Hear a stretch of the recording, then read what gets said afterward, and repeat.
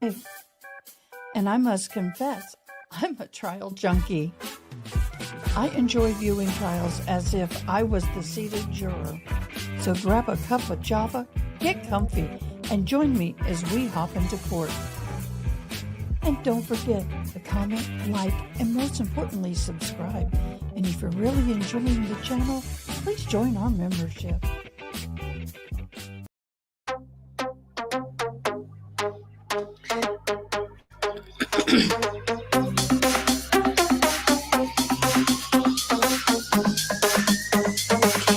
Good morning. Still barely good morning. How are y'all doing today?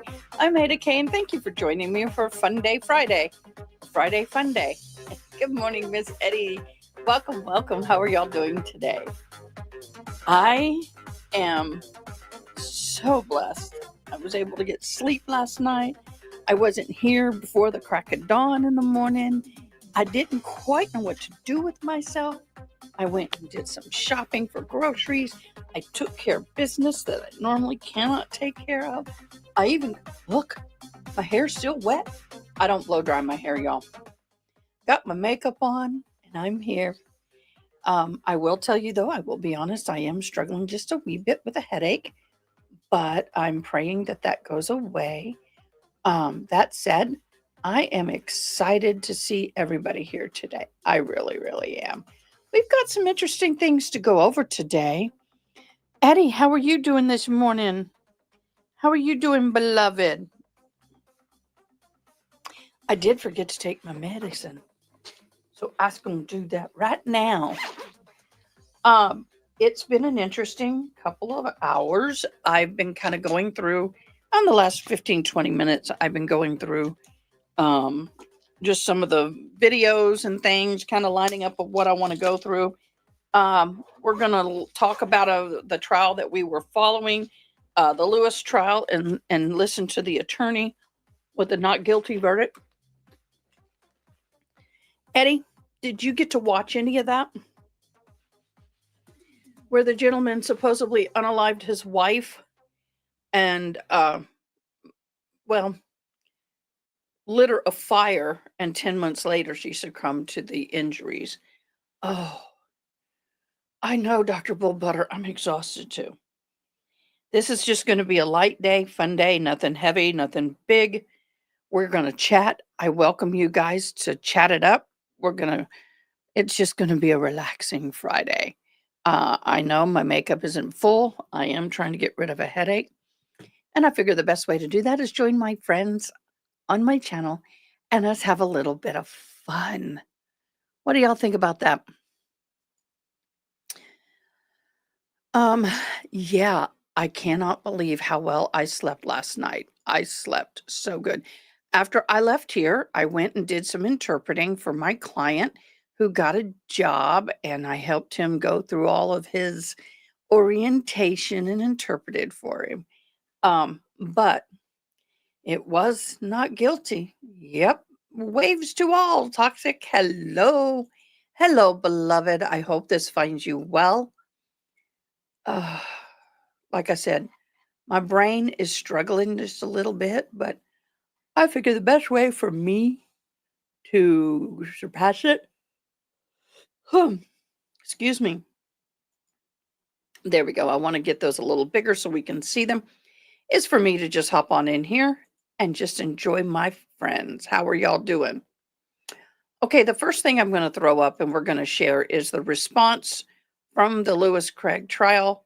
Of course, everything is used with permission from Court TV. We love you, Court TV. Absolutely love you, Court TV. And appreciate you.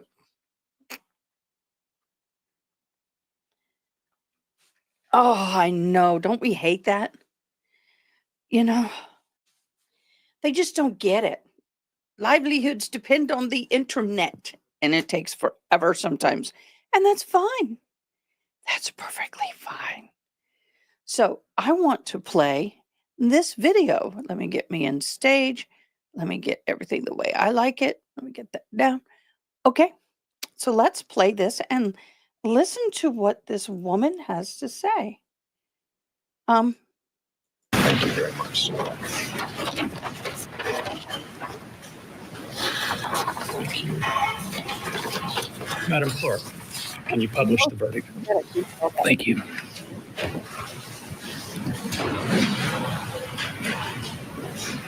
In the case, State of South Carolina versus Craig Anthony Lewis, indictment numbers 2019 GS 15 00138, charges arson in the first degree. Indictment 2019 GS 15 00129, the charge is murder. As to the charge of arson first degree, we, the jury, find the defendant, Craig Anthony Lewis, not guilty. As to the charge of murder, we, the jury, find the defendant, Craig Anthony Lewis, not guilty. And this was signed by the foreperson on today's date, November 7, 2020. Thank you. Would either party like the jury to be polled? No, Your Honor. No, Your Honor. All right. Thank you. Members of the jury, thank you very much for your service. Our entire judicial system could not function without people like you who are willing to give up your free time, your time from work and family to come in and make these difficult decisions. I thank you for your attention. I thank you for your hard work. I know it was a difficult decision for all of you to sort through all of that information, all that you heard, all that you looked at, and come up with a verdict. And I appreciate it. If any of you want to discuss any of this with me, you're welcome to give me a call at some point. Can be found in the Beaufort Clerk of Court, through the Beaufort Clerk of Court. You are welcome now to go discuss this case with anyone that you would like. You're not required to, however. If anyone begins to bother you or harass you or anything about your verdict, please contact me through the Colleton County Clerk of Court's office immediately, and we'll have it taken care of. Does anyone have any questions? All right, then. I would thank you all for your verdict. Any objection to releasing this jury? No, Your Honor. None from the defense. Thank you all very much.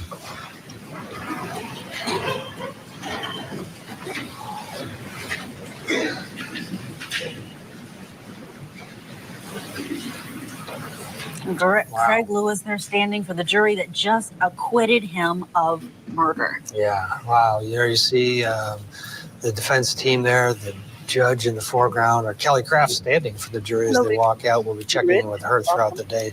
She was in the wow. I'm so glad we watched the close from the defense because it puts it in perspective. And helps you to understand what they were working with and what they were faced with. And we'll see after we take a quick break. I got to prison, ankle monitors coming off, and wow, that was crazy.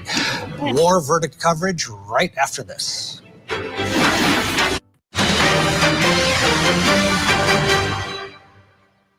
As to the charge of arson first degree, we, the jury, find the defendant, Craig Anthony Lewis, not guilty.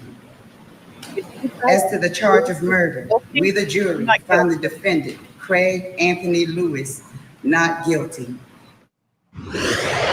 Acquitted on all charges. Welcome back to Court TV Live. I'm Julia Janae. We are following that news out of South Carolina where Craig Lewis was just acquitted by a jury of his peers. And we've been watching all of that unfold there. We're about to go back into the courtroom now. We are hearing about what they are going to do about the bond he was out on, $100,000 that he posted in order to be out and under electronic monitoring. Let's go in. Defense would move to have the arrest warrants and all issues in reference to these indictments against this defendant expunged by the court. Any objection from the state? No, I believe there's a process for doing that. No. Okay. If a case is tried, then the defendant has an opportunity to have it done. If we wait till a process, there's a cost. Granted, I'll be happy if you'll get the forms to me to take care of it. Second, Your Honor. Let's talk about that. Honestly, they say expunged. Expunged does not necessarily mean totally gone. It is removing. It's removed from, like, if he got pulled over by a cop, if someone searched his record to a certain point, it still will be seen as an arrest and a not guilty if he goes for anything that's a licensure, like a weapons license, or licensed for, like, if you are going to be a certified interpreter, accountant, anything that requires a state or federal license, it will be seen, but they can't hold it against you. And the normal process for that can take up to a year. You have to file with the courts, you got to pay a fee, you got to go stand before a judge, da da da da da da da da da. And I agree with his attorney. It needs to come down now, not wait to go through the process. He's been found innocent. Now, if you're found guilty, you take a deferred adjudication. You go through the deferred adjudication, you do your probation, you do everything you're supposed to do, and then you want it to be pretty much called suppressed. I know, yeah, I have a boo-boo here, y'all. I'm sorry. I just saw how red it was. But it's suppressed, and that's the way it is, at least here. I don't know about every state, but it should immediately be, end of day, cleared from all public view. That is the first step for him regaining his life after being found not guilty. I don't know what y'all believe. Did you comment below? Did you find him guilty? Did you believe not guilty? Do you believe that was not guilty because there's not enough evidence? I'm sorry, my shirt's crooked. I couldn't figure out why it felt funny. If that's how you felt, please comment below. Today is a fun day. We are just, hello, Miss Carmen Spanas, AJ. This is a free-flowing chat today. We're just going to be hopping around, watching different things. We're going to go over to the, watch this a little bit, and then we're going to go to the next case. But I want y'all to feel free to really just chat it up. That's what today's about. Okay, let's listen. The defendant has been on ankle monitoring under a bond since February 19, 2019. Defendant moves to have that ankle monitoring. He is released from his bond and the requirements immediately. Third, Your Honor, there is a number of quite a bit of personal property that was seized pursuant to these warrants and indictments. Defense moves to have an order from this court requiring the Sheriff's Department to return those items to the defendant. The items that I guess they can have the sofa. Yes, right. The trailer, I'm assuming, is what Yes, you're talking about. the trailer, even the pants, his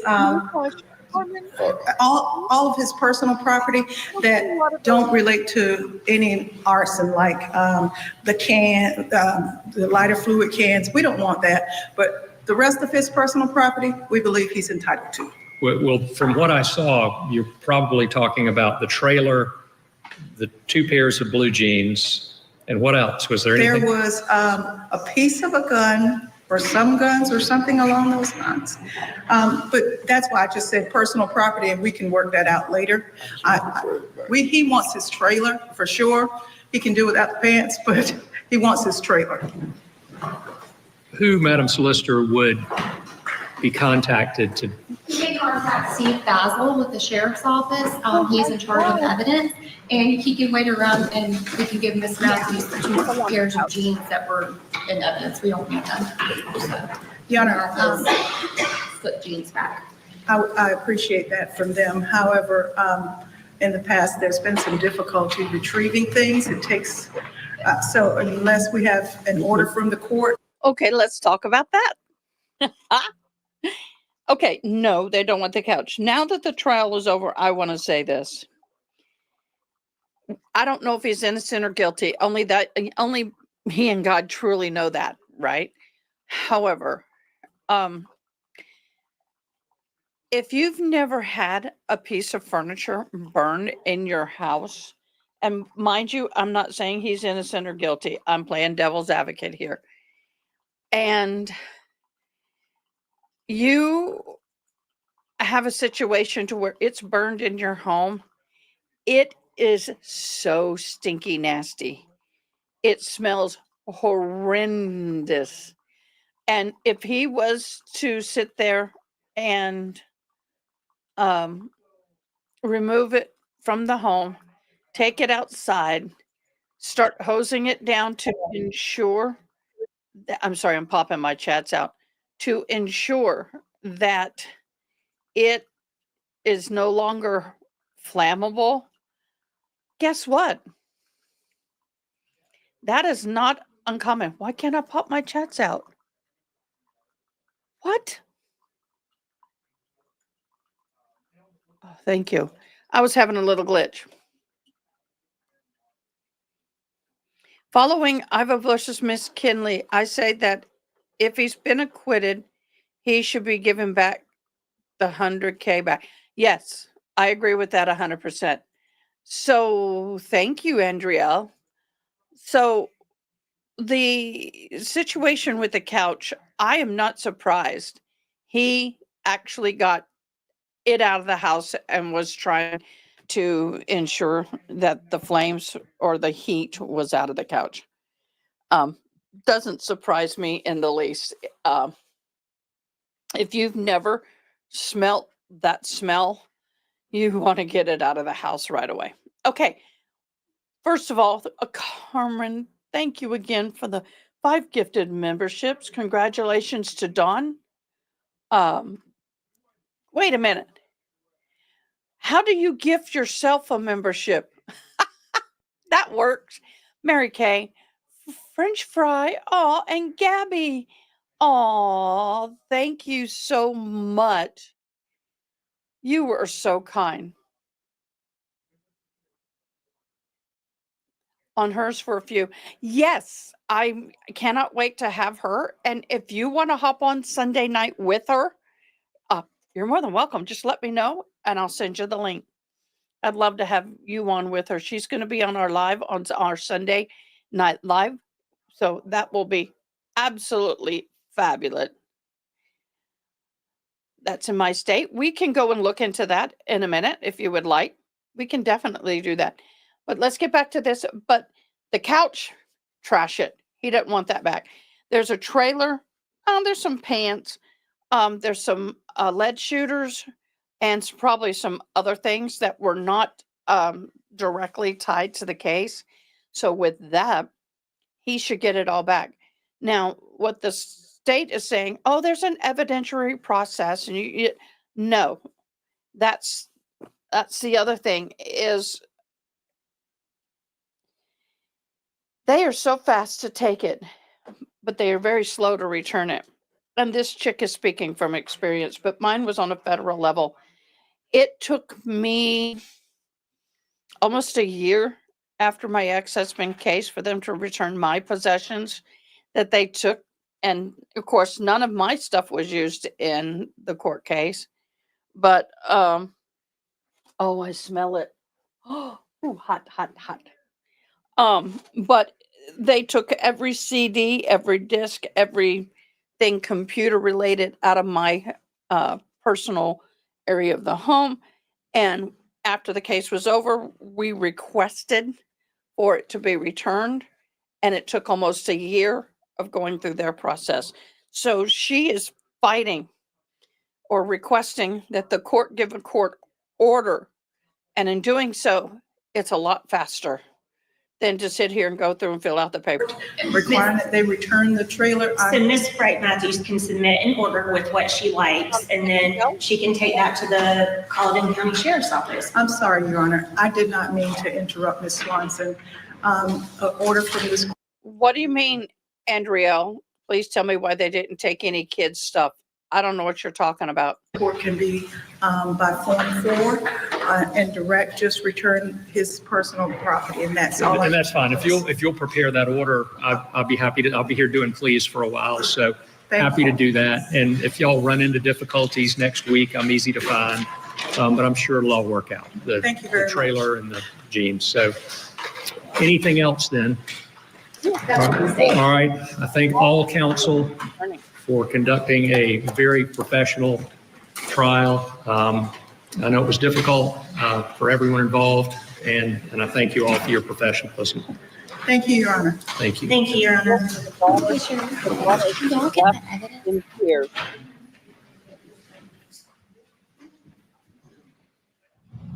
Okay, I really do feel bad for the daughter. Whether it's innocent or guilt, it doesn't matter.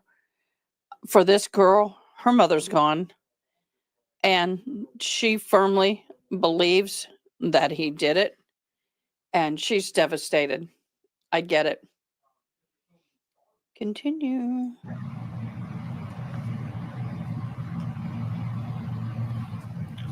And there you have it, Craig Lewis. A different life for him ahead. All thanks really to his attorney who made those arguments to this jury about a case that she said just simply was not proven to beyond a reasonable doubt.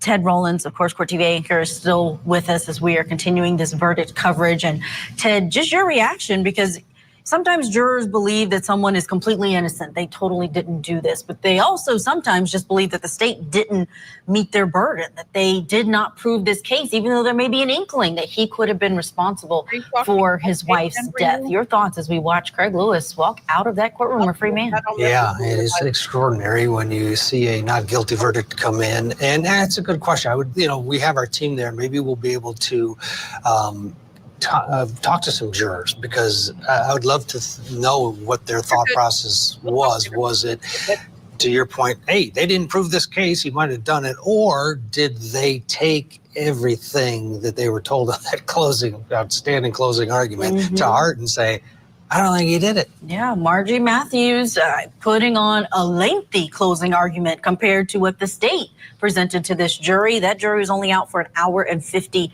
minutes. We have a new clock I do want to reference that is on the screen now, 37 minutes that the Delphi, Indiana courtroom has been in deliberations in the case against Richard Allen. We'll, of course, give you updates once we learn anything out of that courtroom. But I want to bring in my guests for this hour just to react to this verdict in South Carolina. We have criminal defense attorney Marie Pereira and Circuit Deputy Solicitor April Sampson as well. Marie, you were on with us the last hour. We were saying how strong this defense was. Your reaction to this jury coming back in an hour and 50 minutes? I'm so happy that I'm on today, because I think I'm covering for someone I'm not really scheduled for on Thursdays, but I got my popcorn out.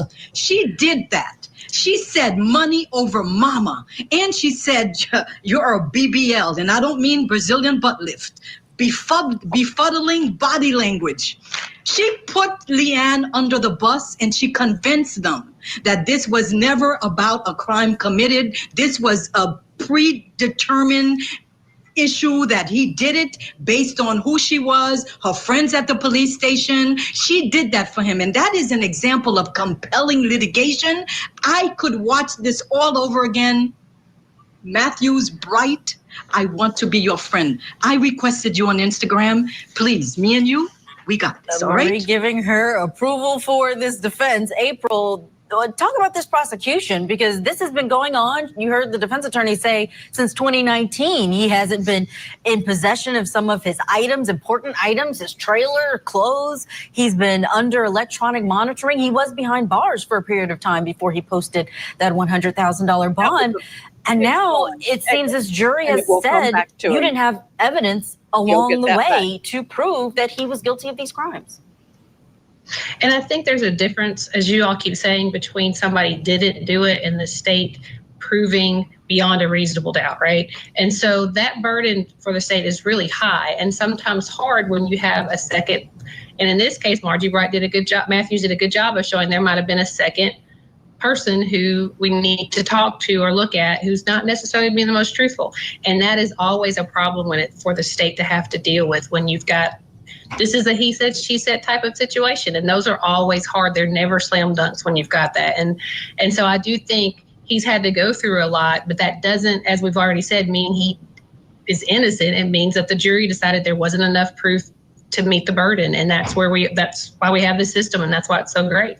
Yeah, speaking of this, she said that would be the daughter of this, of the victim in this case, the one who said that the defendant injured her mother the day before, and it's something that the jury rejected based on their acquittal. But let's take a listen back to the defense's closing. This again is Margie Bright Matthews telling this jury that the evidence doesn't point to her client. Why are we here when we have this statement? And I want you to take this back and read it. 63-year-old female with history of diabetes mellitus, hyperlipidemia, hypertension, thyroid disease, presents to emergency department, complaining of burns, onset, once again, to refute what the state has said, just prior to arrival. It doesn't get any simpler than that. Patient states, the patient trying to start a fire in the fireplace with a lighter fluid. Patient states, not husband, patient states the flame shot backwards and caught the patient and her clothes on fire. So Ted Rowlands, I actually want to ask you this question about the daughter, because she was sitting there inside of the courtroom in the gallery. I didn't notice her. I don't know if you did, in the gallery for the verdict. We'll have to check with Kelly to see if she was there, but this is no doubt a difficult day for her to hear this verdict. Yeah, absolutely. And I think that Attorney Matthews did such a great job of sort of attacking the daughter's credibility on one hand, but then also blaming investigators. You know, you have this woman that comes in and says, "Oh, this has to be at the hands of my stepdad. This was murder," and there wasn't a check there, and they didn't seem to, and it was beautifully articulated by Attorney Matthews, to check up on all of these allegations. They went all in, and that, that demonstrative aid and the way that she delivers it, and she reads it all out and then she just looks at it and was like, what are we doing here? And it was compelling on every level. Whether he did it or not, he picked the right attorney. And speaking of, because a lot of those things that you're pointing out, I'm remembering that these jurors couldn't take notes. We learned that from our legal correspondent, Kelly Craft, and I'm hearing that she is now live outside of that courthouse, Walterboro, South Carolina. Kelly, I saw you inside for this verdict, a bit jaw-dropping for us here in the studio. What did you see? Well, good afternoon to you, Julia and Ted. Yes, so the jurors just returned the verdict moments ago, as you have been reporting here on Court TV. Not guilty, arson and murder. So Craig Lewis has been on trial here in Culleton County for murdering his wife, Terry. They were married for a number of years. So as that verdict was read, I was sitting inside that courtroom, and we did hear some people when the jurors said not guilty, you heard some sighs, and then eventually we did see Leanne. Leanne was the state's key witness. She is the daughter of Terry, and she eventually made her way out of the courtroom. She barely could walk. She had to have help walking. She was trembling. She was shaking. People were helping her walk out. Now, I know before the verdict, she had told me that she was going to talk with us, but then after the verdict was read, she appeared to be in no condition to come on camera and give any sort of statement. But of course, very disappointing verdict for her. On the flip side of that, we did get a chance to talk with the defendant in this case, Craig Lewis, who said he was very relieved. And we talked with his defense counsel, who said that he felt like jumping out of a window. He just was ecstatic and cannot wait to get on with his life. We did an interview with his defense counsel, and we're getting that teed up for you so our viewers get to hear what she had to say. But one of the things that she talked about in this entire case is that there was no direct evidence. Now, oftentimes there is no direct evidence. You have to base it on circumstantial evidence. But what she talked about in this case is there were no incidents of prior domestic violence that had been reported by the victim in this case. Also, the victim herself is the one that told the doctor and the nurse, per their testimony on the stand, that she herself is the one that accidentally started this fire, that she was over by her wood-burning stove that she had used for a very long time, and that it blew back on her. The fire blew back on her. So the defense counsel, used the victim's own words that she told to the doctor and the nurse who testified to those words in court. So that was a very big deal for defense counsel here. Another thing that defense counsel hammered on is the fact that this at first is a fire, and now we're here to murder. So why is my client charged with murder? Because at first, Terry Lewis did not die. She eventually died.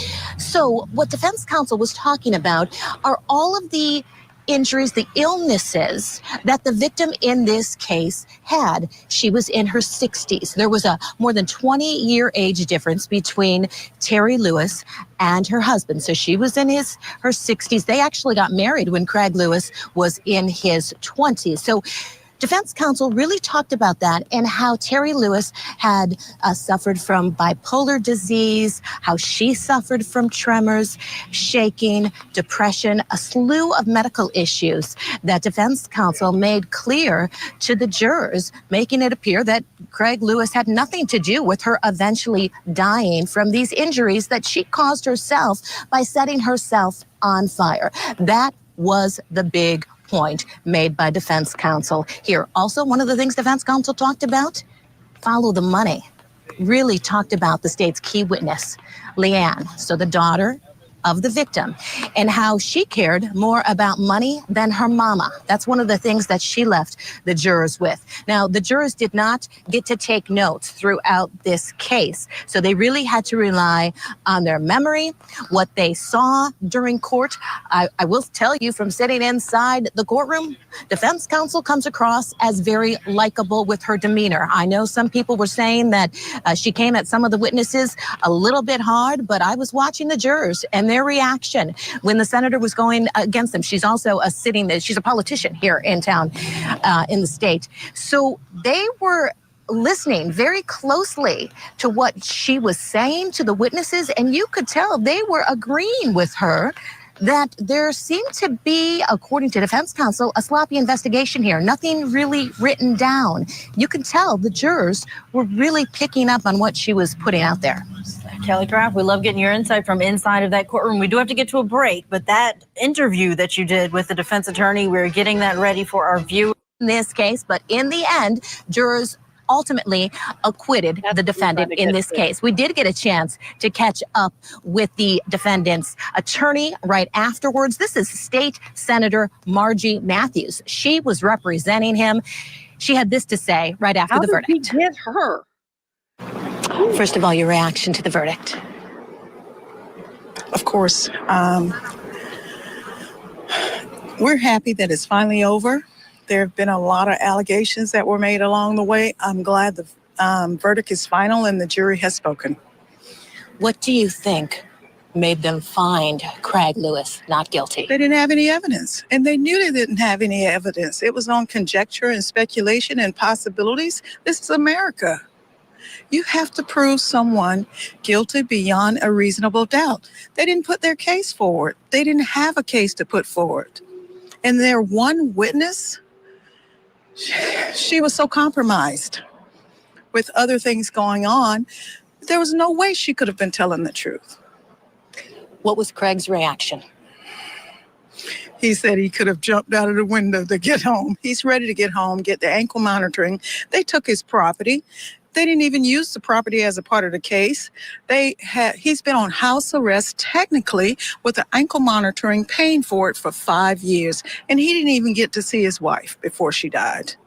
One of the things that you talked about were the doors on the wood burning stove.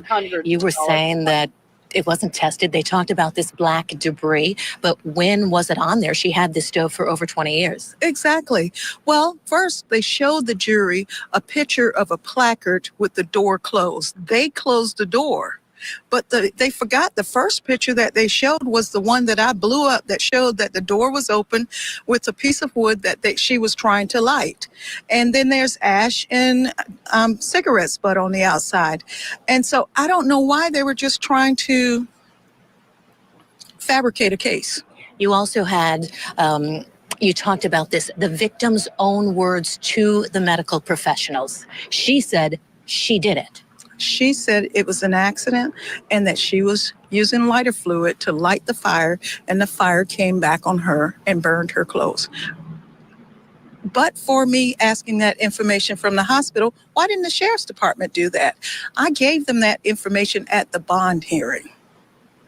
So this should not have continued on. I don't know why it continued on. They got no other evidence. They did not do anything else to move this case along.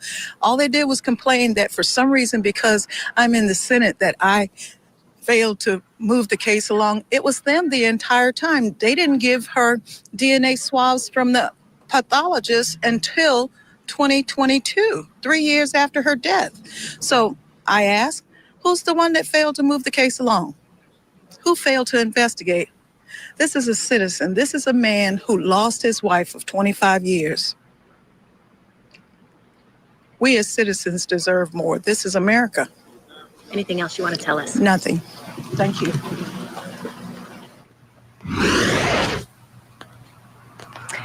So what did the state talk about? Guys. Wow. What's your humble opinion about this?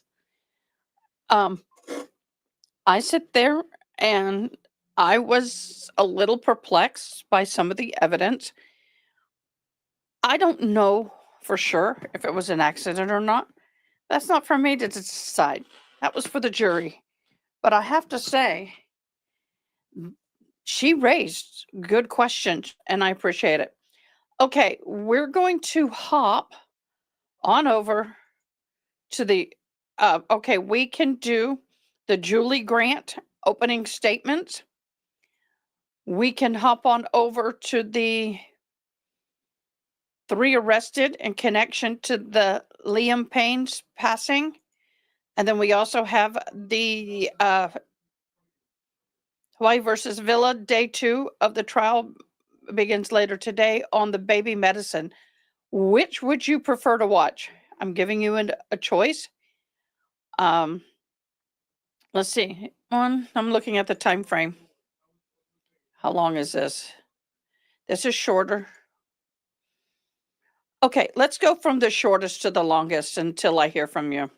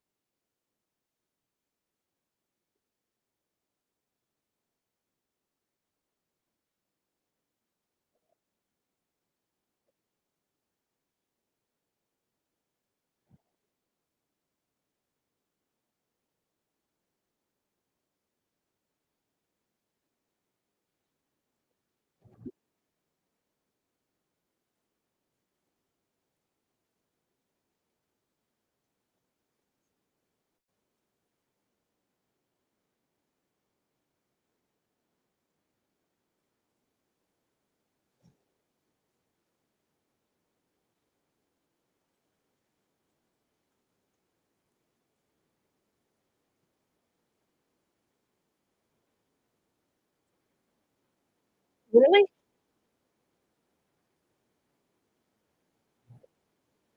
Yeah, it's you. I think it's you, love, because I have everything green on my end.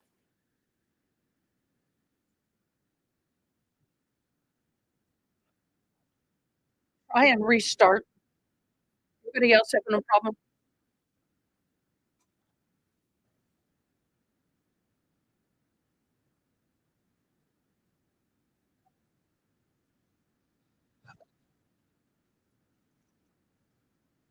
Reboot. All over it. Anybody else not hearing it? Will someone give me a thumbs up if you're hearing it? I have it. I also have it playing on another monitor and I have a sound thing up and it's sound coming through another device.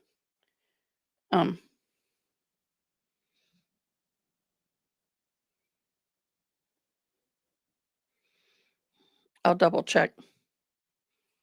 You can't hear either? Let me play it on my other device.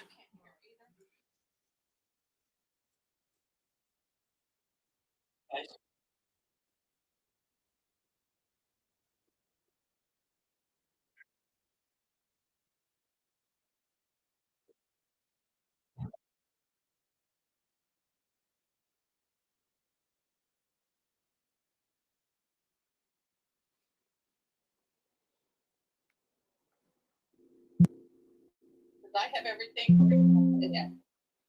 Okay, that's interesting. Okay.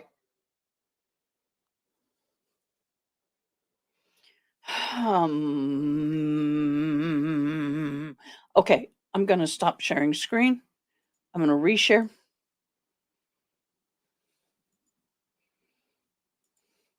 I'm going to go back.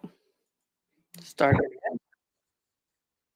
Let me know if The you death hear of it now. former One Direction star Liam Payne. Payne died October 16th after falling from a third-floor balcony at a hotel in Buenos Aires. They're charging them with abandonment of a person followed by death. And 2 are charged with supplying Payne with narcotics. The first suspect is a person who accompanied Payne daily during his time there in Buenos Aires. The second is a hotel employee who's accused of supplying the singer with cocaine twice during his stay. And the third is the alleged drug dealer, supplying the drugs twice on October 14th, 2 days before his death. People magazine reports that Payne's toxicology results showed cocaine, alcohol, and prescription antidepressants in his system at the time of his fall. And Argentinian authorities are saying they don't believe his death was a suicide because he had no idea what was happening at that time due to the state of his intoxication. So this morning we're asking, how responsible are the suspects in his death? Here to discuss, criminal defense attorney, former prosecutor Joe Tamburino, retired NYPD detective Mike Alcazar, and criminal defense attorney and former prosecutor David Bruno. Good morning. This case, Mike, the people around him, what responsibilities do they have? And this is Argentinian law, not U.S. law. But if this took place in a New York hotel, do you think the people around a Liam Payne who died because of intoxication basically would be charged, and should they be charged? We saw this happen with Mac Miller, Matthew Perry. We held these people responsible. They're supposed to be guardians for the stars and provide them with drugs. So I wasn't surprised that they charged them.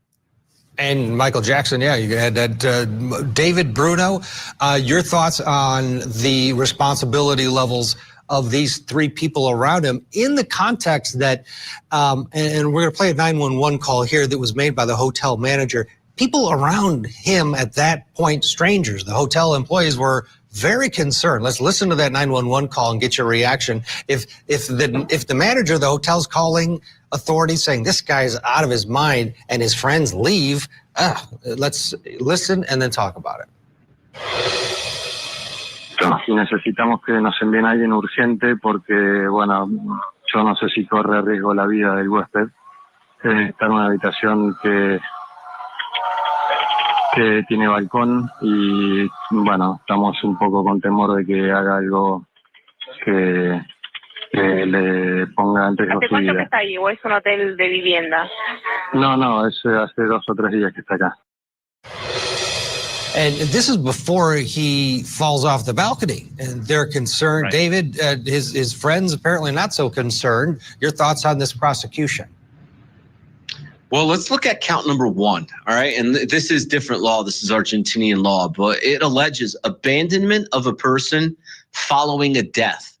So if you look at that statute itself, it is alleging that that person knew of the death. So you could imagine that person is probably up in that room, maybe sees him die or fall because he fell off a balcony.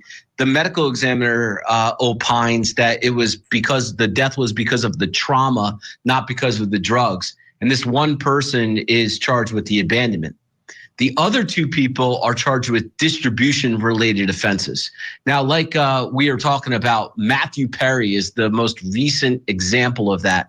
There is a national initiative by the feds that are giving federal resources to states to investigate these overdoses, to determine the sources of the distributions. Because there are federal laws, there are state laws in our country that also address this. So number one, the abandonment. Number two, the distributions.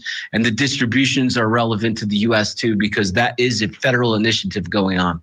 Yeah, and Joe, to that end, the for families that have loved ones that die because of drug overdoses or situations like this, it's heartbreaking because they know that their loved one is vulnerable and these vultures are selling them this poison, and it's infuriating. It takes, sadly, these cases with the stars like Matthew Perry, because there's a Matthew Perry in every city in this country who dies every day, whose family gets zero attention and or relief from a prosecutorial standpoint.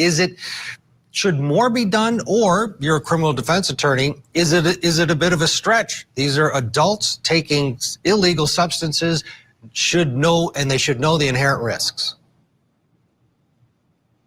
Why? This gets back to the basic law of what's called culpable negligence.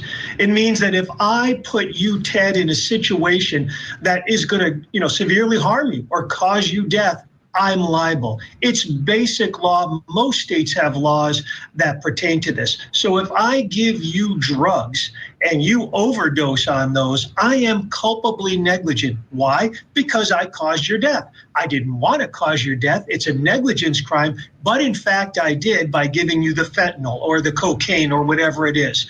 So I think these charges are appropriate. In terms of the abandonment charge, that I'm not familiar with. We really don't have per se abandonment in the United States, but I'm sure in Argentina, they have their own laws. So I think at least the second two, which is the people that supplied him with the drugs and then he died, yes, I think it's completely appropriate to charge them. Wow.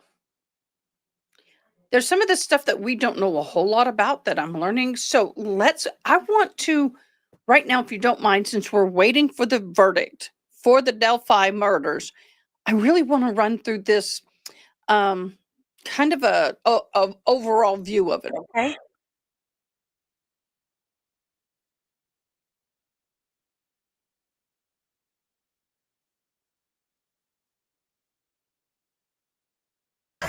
Of this long-term and complex.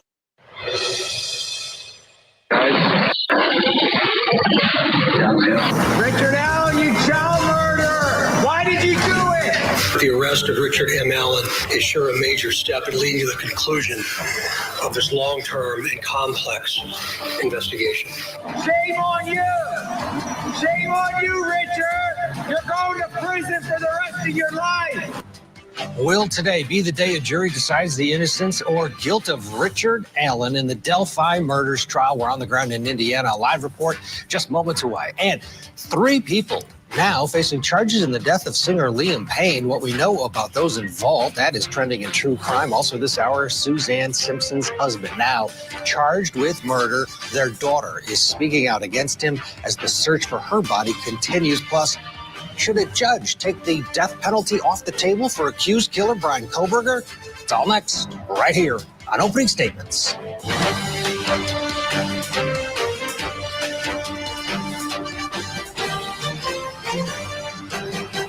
Good morning and welcome to Opening Statements. I'm Ted Rollins, in for Julie Grant on this Friday morning. So glad to round out another week with you. This show is all about setting the table.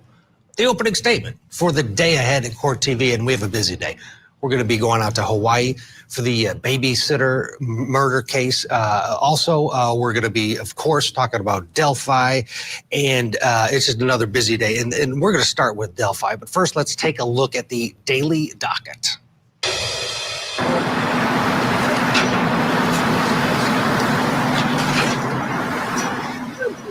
Richard Allen, you child murderer! Why did you do it? Shame on you! Shame on you, Richard!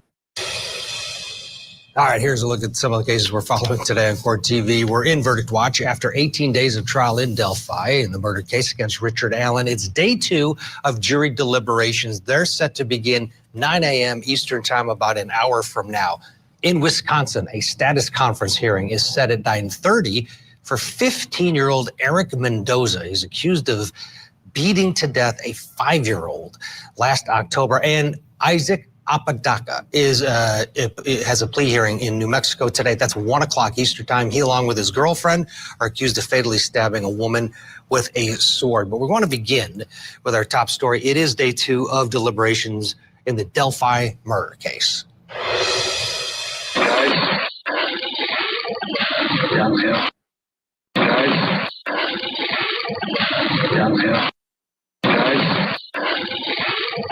All right, it is day 2 of deliberations, but let's face it, they only went for 2 hours yesterday when they got this case, the jury. Defendant Richard Allen accused of brutally killing best friends Abby Williams and Libby German. Back in 2017, despite the prosecution saying that Allen confessed to the crime on multiple occasions while behind bars, his defense says he was exhibiting psychotic behavior during those confessions because he was held in solitary confinement, and the jury should pay no attention to all of those confessions. He had nothing to do with these murders. He faces life behind bars, of course, if convicted. It's a case we have been watching for years. And at the center of this case for years, reporting on it, is Court TV's senior producer, Barbara McDonald. She has been our eyes and ears for this case as well in the courtroom because no cameras are allowed. Good morning to you, Barbara. Set the table for us. It's day 2 of jury deliberations. I can imagine the electricity outside that courthouse and around this town as we approach this pivotal day. Good morning, Ted. Yeah, that's right. You can feel the tension. Everyone is on pins and needles awaiting word from this jury of 8 women and 4 men that they have come to a decision. As you mentioned, they deliberated for 2 hours yesterday after getting the case at 1:25 in the afternoon. Now, the judge has told them that they can deliberate between 9 and 4 each day unless they choose to stay later. Yesterday, they chose to leave earlier than that 4 p.m. deadline. The jury in this case is sequestered, meaning rather than going home, they went to their hotel. They are not allowed to continue those deliberations at their hotel, but they are allowed to talk about the evidence when they are all together. They also were given throughout this trial copies of most of the exhibits. They have a file folder that's probably about 5 or 6 inches thick at this point, with copies of documents and maps and images and statements from people. And they also were allowed to ask the jury, or ask rather the witnesses, questions throughout this trial. And for some witnesses, they had as many as 15 questions. So perhaps they are further along in the deliberation process than a jury that would be, quote unquote, starting from scratch when they get back to the deliberations room. We don't know what it means that they went home early yesterday. Could it be that they have made a decision and wanted to sleep on it? Or could it be that they're fighting and wanted to take a break from the tension and start fresh today? Today is day 19 in this trial. The judge had initially set the calendar until November 15th as the deadline for testimony in this case. So conceivably, we could have a verdict either today or even tomorrow. The jury is allowed to deliberate on Saturdays. Court was in session every Saturday of this trial, but the judge says she will not allow them to deliberate on Sundays. Ted? Let's talk a bit about the closing arguments. And the big question here is, how does the defense get around these confessions? Talk about how they address that, not only during the trial, but during the close, trying to convince this jury, do not pay attention to what Richard Allen said himself. Yeah, so there were allegedly 61 confessions or admissions of guilt by Richard Allen, but some of them contained incorrect information. In one, he said that he molested Abby and Libby. In one, he said he shot them. Neither of those things are true. He also confessed to killing his entire family, including his grandchildren. He doesn't have grandchildren, and no one in his family has been killed. He also admitted at one point to starting World War III. So the defense is attacking them on the inconsistencies in the statements and the vagueness of the actual statements where he did say, I did it, or I think I did it, I believe I did it, things like that, Ted. All right, let's bring in YouTuber and the host of Grizzly True Crime YouTube channel, AdaKay, and criminal defense attorney, former prosecutor Joe Tamarino. Good morning to both of you. In the closings, the prosecution addressed the jury, and at the end of it, it said that, I'm going to leave you with this. Libby said, someday I'm going to grow up and help solve crimes. And that is exactly what she did when she brought Abby along with her. Gisela, this case is so emotional and the crime so heinous that you could argue it doesn't matter who's sitting at that defense table, that jurors get so, the public is so upset with this case and what took place and what happened to these two beautiful kids. What's your overall take from what you've heard out of this courtroom, from Barbara's reporting and others? Does the defense have a chance here? I think they do. I think they created or brought in some reasonable doubt, and I really think that this verdict could go either way. Especially, I love timelines, so anytime when there's a trial.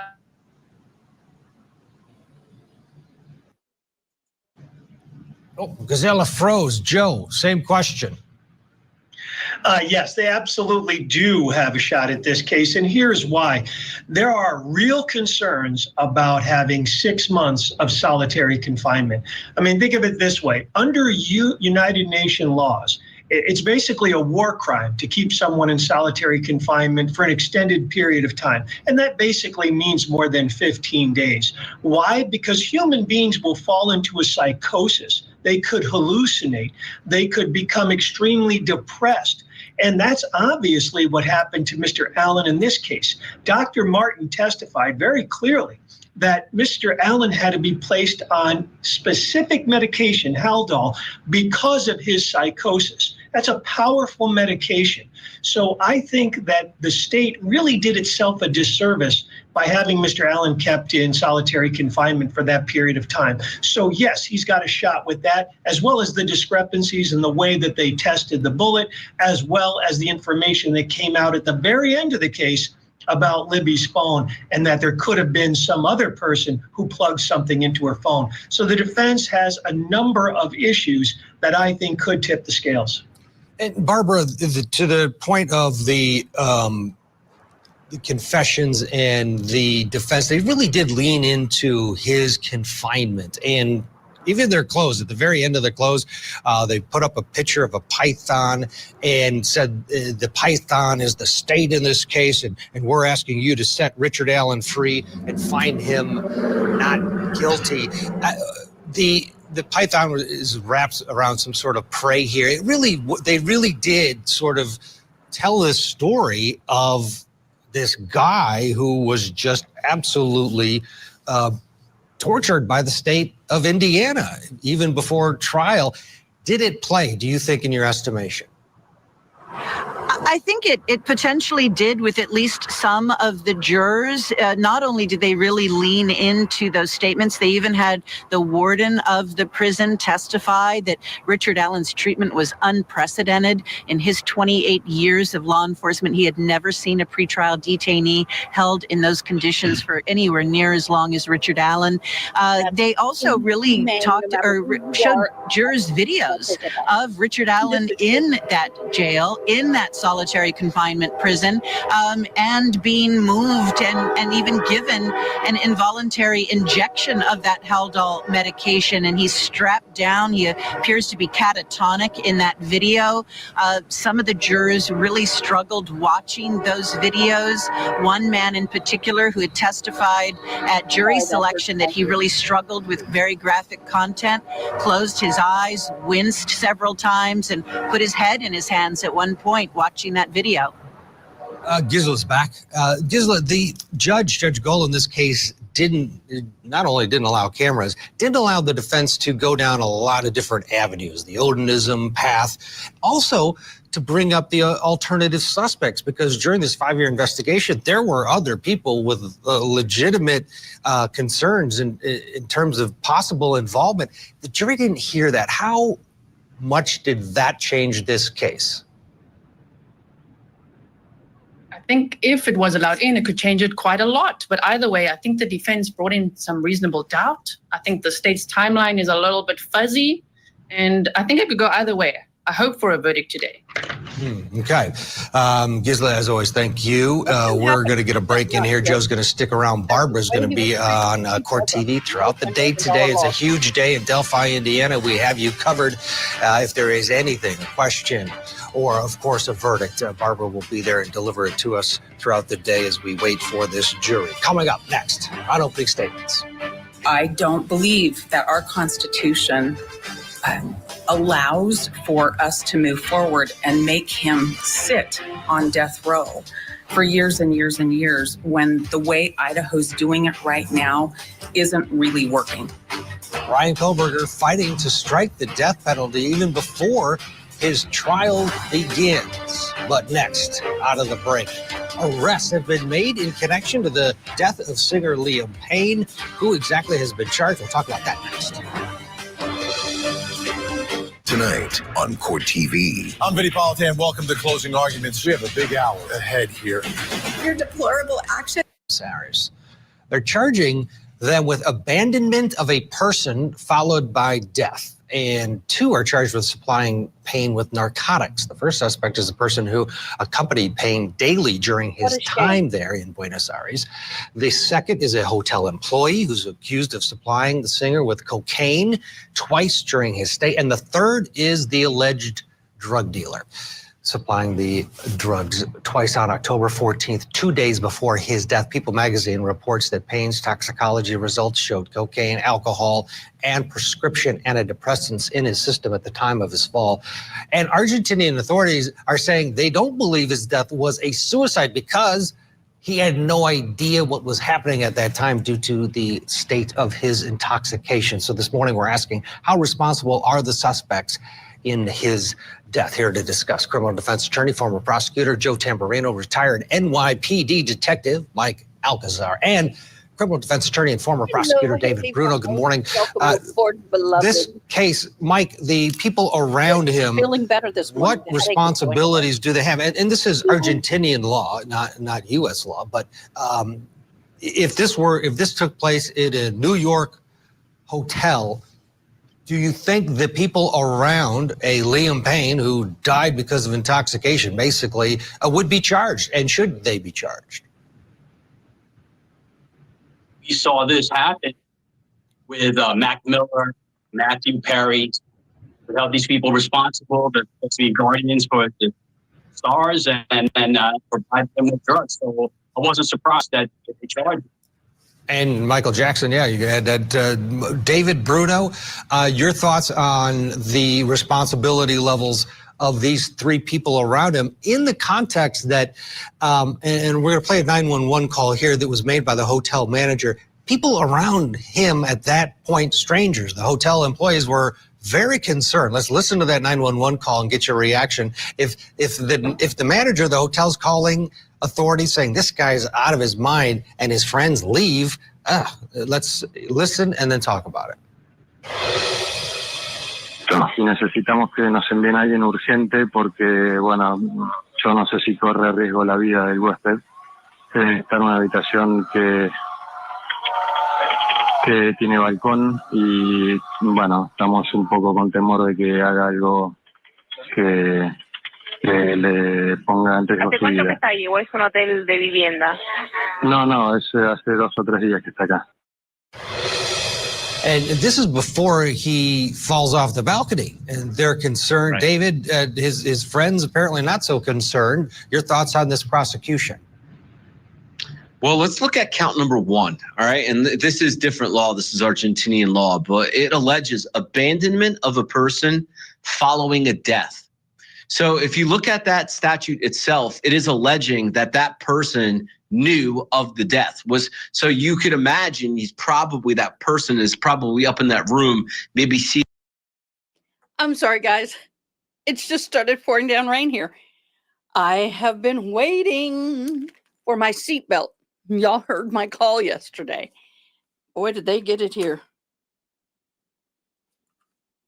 Yep. Now I got to wait till Monday to get it installed, but that's okay. I got it. Yes. Okay, guys. Continue. Sees him die or fall because he fell off a balcony. The medical examiner opines that it was because the death was because of the trauma, not because of the drugs. And this one person is charged with the abandonment. The other 2 people are charged with distribution-related offenses. Now, like we are talking about, Matthew Perry is the most recent example of that. There is a national initiative by the feds that are giving federal resources to states to investigate these overdoses, to determine the sources of the distributions. Because there are federal laws, there are state laws in our country that also address this. So number 1, the abandonment. Number 2, the distributions. And the distributions are relevant to the U.S. too, because that is a federal initiative going on. Yeah, and Joe, to that end, for families that have loved ones that die because of drug overdoses or situations like this, it's heartbreaking because they know that their loved one is vulnerable and these vultures are selling them this poison, and it's infuriating. It takes, sadly, these cases with the stars like Matthew Perry, because there's a Matthew Perry in every city in this country who dies every day, whose family gets zero attention and or relief from a prosecutorial standpoint. Should more be done, or you're a criminal defense attorney, is it a bit of a stretch? No. These are adults taking illegal substances, they should know the inherent risks. Why? This gets back to the basic law of what's called culpable negligence. It means that if I put you, Ted, in a situation that is going to, severely harm you or cause you death, I'm liable. It's basic law. Most states have laws that pertain to this. So if I give you drugs and you overdose on those, I am culpably negligent. Why? Because I caused your death. I didn't want to cause your death. It's a negligence crime, but in fact I did by giving you the fentanyl or the cocaine or whatever it is. So I think these charges are appropriate. In terms of the abandonment charge, that I'm not familiar with. We really don't have per se abandonment in the United States, but I'm sure in Argentina, they have their own laws. So I think at least the second 2, which is the people that supplied him with the drugs and then he died, yes, I think it's completely appropriate to charge them. Yeah, and on the moral compass, leaving your buddy as he falls to his death is an offense for sure. Let's switch topics. Also trending in true crime. This one, boy, has a lot of people shaking their heads. An Oklahoma man ends up getting probation for sex crimes after a jury recommended a 40-year sentence. And now a petition is calling for the judge to resign. Sean Kennedy was found guilty of sexually abusing 2 kids.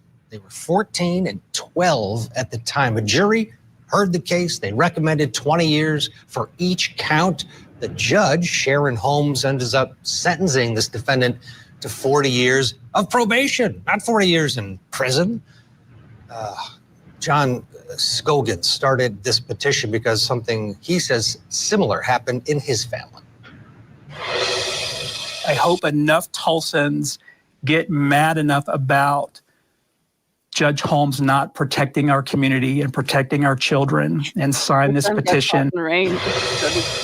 Our Scripps affiliate did contact the judge's office, but a staff member said that Judge Holmes doesn't comment on her cases or her decisions. So the question today is, what was she thinking? Joe Tamburino, this one does, it's a head shaker.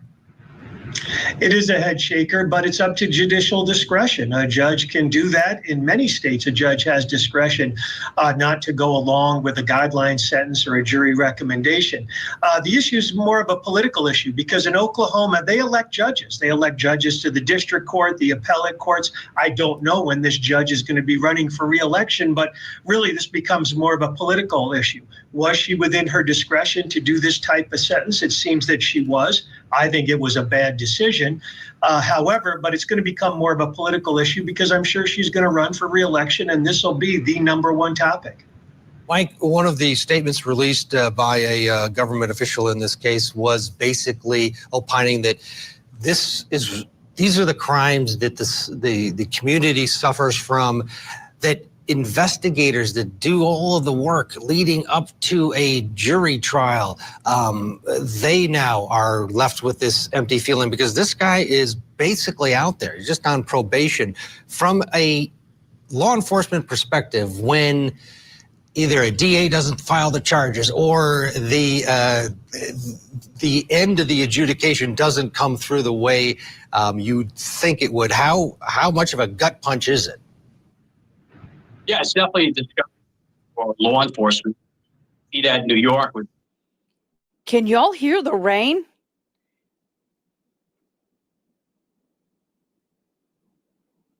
I can't hear rain, but I'm feeling in my ear. Can y'all hear the rain? It's only going to dump for about 5-10 minutes, but thank you, Jesus, for the rain. We need it. Back to the show. To our criminal justice. The investigator do the investigation to the best of their ability, and that's left to the jury and judge. And it's definitely if we don't get the results that we are seeking, it could be a morality enforcement. It might discourage them. Yeah, absolutely. Here's that DA statement from the Tulsa DA. When this jury recommended a sentence of 40 years in prison, no one envisioned that this defendant would be walking our streets as a free man. We send people into prison for stealing merchandise. He should have gone to prison for stealing innocence. David Bruno, what's your take on this judge's decision? And, we don't know, there wasn't an accompanying reason. She didn't opine on the bench on the record saying this is why I'm doing it. It was just sort of a sentence. What's your reaction to this? I'm really unfamiliar with a lot of states that handle it like this. First of all, jury conviction. This is a jury verdict. Also, a jury's recommending a sentence. The court doesn't give a statement of facts or a legal opinion that goes with the decision. And I just wonder, first of all, if I'm a prosecutor on that case, I am appealing it. I'm at least trying to get this up to the appellate courts to look at this. If there was discretion, and I'm unfamiliar with that particular statute and sentence, this is a legislator issue because this does not happen in most states. There are mandatory minimums and presumptions of incarceration that attach to most of these types of cases across the country. So if there is discretion on something like this, it is also an issue for the legislator, not just the judiciary, to change the law.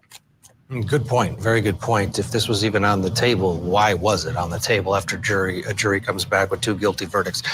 Let's get a break. Coming up, a judge has to decide if accused killer Brian Koberger will be eligible for the death penalty. The state wants to put him to death if he's found guilty, possibly. The arguments that could tip the scales in favor of Koberger is coming up next. Plus, she called me up and told me the things that Brad had done to her physically. Well, I came up with an alternative plan for her and hoped that she'd move in with me. I never got to tell her the plan. The mother dead, body still missing, father accused of the murder. Now the couple's daughter is speaking out and she's blaming her dad. this morning's Voice for Victims. It's about the ongoing search for Suzanne Simpson. Stay with us.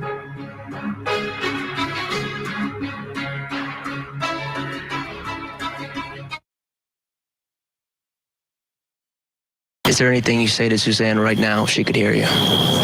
Suzanne, we love you. We need you.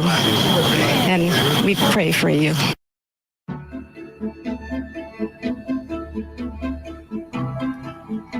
This morning, we are being the voice for missing Texas mom and realtor Suzanne Simpson. Her husband now has been charged in her alleged death. Brad Simpson now faces a charge of murder in connection to the presumed death of his 51-year-old wife. No additional details have been released on Brad's arrest, but a press conference is set for this afternoon.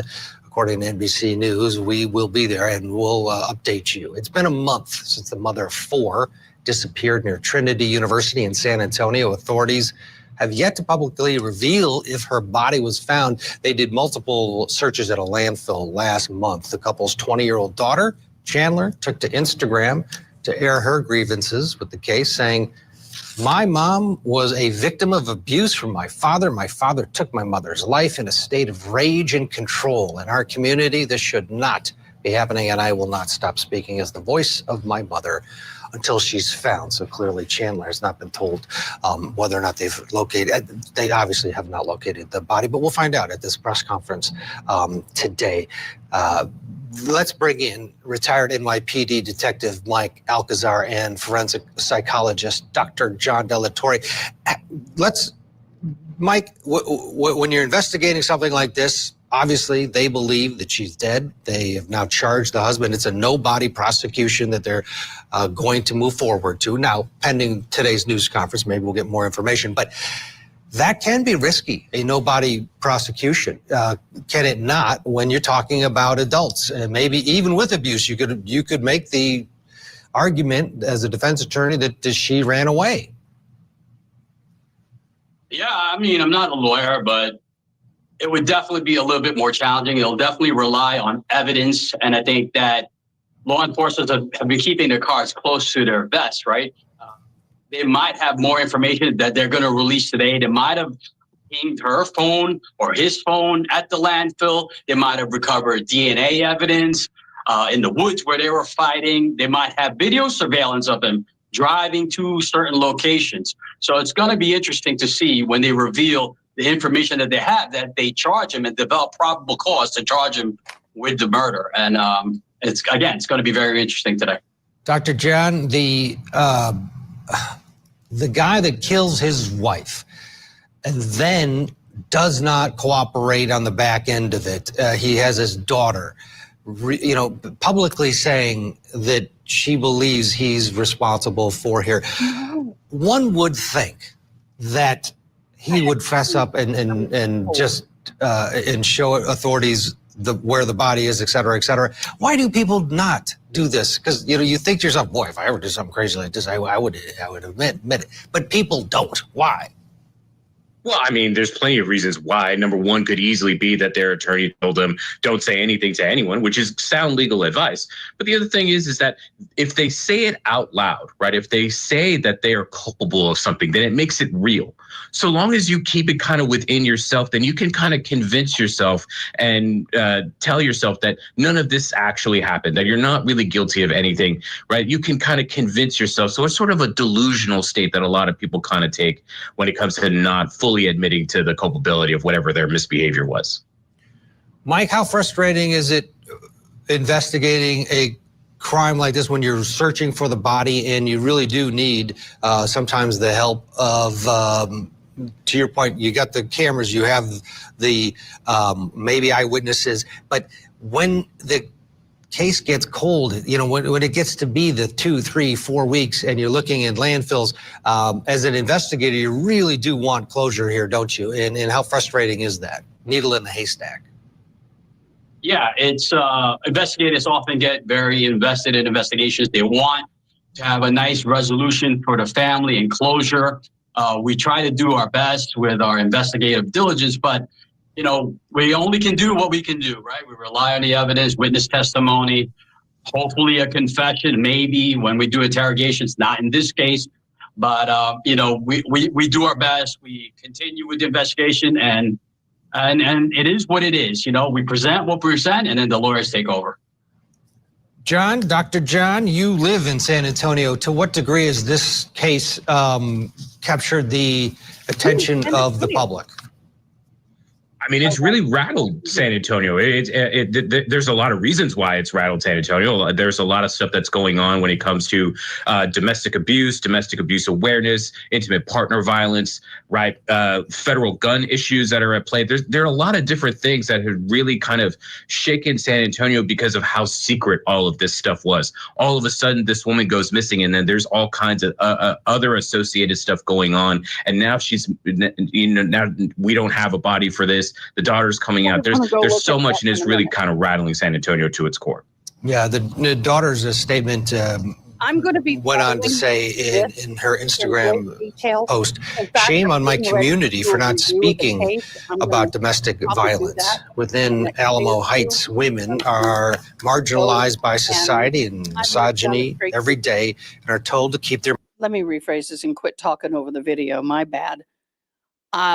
I don't really hear as much as you think I do. I read it and I forget. Okay. The San Antonio husband of missing Susan Simpson charged her with her unaliving. I am going to do a deep dive into this, and I'm going to actually really follow this one closely. This is kind of like what the 13th juror does. I've never done that before. I'm going to start doing videos of it. I got to find a way to get the documents. I've got the court, what is it called? Records as far as the scheduling and stuff, but I don't have the detailed records yet. But this, I want to physically go and sit in like Jules. I really want to go and sit into this trial because it's only an hour and a half for me one way. So I can feasibly drive there every single day and do this trial. So this is one that I'm going to be watching very closely because it literally is in my neck of the woods. Okay, let's get going. Shoot, didn't mean to do that. Dag nabbit, where were we? Think we were... Abuse from my father. My father took my mother's life in a state of rage and control. In our community, this should not be happening, and I will not stop speaking as the voice of my mother until she's found. So clearly Chandler has not been told whether or not they've located, they obviously have not located the body, but we'll find out at this press conference today. Let's bring in retired NYPD Detective Mike Alcazar and forensic psychologist Dr. John Delatorre. Mike, when you're investigating something like this, obviously, they believe that she's dead. They have now charged the husband. It's a no-body prosecution that they're going to move forward to. Now, pending today's news conference, maybe we'll get more information. But that can be risky, a no-body prosecution. Can it not when you're talking about adults? Maybe even with abuse, you could make the argument as a defense attorney that she ran away. Yeah, I mean, I'm not a lawyer, but it would definitely be a little bit more challenging. It'll definitely rely on evidence. And I think that law enforcement have been keeping their cards close to their vest, right?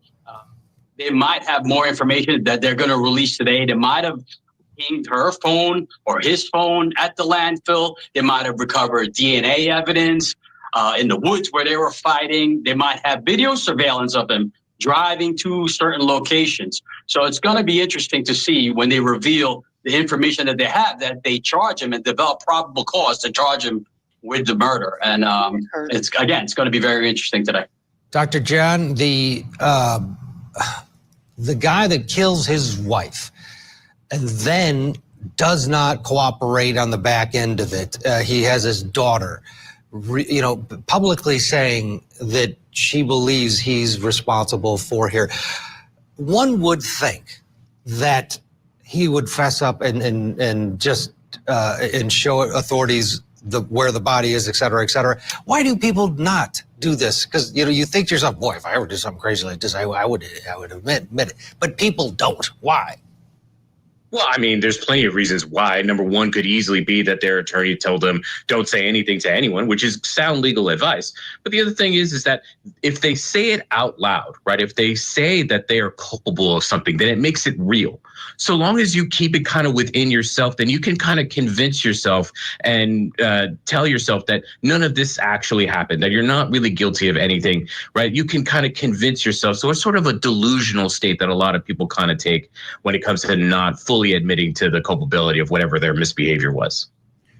Mike, how frustrating is it investigating a crime like this when you're searching for the body and you really do need sometimes the help of, to your point, you got the cameras, you have the maybe eyewitnesses, but when the case gets cold, you know, when it gets to be the 2, 3, 4 weeks and you're looking at landfills, as an investigator, you really do want closure here, don't you? And how frustrating is that? Needle in the haystack. Yeah, it's investigators often get very invested in investigations. They want to have a nice resolution for the family and closure. We try to do our best with our investigative diligence, but you know, we only can do what we can do, right? We rely on the evidence, witness testimony, hopefully a confession, maybe when we do interrogations, not in this case, but you know, we do our best. We continue with the investigation, and it is what it is. You know, we present what we present, and then the lawyers take over. John, Dr. John, you live in San Antonio. To what degree has this case captured the attention of the public? I mean, it's really rattled San Antonio. There's a lot of reasons why it's rattled San Antonio. There's a lot of stuff that's going on when it comes to domestic abuse awareness, intimate partner violence, right? Federal gun issues that are at play. There are a lot of different things that have really kind of shaken San Antonio because of how secret all of this stuff was. All of a sudden, this woman goes missing, and then there's all kinds of other associated stuff going on. And now now we don't have a body for this. The daughter's coming out. There's so much, and it's really kind of rattling San Antonio to its core. Yeah, the daughter's statement went on to say in her Instagram post, "Shame on my community for not speaking about domestic violence. Within Alamo Heights, women are marginalized by society and misogyny every day and are told to keep their mouths shut." The 20-year-old goes on to write, "Those who choose to remain silent are choosing to blind themselves from domestic violence in our homes. My mother tried to leave my father and lost her life." Boy, you know, Dr. John, back to you. What does that say about this, the frustration here from this young woman? Well, she's trying to raise awareness to this. This is not a new problem. This is an ongoing problem that has been manifesting and is pervasive throughout our society. She's calling out, putting a spotlight on the secrecy that a lot of men hold when it comes to objectifying women and believing that their wives are subject to whatever their whims are. And that's not true. And so she's really kind of bringing a voice to her mother, number one, but to all victims, all those victims who haven't died yet, and those that are in really dangerous situations and don't really think that there's a way out. There is, but it's not really talked about. Yeah, and sadly, and Mike, quickly, in society, we don't have the mechanism sometimes for people to leave relationships because this sometimes is the ultimate, this is what happens. Yeah, to your point, if neighbors heard them arguing in the past and there was a history and they notified police and police respond, maybe this could have been prevented. So I agree with what she's saying. I feel for her. And like your guest said, she's a voice for her mother. And I think it's important that domestic violence is reported and so that police can respond. All right, Dr. John Delatorre and Mike Alcazar, thank you so much for your valuable time and insight. Enjoy your weekends. Gentlemen, coming up, could eliminating the death penalty for Bryan Kohberger tip the scales in his case? And later this morning, Lori Vallow back in court for a hearing on her mental competency. She wants to represent herself in her case in Arizona. We'll hear from her next. I love watching this because we're hitting a bunch of different current cases. What is your opinion of Lori Vallow? Are we going to have another Sarah Boone? That's interesting. But we will be following. This is going to be one of my big cases. And I will be, if I know in advance when certain hearings are. His arraignment is coming up. I don't know if I can make it. I'm going to try and go. I don't know if I can. We'll see what's going on in my life at the time. All right, guys, I'll be right back. Watch on. Mr. Jeffrey, tell me what happened that night. Killed my wife, I guess. I don't remember none of that. You don't remember the fight with Lisa? How many times did you hit her? 5. You don't remember what her dead body looked like laying out there in front of you? Not at all. If you were me, would you believe you? Interview with a Killer. Sunday, 8/7 Central. Only on Court TV.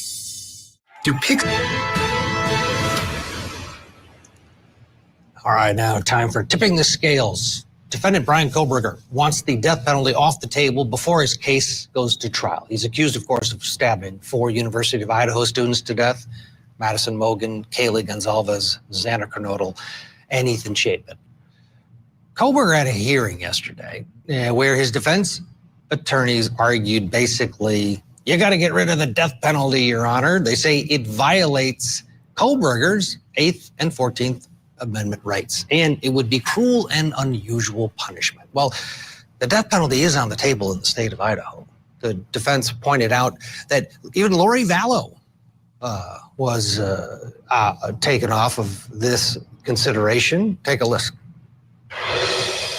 Well, I think you can consider what Judge Boyce did in the Vallow case. That was as a result of the state having failed to provide the information, violating its court order. We don't think it's appropriate to force somebody to choose between competing constitutional rights. Lori Vallow had not ever waived speedy trial, and so she had the choice to waive speedy or not face the death penalty. And we think that since we were forced to choose between rights, those should be reinstated and the court should strike the death penalty. The judge took all of the arguments under consideration. The only ruling he did make yesterday was that Kohberger can wear street clothes in the pretrial hearings. Trial date has been set for August of next year. We're still a long way away here. Still with us, criminal defense attorneys and former prosecutors David Bruno and Joe Tamburino.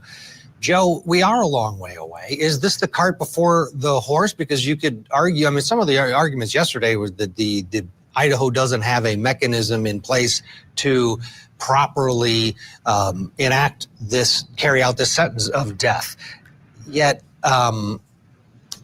20 years from now, which realistically is when, if indeed Kohberger is found guilty and sentenced to death, that's when this argument, some would argue, should take place. That's basically what the state said. Your thoughts on doing it now? Well, it's a good idea for the defense attorneys to do it now. I could see where they're going, but they're going to lose. I mean, you know, let's go through history. The death penalty was first ruled unconstitutional in the Furman case, U.S. Supreme Court, back in 1972. But then a mere 4 years later, in the Gregg case, the U.S. Supreme Court reversed itself and said the death penalty is not unconstitutional. It's not a violation. And then there was a sequential number of Supreme Court cases that basically said, look, the death penalty can be used. It's not unconstitutional as long as it's proportional to the crime. And the crime here is the death of 4 innocent people. So if you're not going to get the death penalty in this case, what would you get the death penalty for? So I think it's good lawyering that they're doing it now. I would do the same thing if I were them. But in the end, they're going to lose. And David, it doesn't mean that they're giving up on the guilt phase of this case. I know some people have been watched yesterday and thought, oh boy, it sounds like this defense team really thinks he's going to lose because all they're talking about is the penalty. They're apples and oranges, correct? Oh, without a doubt. This is pretrial, and I'll advance the reason this is not going to happen. This is a overarching public policy argument. This is not something that a trial court would ever rule on and agree upon. Really, this is something for the legislators. Every state's different. New Jersey does not have the death penalty. There are many states across the country that have used their legislators or their constitutions to prohibit death. And it's really an issue for the legislators. It's on the books. It's allowed in the state. It's either firing squad or lethal injection. And that's not a great challenge here. It doesn't mean that they're not going to challenge the state's case either. We hear a lot from the defense that he is saying he's innocent. I am waiting for the evidence that they have because we know his DNA's on the knife sheath. They got the car going in that area. He turns his phone off. There's a lot of evidence that we know already going to his guilt, but we shall see what else the defense pulls out here. Yeah, indeed. Here's Ann Taylor on behalf of Bryan Kohberger. She is a zealous advocate, arguing basically Idaho doesn't have something in place right now to really pull off an execution, so you should take it off the table. When I'm standing before you representing Mr. Kohberger and saying to you that Idaho doesn't have a real means of executing someone. The firing squad ended up on the books because of the difficulty obtaining the drugs to kill somebody. And that's the real problem here. The firing squad hasn't been funded well enough to be built. I think they're building it right now, as I recall from the media at least, that the construction's actually underway, but I may be wrong about that. Joe, it's so bizarre. There's two things going. You have the guy at the defense table, and they're talking about, wow, here's how we might kill you down the line. And then the other part of the equation is the families. The Gonzalez family was there. And this is just the beginning of a very long road. If he is found guilty and sentenced to death, they will endure hearing after hearing after hearing for literally decades with lawyers such as Ms. Taylor, whose sole goal is to try to prevent this punishment from being enacted. And it's tough because you can only imagine. Yesterday, they were talking about the fear and anxiety Kohberger would have during this time period, not knowing if he would be put to death and how if he was sentenced to death. These families are thinking, well, what about the fear and anxiety of my kid? What do you do to get victims up to speed of what is about to happen, because they're in for a very long road? They are. And the only thing you could do is to prepare them. You bring up a great issue, which is, yes, you have the defendant sitting there at the table and they're talking about, well, he's going to be, if he's found guilty, he's going to die, he's going to be put to death. And could he be frightened or have anxiety right before that? Well, sure, that's just a human reaction. However, these poor victims went through the same thing. So again, I think this defense attorney is doing her job, but this argument that, well, Idaho hasn't set up anything yet.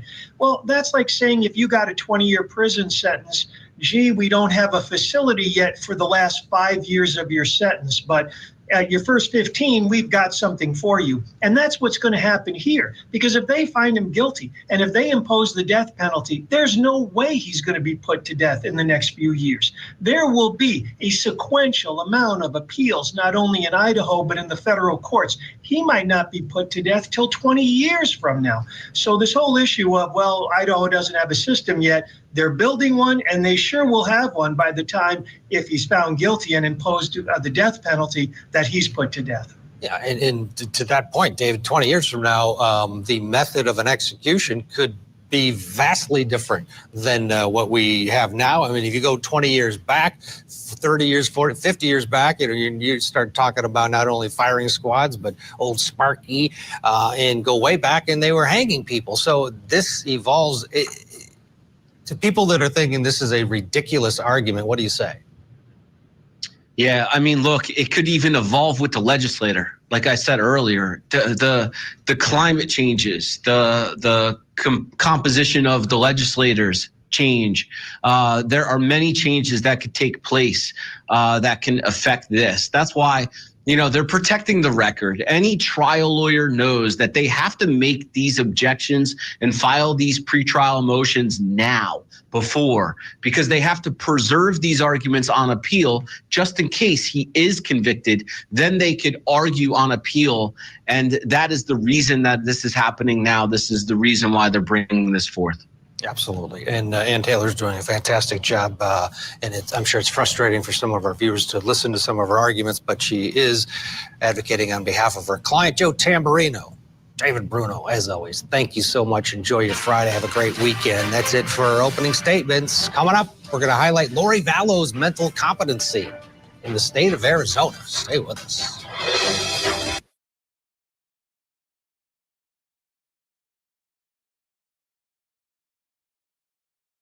What do you guys think about that?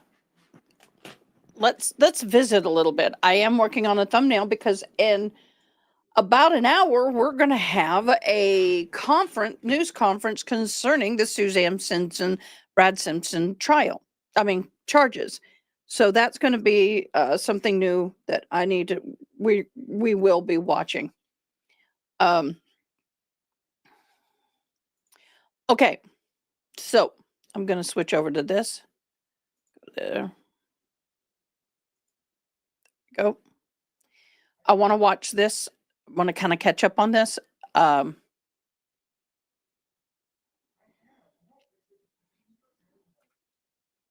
don't know why that's.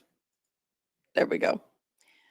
I do want to listen to this, but we will. But on day one, jurors heard the all-important opening statements from both sides. Let's take a look back at the prosecutor's open first. Prosecutor here, you're going to see describing the moments leading up to baby Abigail's death. Anna brought her children, Zachariah and Abby, to be with the defendant and her children. They were going to have a fun day enjoying the pools at Aulani. Anna was studying for an exam. Anna was a full-time employee working for Orthopedic Associates. She was going to school, studying to get a bachelor's in social work. She was also going through a divorce. And there were times when she needed a break. She needed time to study, needed time to herself. And so she asked for defendant, someone she thought of as her friend, to watch her kids. That morning, she dropped off her son and her daughter in the defendant's hotel room.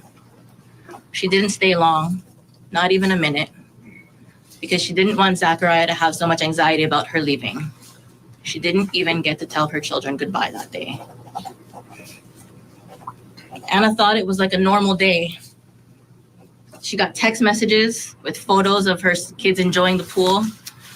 She received text messages throughout the day from the defendant. One said that Abby was enjoying the lazy river, but that Abby was also sleepy all day.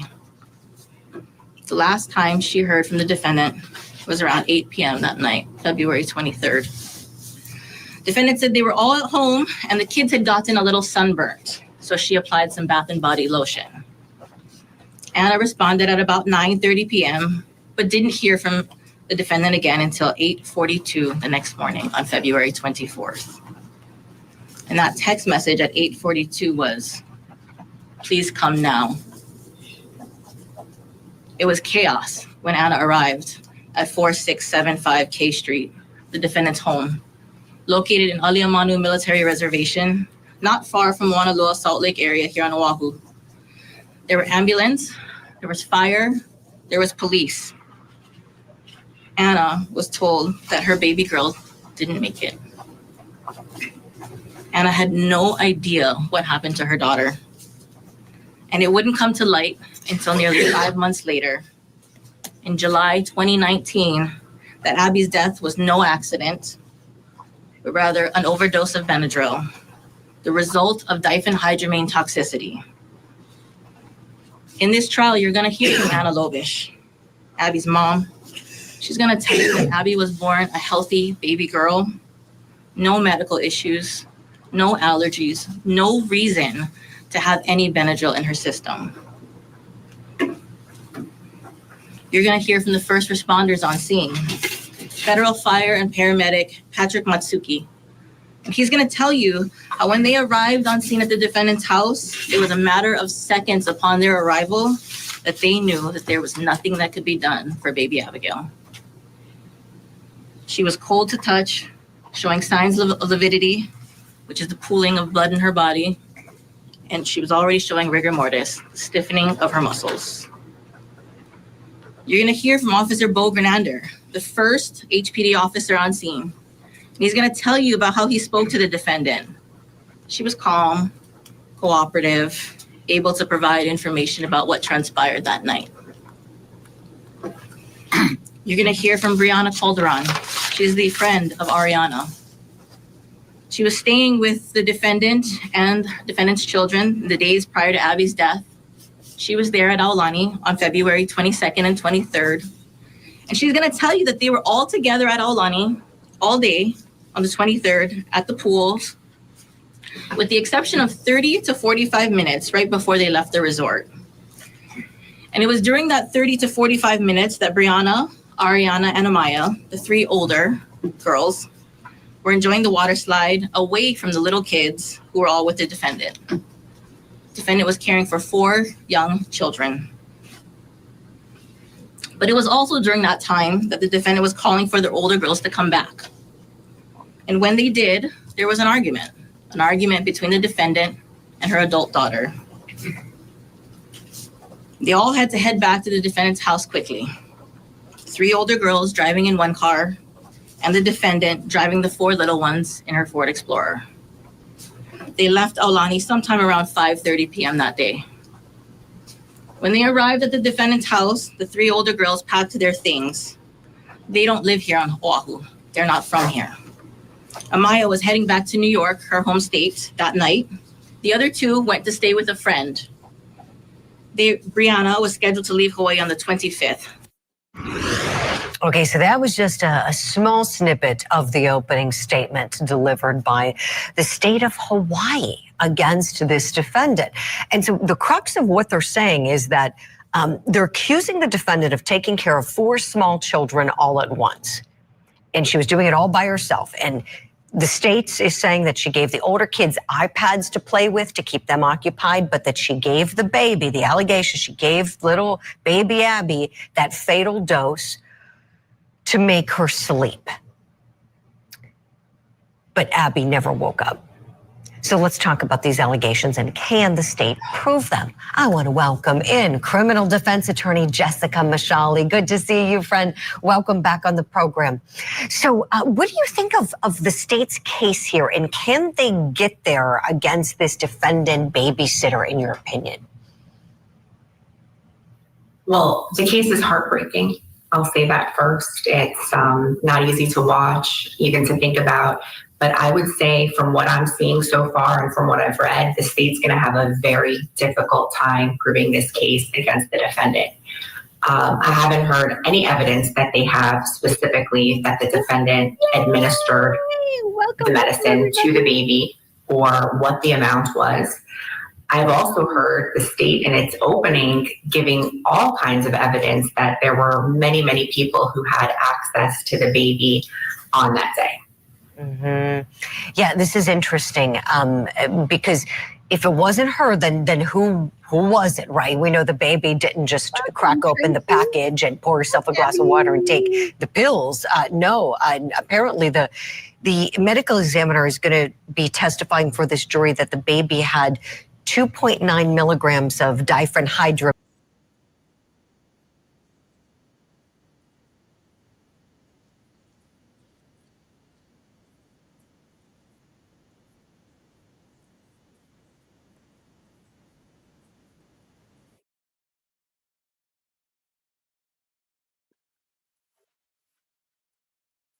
Many, many people who had access to the baby on that day.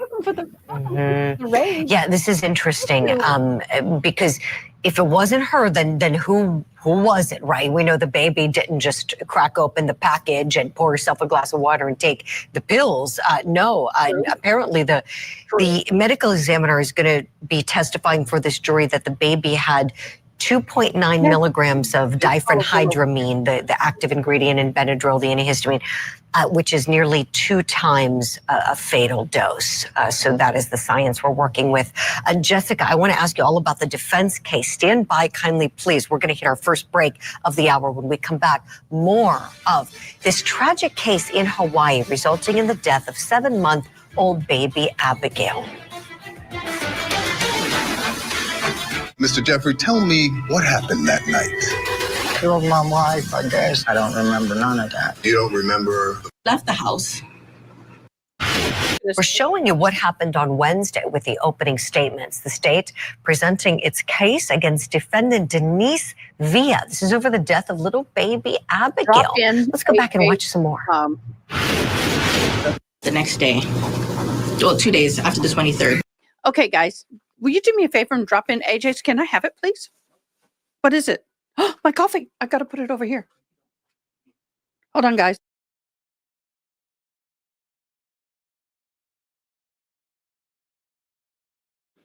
Okay, guys.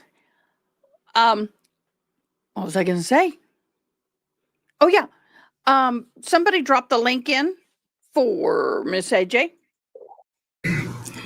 While Ariana was saying goodbye to her little siblings, Adeline and Chandler, Brianna didn't see Abby and Zach at the house. She couldn't see them where Adeline and Chandler were downstairs. Abby and Zach weren't there. She didn't see Denise while they were packing their bags. But by the time that Brianna left the house, strike that, she was crying. She could hear Abby crying while she was packing her bags. She heard crying from Abby. But when she left the house, there was silence. There was no more crying from Abby. And it wasn't until the next morning, the 24th, when Ariana was called, that they found out that Abby had passed. In this trial, you'll hear from Detective Ryan Kyle, the lead investigator in this case, and he'll walk you through the recreation that they did with the defendant. They did this recreation on February 24th, the same morning that Abby was discovered. And you'll have a chance just to see how the defendant described and demonstrated to the officers how the kids all slept that night, how the 4 young children slept in the same bed as the defendant. And she was going to demonstrate how she had held Abby in her arms, wrapped up against her chest as they slept.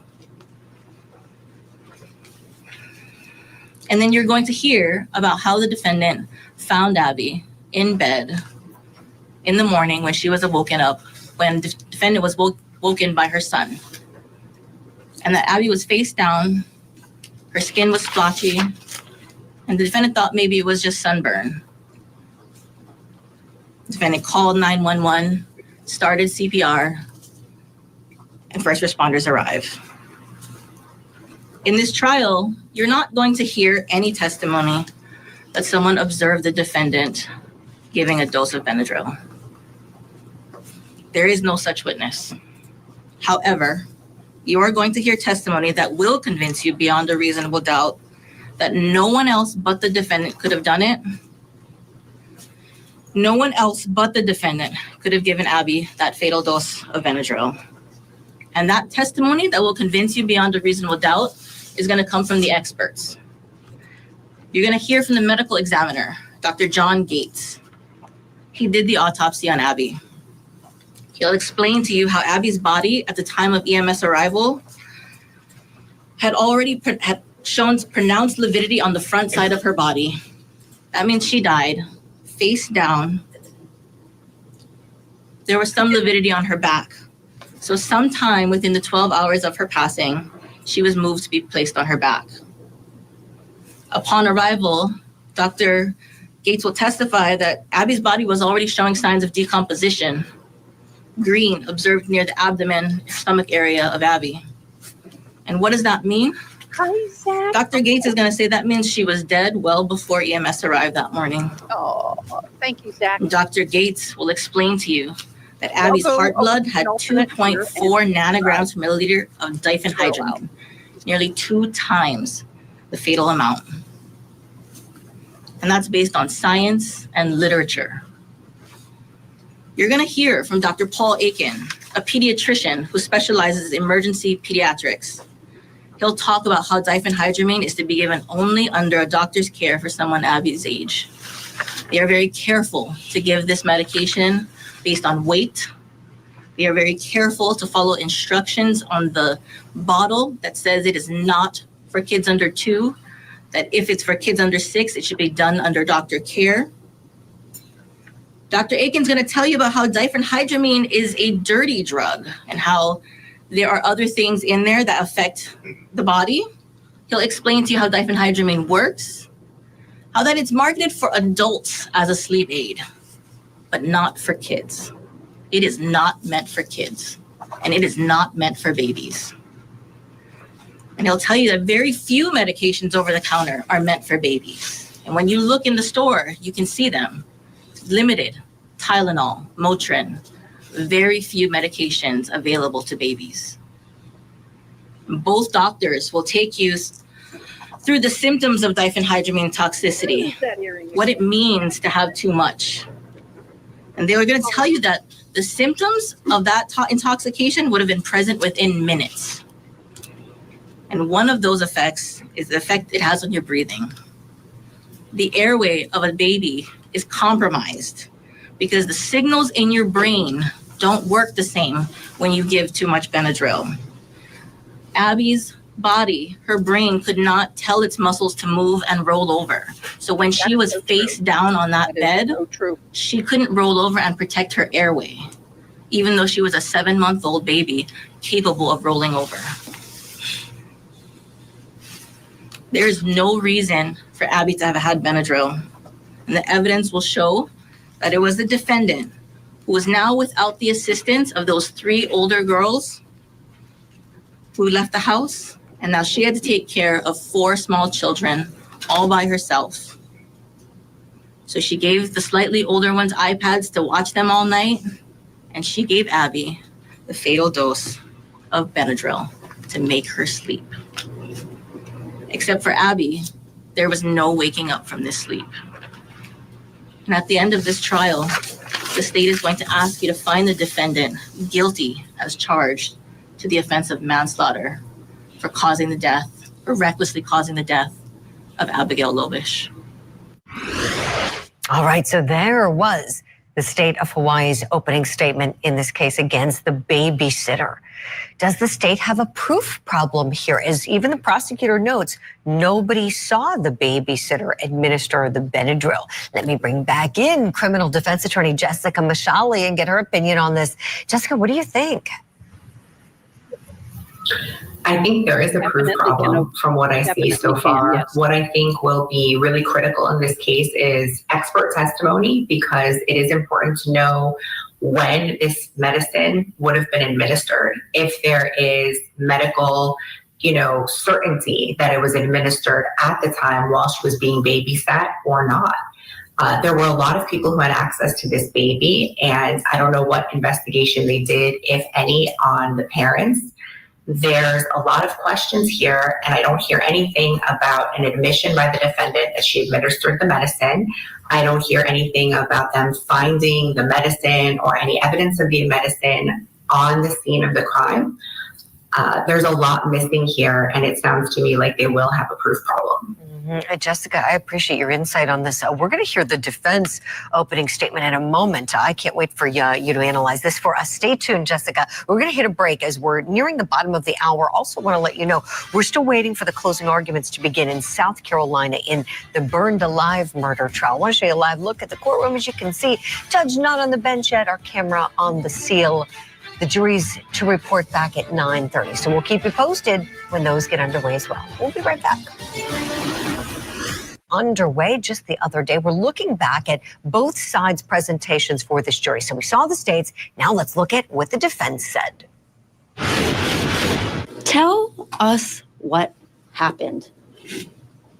Throughout this trial, you will hear me ask several witnesses. Tell us how Abigail Lobish died. You'll hear from EMT, emergency medical technician. He will say, Abigail Lobish was dead on arrival, and it is out of my scope to tell you how she died, and therefore, I cannot tell you what happened. You will hear from HPD, beat officer, first one to arrive from the Honolulu Police Department. And he will say, I spoke with Denise, I spoke with Anna Lobish, Abigail's mother, but it is outside of my scope to do further investigation, and therefore, I cannot tell you what happened. You will hear from detective. Detective, tell us what happened. Detective will say, I spoke with Denise twice. I interviewed other witnesses. I reviewed the autopsy report. But we found no evidence of what was given, whether it was Benadryl, Tylenol PM, or another antihistamine with diphenhydramine No, in go it. ahead, Carmen. It's okay. We discovered no You evidence joined us. of the form I really of what am was so given to grateful. Abigail You were Lovish, so sweet. whether it was a pill, And thank you for liquid, your gift of or a intelligence. topical cream. Have a sweet sleep. We found no evidence of when it was given, whether it was days ago, over a span of time, yesterday or today. We found no evidence of how many doses were given. We found no evidence of who gave it. And therefore, I cannot tell you what happened. We will hear from Denise's ex-husband. Ex-husband, tell us what happened. I cannot tell you what happened. I was off island, deployed for several weeks. And therefore, I don't know how Abigail Lovish died. Brianna Calderon, tell us what happened. Well, Denise opened her home to me. She let me stay there for several days. We took care of Abigail Lovish. We fed her the bottles that Abigail's mother gave to us.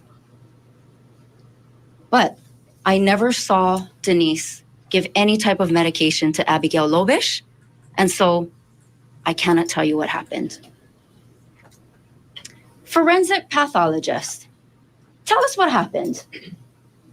Well, he'll say, it is out of my scope to tell you how the diphenhydramine entered Abigail Lovish's body, and therefore, I cannot tell you what happened.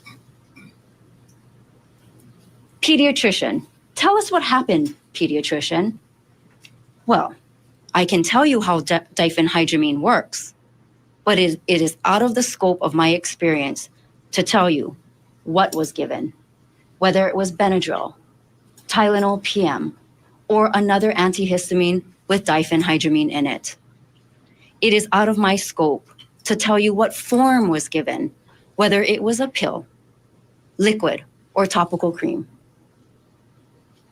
It is out of my scope to tell you when it was given, whether it was days ago, over a span of time, yesterday or today. It is out of my scope to tell you how many doses were given and who gave it, and therefore, sadly, I cannot tell you what happened. You will hear from Denise. As the government agrees, she cooperated with the investigation. On February 23rd, 2019, she fed Abigail the 2 bottles that Anna Lovish had given to her when she dropped the baby off. She put sunblock on all of the kids that day at the pool, and she put Bath & Body Works lotion on all of the kids that night. She did not rub any type of aloe on any of the kids, and she did not give Abigail any type of medication. However, on the morning of February 24th, 2019, she did wake up to find Abigail cold and deceased in her bed. Despite the fact that she was frantic, confused, crying, and couldn't talk, she called 911, and they explained to her how to do CPR on Abigail. And she will tell you, unfortunately, I cannot tell you what happened. Therefore, ladies and gentlemen of our jury, at the end of this trial, we will ask you to find Denise not guilty of manslaughter because nobody can tell us what happened.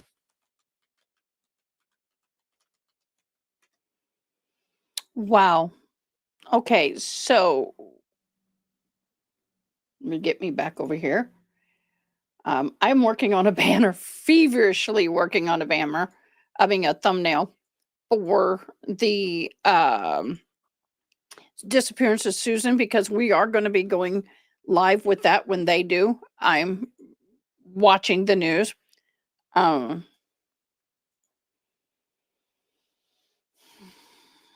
Mm, I'm looking for.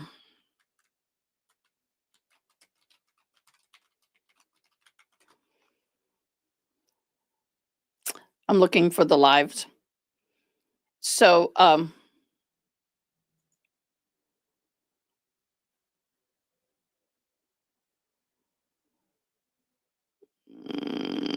today's what date? Oh, that was the 8th. Okay.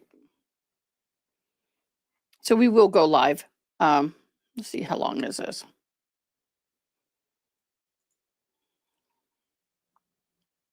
I'm trying to get too many things done at one time. I've got like 15 windows open here, guys. So what are your thoughts? We will be following this, and I'm trying to find out what trial right now is live that we can watch.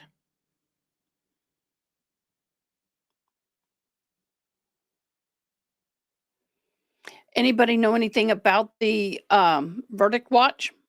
I am watching for that. That is important.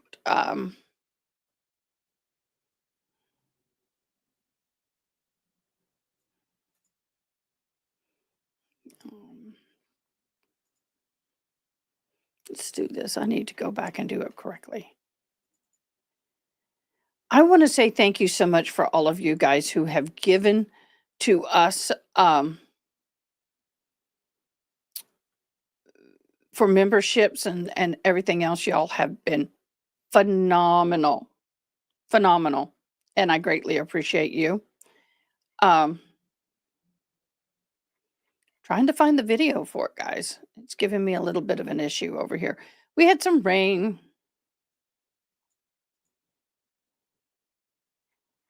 We had some rain.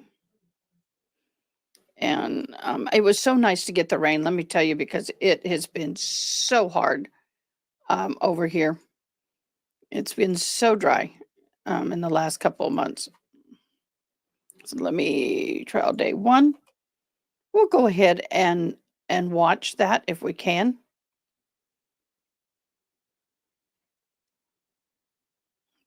We got recaps. Do we not actually have the trial itself?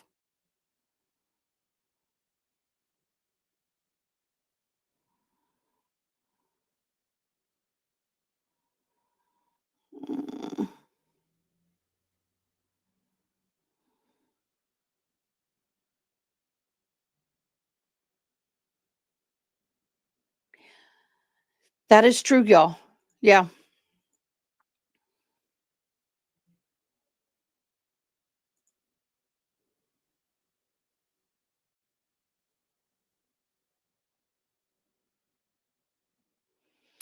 Well, one thing about Benadryl is that you can use it for a sleep aid for children, and it is safe when used under the appropriate. That's hot car. We don't want that one.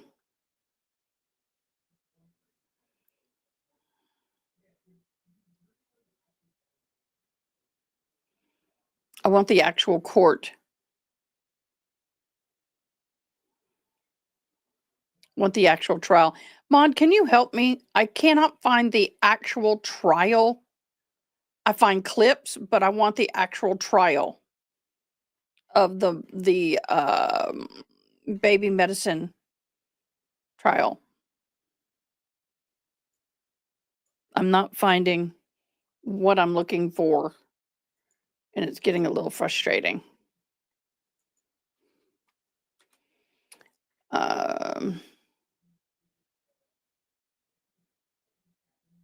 I just want the whole day, not a 5-minute clip.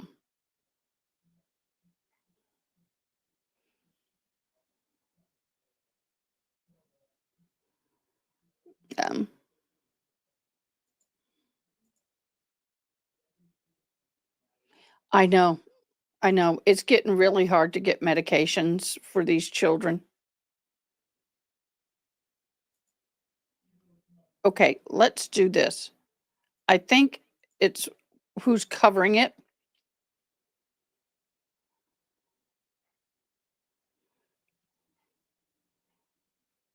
Let's go here.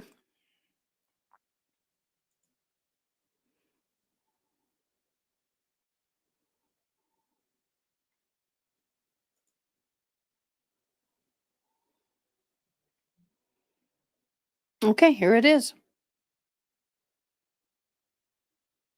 Oh, that's hot car death. Sorry. We've got too many of these going on. So, Eddie Haley Mouse, thank you so much. You guys are awesome. Back in the 70 days, you could Ada, but in the UK, changed. Yeah.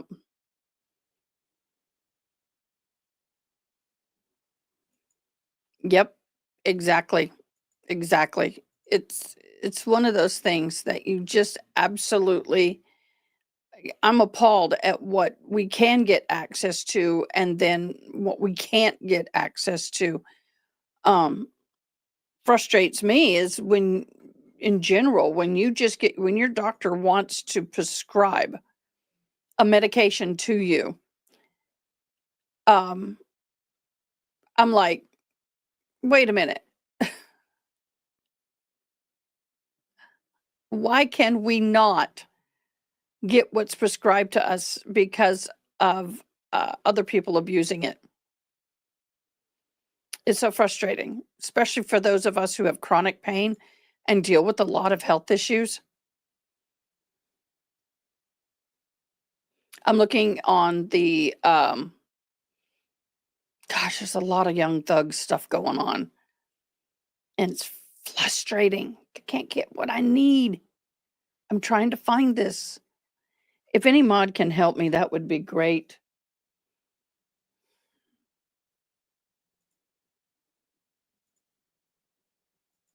I don't know why I'm not able to find day 1 of this trial. I thought that this trial would have been covered. May not be. May not be.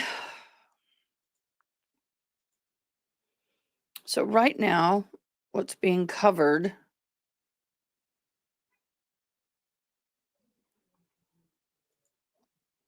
I think what I'm going to do, and I hope I don't get in trouble for this. I think I can. I'm a member of Court TV, and I wanted to cover this. Guess I'm not. Okay, guys.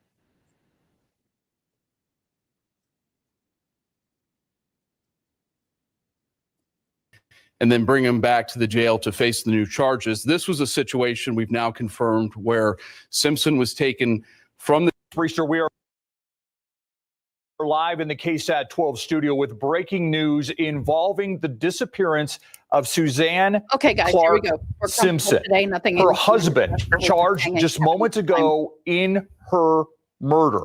Brad Simpson, I am taken looking away in a forward motorcade to at some point this afternoon. on a live KSAT trial. reporter Dylan Collier actually saw him being taken away by Trial DPS itself is what I'm officials looking for questioning. Moments later, he was charged with murder. Dylan joins me now live on the set. Dylan, I don't talk just use about my stuff, but I can't what get you it witnessed. because of- So, Steve, this was about 1:15 this afternoon. We had been told by a source that Simpson was, in fact, going to be charged with murder. He was already in jail. So that's a situation where you either take the person out of jail, bring them around into the Sally Port, back into the booking area, or you take them off site, question them, and then bring them back to the jail to face the new charges. This was a situation we've now confirmed where Simpson was taken from the jail, part of that convoy that included DPS, Almost Park PD, and one vehicle from the sheriff's office. He was taken to a Department of Public Safety office to be questioned, looks like for a little less than 2 hours, and then just after 3 o'clock was brought back to the South Tower of the jail, which is where they do the booking. He was then booked with murder. This is just within the last 20 minutes or so. Yeah. Again, Suzanne Simpson has been missing since October 7th. She was last seen leaving their Almost Park home with her husband, Brad. She has not been seen since. KSAT Investigates reporter Dylan Collier joining me here live on set. Dylan, what are your sources telling you? So, first off, have they found her body? From what we are hearing, they have still not found her body. Obviously, the Rangers feel comfortable enough with the evidence they have that they can move forward with a murder case against Brad Simpson. Hope to find her body at some other time, but they believe they have enough evidence to charge him and then hopefully have prosecutors convict him of murder. I was told that this murder warrant has been sealed for 30 days. And this would be the second time in this case where that has happened. And you remember that search at the landfill on the southeast part of the county? Correct. That search warrant was also sealed. So it was very hard to get any kind of information. We weren't able to get a search warrant return, which tells you what they found, why they got a warrant for that location, and then what that warrant turned up. So that is something that was sealed. We still don't have the return on that warrant. And the indication I'm given is on this murder warrant that has also been sealed for 30 days. Yeah, and this is a case that has really spread. I mean, Almost Park, right outside their home in the wooded area, there was part of the search. There was a landfill on the southeast side that was also part of the search. The Bernie area, the Bandera area. I mean, all of these places, and they still haven't found a body.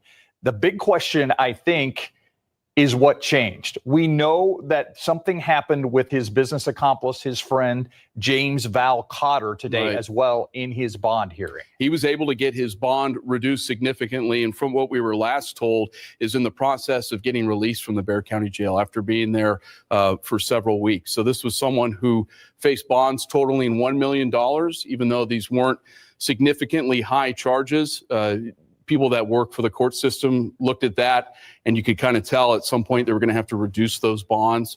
You just can't keep someone in jail because you think they may be involved in something more sinister. You have to keep them in jail based on bonds that are appropriate for the charge that they face. So he was able to get those bonds reduced finally today, and is going to have to be outfitted with a GPS monitor. He's got to turn in his passport.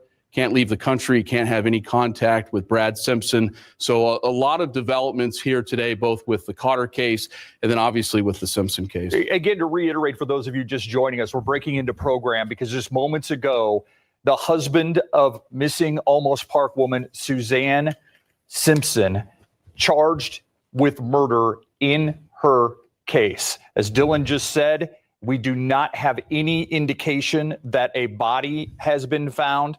What we do know is that he was taken away in a convoy from the Bexar County Jail to a DPS office for questioning about 1:15 this afternoon. Dylan Collier was there. He saw exactly what happened. We also know that there was some question about would it be murder or would it be other charges in connection to her death. The significance of this, of course, they're actually acknowledging that there was a murder and that she is not alive. It's the first time officials have done that. And they used some coded language during the landfill search that they were trying to recover a body. They had not come out and said that she was murdered or that her life was over. Now, unfortunately, with this charge today being murder, that means that in the eyes of law enforcement, Suzanne Simpson has passed away. Yeah, which is obviously not the outcome that certainly, we saw her oldest daughter posting yesterday about she just wants her mom to come home. Obviously, that is the grim part of this. You also have to wonder with so many people that knew this family in the Almost Park area. They're very prominent in the Almost Park area. This has to be reverberating through that community right now.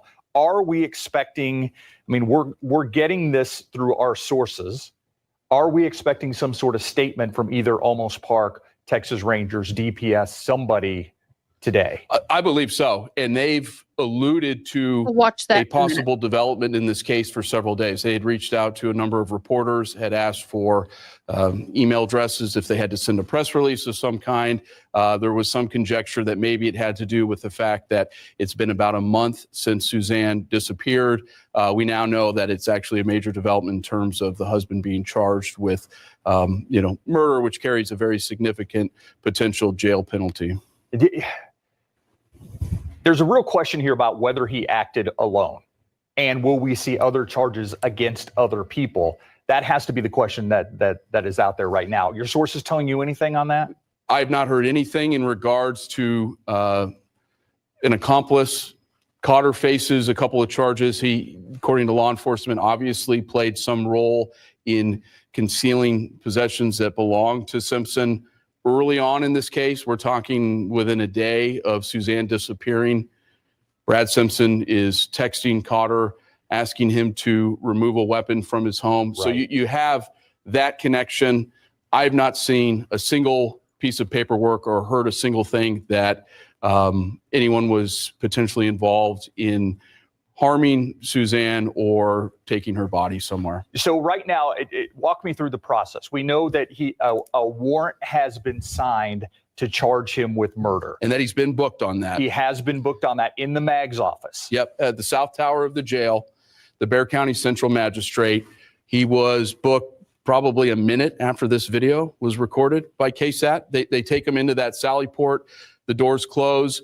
They walk him out of the patrol vehicle through a set of doors, and then you go into the system, and the process of being booked for him starts over again because he was already at the jail. But for most people that are brought in on a charge, it's a longer process, sometimes 12 to 36 hours, where you're in the booking area waiting for them to do fingerprints. They give you what's called a SID number. They now call it an SO number, basically a way to identify you if you're at the jail at any point. I think it's 6 or 7 digits long. So the process, at least this initial step, moves very quickly. And that's why we were able to see it post just a couple of minutes after they drove through those doors. Yeah, we want to welcome people who are watching us on air and online. We are live streaming this right now on all of our KSAT platforms, and we're going to continue the discussion online. But before we sign off here to go back to General Hospital, I want to talk about the fact, will he have a new mugshot? Is there any indication that right now he is cooperating with authorities when earlier he said he would not? So they had this warrant signed before they took him out of jail today to be questioned. So that means they had, in their eyes, enough evidence to charge him with murder. I've been given no indication that he cooperated today or has cooperated at any point. We know that it's been a little over a month since Suzanne disappeared, and he had not cooperated at any point. There's nothing to tell me that that suddenly changed today. Yeah. But something did in the last few days that made Texas Rangers comfortable enough to go and get a warrant for murder, which is a much higher charge than tampering with evidence, having a prohibited weapon, family violence, causing injury, or even unlawful restraint, which are the other charges against him. He will have a mugshot. He will have a new mugshot. I believe every time you come into that jail, they take a photo of you. My next question is, and we talked about this, we talked about this earlier, the charge of murder. You said it could have been manslaughter. It could have been, something else. But to charge him with murder without a body is rare in Texas. Is rare, but it also makes me think they may have an idea where the body is. I think they have a pretty good idea of where she is and are comfortable enough within the next 30 days to recover her remains and be able to, that's a critical piece of evidence. Yes. If this were to go to trial, at some point you need to be able to present evidence that Brad Simpson killed his wife, Suzanne, and then apparently did something with the remains. All right. We're going to continue this discussion online. Stephanie Jimenez will continue this discussion in a live stream on KSAT.com and on our KSAT platforms. We're going to turn it over to her. We'll go back to regular programming now and, of course, have the very latest on this in depth. We do have crews out and about. Okay, guys.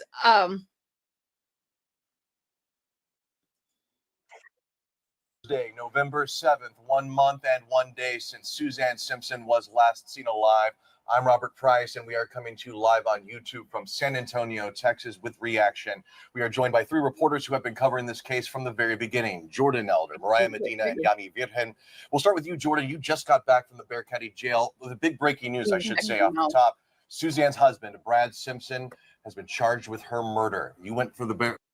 I'm going to go through the YouTube, and I just deleted something I didn't want to delete. Okay, let me get on YouTube, and this is Fox San Antonio YouTube.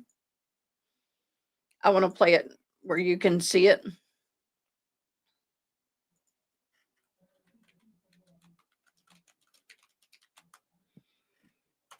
And then, there we go. There we go. Mo better. Day since Suzanne Simpson was last seen alive. I'm Robert Price, and we are coming to you live on YouTube from San Antonio, Texas, with Reaction. We are joined by 3 reporters who have been covering this case from the very beginning: Jordan Elder, Mariah Medina, and Yami Virgen. We'll start with you, Jordan. You just got back from the Bexar County Jail with a big breaking news, I should say, off the top. Suzanne's husband, Brad Simpson, has been charged with her murder. You were just getting back from the Bexar County Jail, where Brad is being locked up, remains in jail. What's the latest? Bring us up to speed on where things stand. So those charges came down today. Brad Simpson was already in the Bexar County Jail on some other charges, so this one was added on. The bond has now gone up to $5 million total. So we were there because we found out through sources today that Brad Simpson was actually moved at some point today. He was taken from the Bexar County Jail about 1:15 this afternoon, and then taken to a DPS facility here in San Antonio to be questioned. Not clear what specifically about. It could have to do with these charges. It could be something different. And then he was taken back to the Bexar County Jail at about 3 o'clock. So we were stationed there, just keeping an eye on things. But definitely a big development. Obviously, it's not one that the community wanted. Kind of a... You mean the implications of a murder charge? Right. Like, I think our community was really, really pulling for Suzanne Simpson to be alive, of course. So to have this come down, I think that is starting to settle in with people now that maybe she is not coming home, which is obviously not what our community wanted for one of our own. And we should make clear, we still do not know where Suzanne Simpson is. That's where we bring in Mariah. You've been speaking with attorneys because we know there's going to be an uphill battle for prosecutors trying a murder case without a body. Yeah, so I talked to board certified criminal defense attorney Shannon Locke. He is not tied to this case in any way, but he was explaining to me that there are so many different reasonable possibilities as to why somebody would disappear that aren't murder. And so he explained to me that not only does the state have to prove that Suzanne Simpson is deceased, but that her husband had murdered her. And so, obviously an uphill battle. As far as we know, law enforcement sources have told us that they have not yet found her body. So that is going to definitely be an uphill battle. And Yami, the search for Suzanne has been exhaustive. Going back 1 month, October 6th, the last time she was seen alive, they've looked at multiple locations. Correct. So they've been looking, and this reminds me of the Patty Vaughn case. The husband, everybody has assumed the husband was the one that did it for years. The sheriff's office has said that, but there were never any charges. So here, you kind of have to wonder, on the same day that Brad's friend was in court and they lowered his bond, all of a sudden we're taking now Brad Simpson out of the Bexar County Jail. We're taking him to a DPS office. We're going to try to talk to him again, and he goes right back, and now he's charged with murder. So you kind of have to wonder what evidence they have. Just like Mariah said, most of the times they do not want to try to prosecute without a body, but you have to have enough reasonable evidence there, probable cause for you to file a murder charge. So I don't know when the last time, as maybe Mariah, or you him? remember, when was the last time that you saw a $5 million bond? Yeah. Extremely rare. Extremely rare. That's so the searches are going on. insane. I know at the beginning we all were looking to see think the it was different reduced to places $3 that were million. owned by this family. From what I Where saw are on the his properties? paperwork. Right now, I think the key property that they're looking at is in Bandera. And I would assume that within the next couple of days, we're going to see them going back out to Bandera and start looking again for Suzanne's body. So we see Let the me social find out media where it comments. is, We and know how the maybe I can public go there feels because Bandera is about this only possible 30 minutes. guilt or lack thereof. The family has been more tight-lipped. We have interviewed on camera Suzanne's mom, Suzanne's sister, and now Jordan, we're hearing from Suzanne's oldest daughter on social media, on Instagram. Right. So Suzanne and Brad are parents of 4 children. I believe their oldest is about 20. And she put up some extensive Instagram stories they did it in the last $2 few million days. bond. And she said something along the lines of, my father killed my mother in a fit of rage, and that there were issues with control. And she really spoke up about domestic violence specifically in our community and said, for the longest time, this is something that people have kept quiet. And it's something we need to be open about and talk about so that lives can be saved. You could tell in the tone of those stories that she was frustrated. Obviously, I'm an oldest of 4, so I feel for her. I can't imagine what it's like to be in that scenario where your mom is missing, you don't know where she is, your father is in jail. As the oldest kid, that probably falls a lot on you. And so for her to speak out in that way, I think it was very brave, and I hope that it helps others too. Calling this to light, that domestic violence sometimes goes unspoken about in San Antonio. Normally a staple in news gathering and murder investigations, what we rely on in telling you the news is the arrest warrant affidavit. That's where we get a lot of the nuggets that become public. We don't have access to the arrest warrant affidavit for this murder charge, do we, Mariah? Right. So immediately after the charges were made public, I requested the arrest affidavit, and that usually details what probable cause law enforcement had to secure the arrest of that individual for that particular charge. And in this case, I was told that per orders of Judge Escalona, that would be under seal for 30 days. Now, I did talk to Shannon Locke, who is a board certified criminal defense attorney, just restating this. He doesn't have any connection to this case, but he explained to me that is very rare that it is filed under seal. And so he says that something that tells him is that the state has evidence or leads or investigative details that they don't want the defendant, in this case Brad Simpson, or his defense attorney to know about just yet. And I did reach out to his defense attorney, and his defense attorney obviously said no comment. But it's going to be very interesting when that is unsealed, because obviously they filed these other charges and we're just now seeing that murder charge. So it's going to be interesting to find out what new details led them to believe that they had enough probable cause to make this arrest for murder. It's so much so that a judge signed off on it. I mean, for instance, the knowledge that we have in the public of the witness, the neighbor who across the street saw him restraining his wife the night that she went missing. We only know that because of the arrest warrant affidavit. Now, correct me if I'm wrong. You may recall last month, law enforcement and all those volunteers spent days, 4 or 5 days out at that landfill. They needed a search warrant, and that was also sealed, I believe. So we also don't know what evidence prompted them to look so hard at that landfill. Definitely. And so, something about search warrants is that they do have a lot of information, and whenever they return those search warrants, they file what is called a return, and that's when it becomes a public record. And so we've checked, and we have found that no returns so far have been filed yet, and we still don't know what led them to those particular locations. Yummy. Yeah, and I wanted to mention, I pulled up the affidavit from earlier when Cotter was arrested, his best friend. Right, yeah. So that one, the interesting thing to me about this is it says, I learned that Brad Simpson had texted Cotter on 10/8 following, if you're in Bandera, can you haul ass and meet me at your house? I don't have much time. And then if you keep going down, he also tells him to make sure that he leaves all that, quote, shit in the pump house, especially that gun. It just leads you to believe they have a lot more. And of course, that we have yet to see. That Bandera location, I think, is going to be key. You got to think about the amount of time he had. Where could he have gone? Why were they at the landfill? If we remember on that affidavit, it was also saying, I think that it was the last ping from that cell phone was near a restaurant close to their home. So if that was the last place where her cell phone was, you just start thinking, how long did he have? From the point of time that you know there's a ping on that cell phone to he disappeared, then he got home, you have to kind of draw a circle as to how far he could have gone and come back. I should mention I was actually in court on Monday for that longtime business partner James Val Cotter's bond reduction hearing.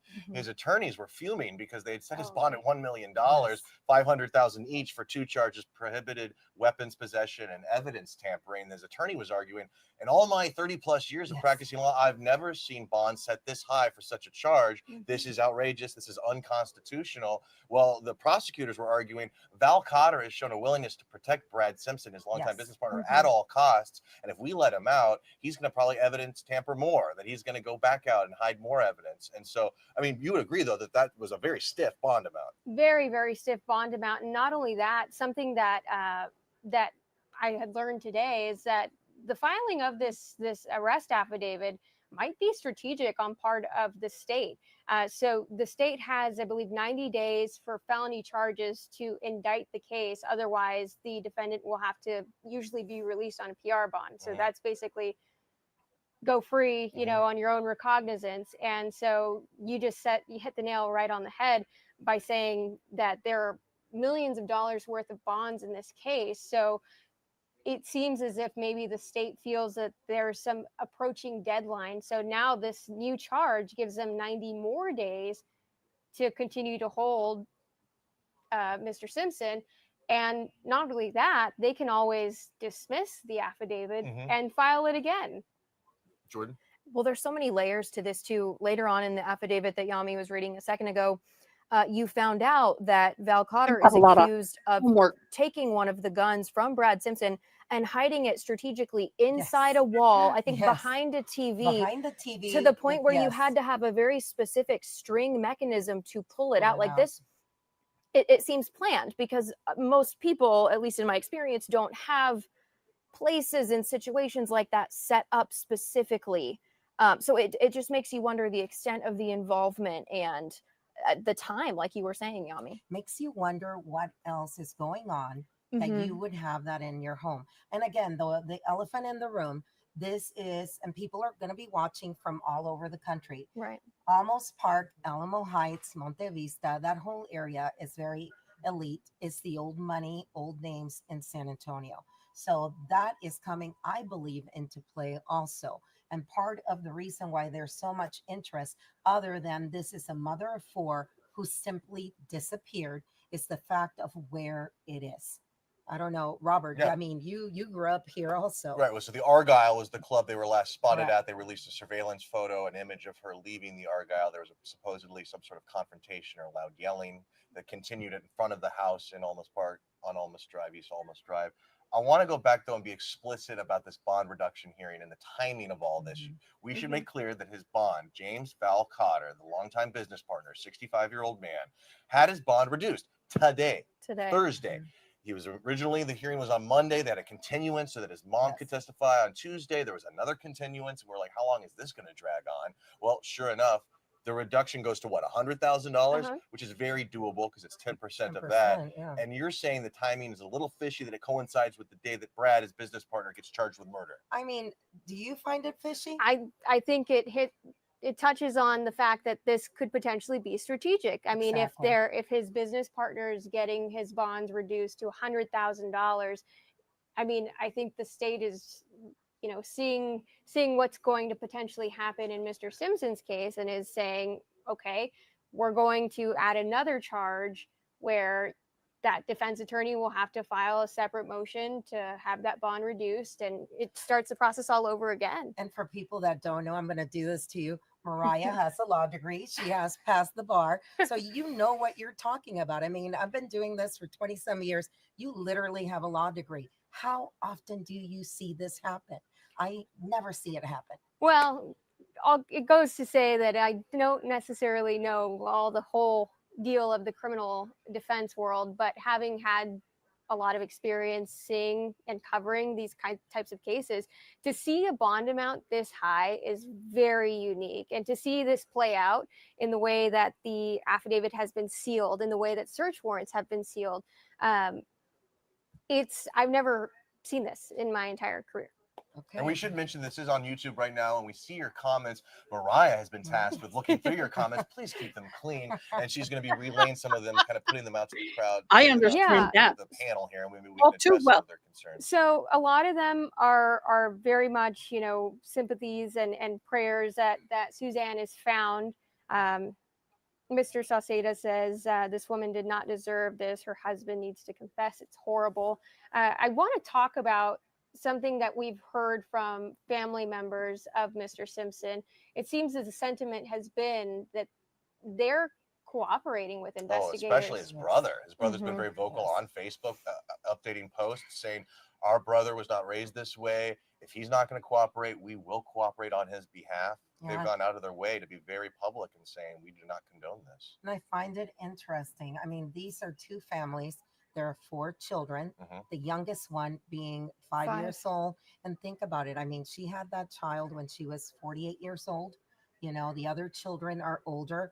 I have spoken to people that know them, and they did tell me that a lot of the arguments that were going on was also having a child very young, and they're older in life. They were not expecting this. So a lot of changes in their life, but that's still, I don't understand how you see this happening. And there were a lot of questions today on Facebook. People were asking, why didn't someone come forward? I know her daughter, right, Jordan? Said the community failed us. Yes. Her daughter, what was the exact statements that she was making about the community? That they saw this and they said nothing, kind of, that was the indication. Yes, and that this is something that has gone on for so long, specifically in this community where you are silent about it and you don't talk about it if you see it, and kind of implying that maybe if someone had spoken up, maybe things could be different in this community and potentially for their family, which is so heavy for a 20-year-old when you think about being 20 years old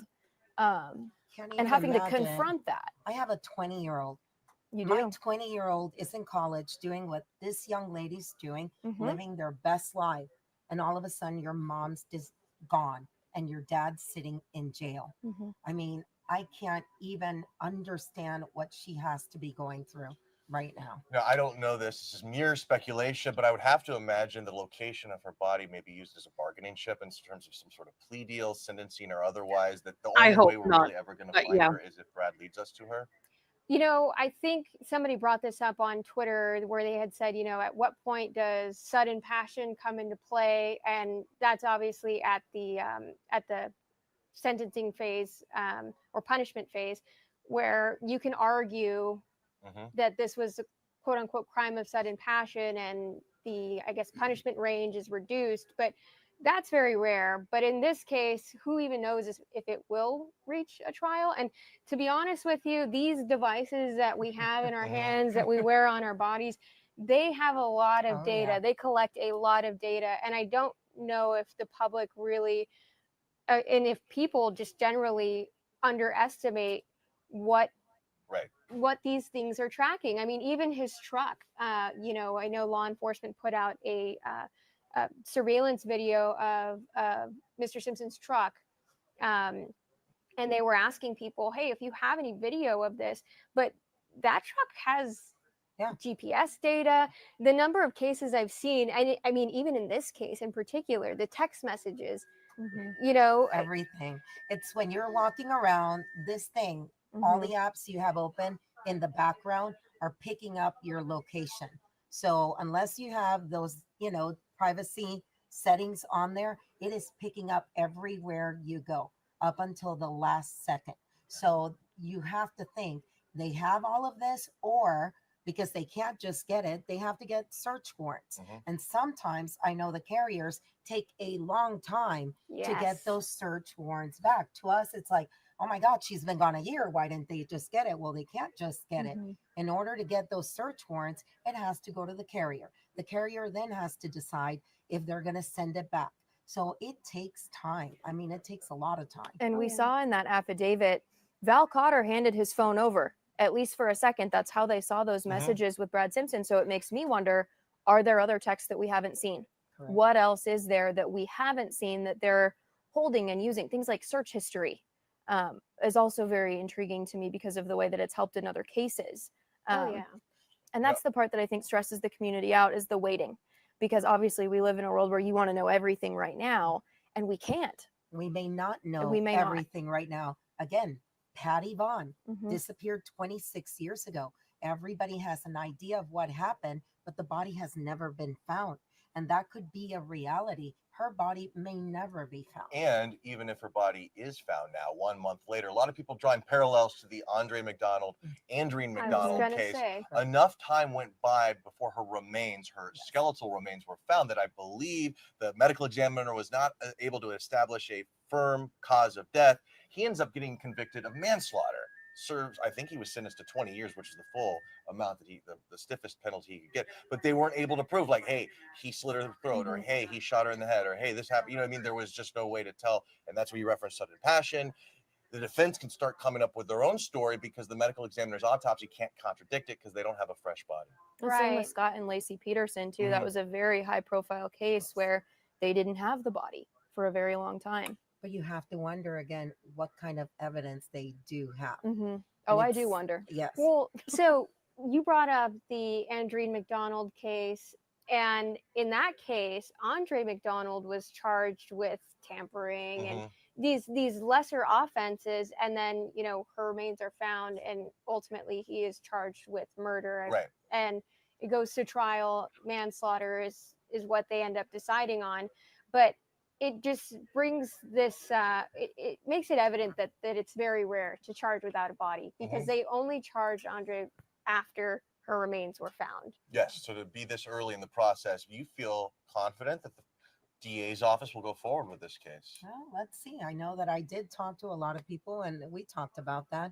I did talk to a lot of people in law enforcement, city of San Antonio, Bexar County, and a lot of them were surprised to see Joe Gonzalez, the district attorney for Bexar County, go ahead and say, we have enough for them to go ahead and do this. I mean, I was a little surprised, but I mean, now it's because done. they have cases without a body that they Correct. think are strong enough to go to trial. Yes. Oh yeah. And yet they We've don't take seen them. this so many times, and they don't take them.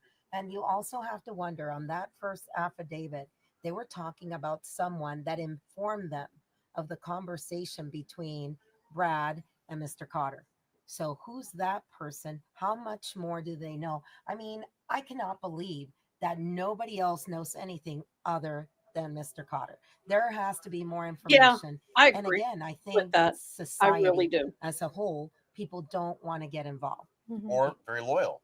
Very loyal. There you go. That's true. That's Yeah, very true. that's something that came up. Somebody said, don't neighbors have cameras?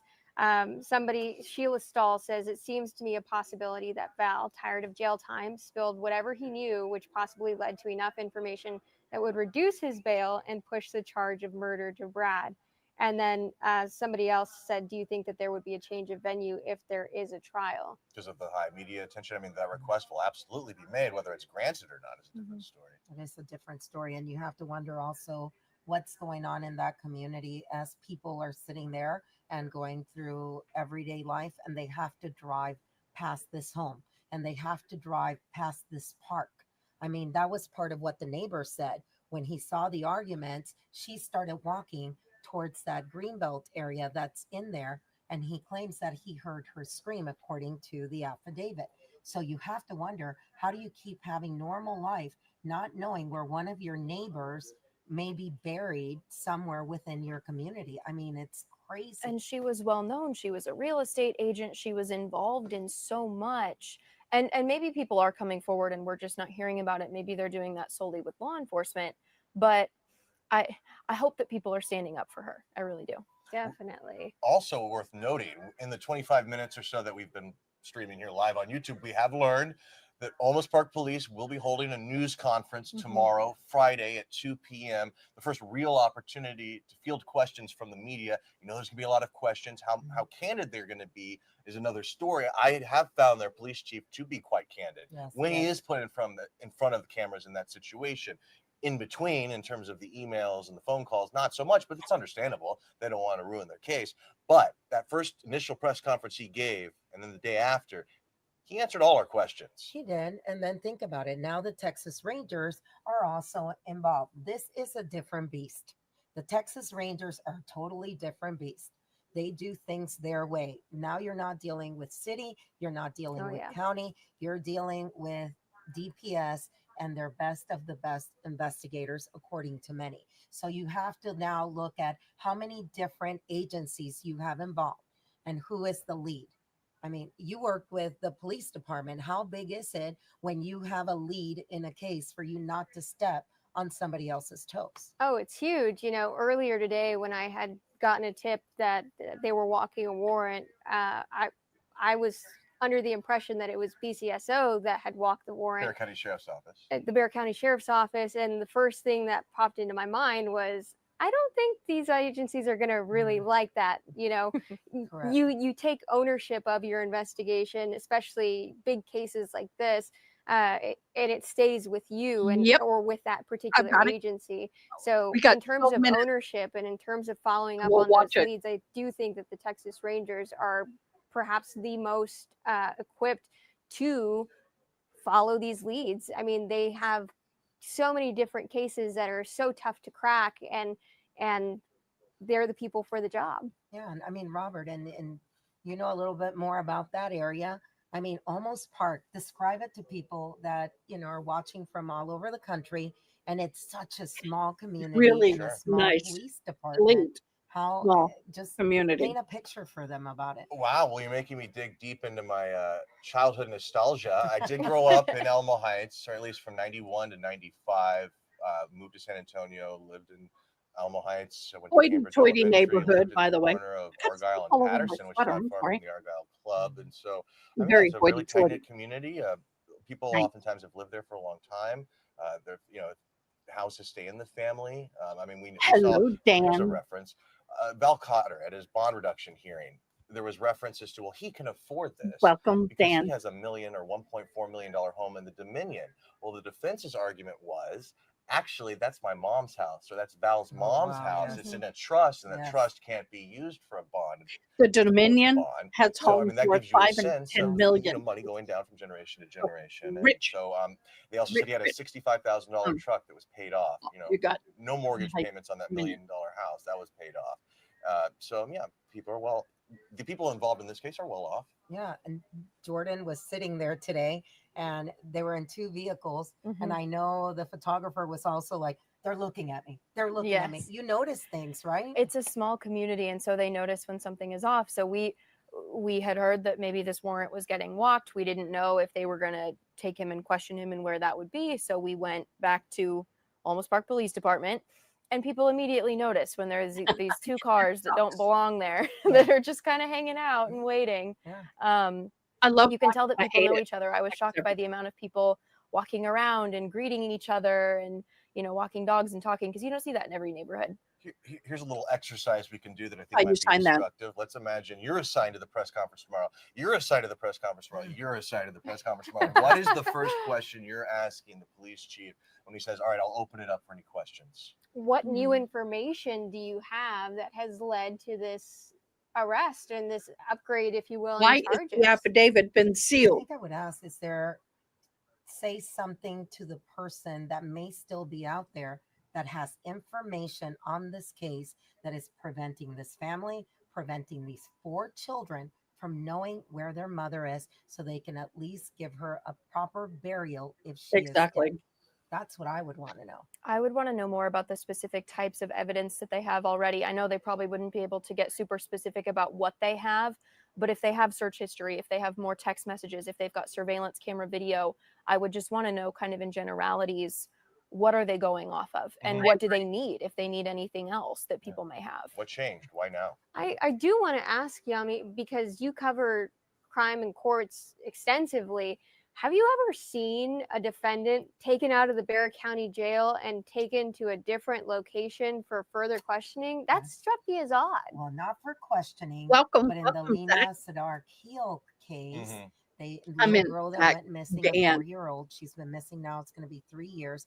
They did take a suspect out and took him near the house earlier this year to try and point out an area where he claimed that her body had been. So other than that, not really. But again, there's a lot of things that we don't know that law enforcement are doing That's their job, and they have to keep it under wraps. But yeah, I found it interesting. I know media was driving around, several different media here in town were driving around between Almost Park, between Bear County Jail. Like nobody knew, because this is not that common that they do it, you know? Yeah. Something that I wanted to bring up, we've seen in the past and we've covered in the past where families of individuals who have been murdered are upset with the DA's office because the murder case was dismissed.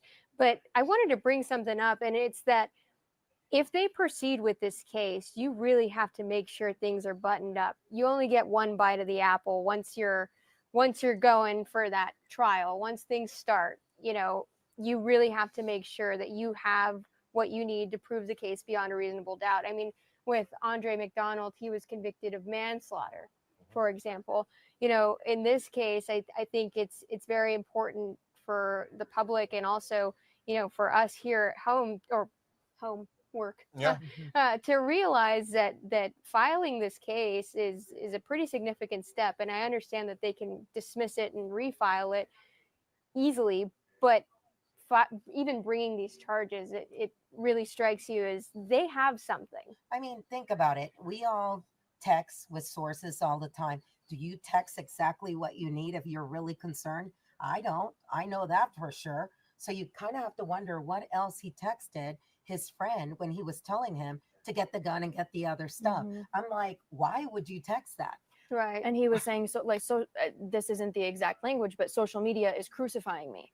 He was checking. He was looking to see what people were saying about all this when Suzanne went missing. I thought that was a very candid thing to say to someone. And obviously it's one of your best friends. He says, you're all I have. Yeah. And I know I'm going to mess this up, but somebody told me, they're like, now think about it. You're in court, you're trying this case. And if you're the defense attorney and you say, well, what if I told you right now that Suzanne's about to walk in the back door? If everybody turns around, there's your reasonable doubt. That is, yes. Wow. I've heard that anecdote before. Yes. And I was just thinking about that, So it makes you wonder, what do they have? If he went ahead and texted that, what else did he text that day? And again, everybody's hoping, but now they've charged him with murder. So you have to really think in your head, there has to be enough there that they're pretty sure that she's dead. Pat Sem says, if there was a plea deal, could it have been made today? In all likelihood, no. Usually this is after the state has provided discovery, when that is, all evidence that they have against the accused individual. It would be premature to take any sort of plea deal without knowing what evidence does the state have against me. And we should mention you texted his defense attorney. Yes, I did text his defense attorney, and I had asked him, any comment. And initially, earlier today, when we were hearing that there was potentially going to be movement on this case, I had asked, is there anything that you can say? And he did not respond to that text message. But later, whenever the murder charge was officially filed, I had asked, do you have any comment on Kristen, this? But his I have defense a attorney few. has been very, We're good. tight-lipped. You should say, he said no comment. Exactly. Also, Maritza has been working on this. She's out of town right now, and she just told me to look at my text. She just received this from Bart Simpson via text. It is heartbreaking, but it brings our family some peace to know that authorities have gathered sufficient evidence to feel confident in moving forward with charges. This also helps us to come to terms with the reality that Suzanne is no longer with us, allowing us to begin a difficult grieving process and focus on rebuilding our lives, especially for the sake of the children and our extended family. We remain appreciative to all law enforcement involved for their professionalism in dealing with this situation. Keep in mind, that's Brad's brother. His blood brother. His brother. I mean, can you imagine? Who is currently caring for the children. Correct. Can you imagine what you have to explain to these kids? I mean, there's older ones, but then you have the little one. And this will remain forever out there. Whatever's on social media, on the web, someday You will look for your mother's name and your dad's name, and this is what they're going to find. Can I also just say something that has struck me? We've covered our fair share of trials over the years, and they have the two different sides, you know, the defense's side and the prosecution side, the family members of the victim, the family members of the accused. And I would say 9 times out of 10, 10 times out of 10, the accused killer's family lines up behind them in lockstep and is Dad never did this. Dad could never do this. Dad is innocent. How could you even assume or accuse my dad of doing this? And I'm just struck by the fact that his brother is basically saying he's guilty. His grown daughter is saying he's basically guilty. I mean, can you recall that many instances like that where someone is breaking ranks? No. They even provided. No questions. So with us today, we'll have Chief Villegas, Lieutenant Reese. This is DPS beginning our news conference. Let's listen in. Trying to get a better audio. All right, we got everyone here? Better. All right. So I'm Sergeant Dianne Cockrell, PIO with the Texas Department of Public Safety. We brought you here today to talk a little bit about and give you some information about the Suzanne murder case, Suzanne Clark Simpson. Behind me, I'll identify everybody who's here at the press conference. Mind you, at the end, they'll probably take no questions. So with us today, we'll have Chief Villegas, Lieutenant Reese, Sergeant Campbell with the Almost Park Police Department. We also have Mayor Aaron Harrison, City Manager Mike Gaudreau, Regional Director Vincent Luciano, CID Major Ronald Sines, Texas Ranger Perez, all from the Texas Department of Public Safety, FBI Assistant Special Agent in Charge, Edwin Cordova, Bexar County District Attorney Joe Gonzalez, and Assistant Bexar County District Attorney Millie Powers and Casey Sandoval. So I will turn it over to the Chief. Chief.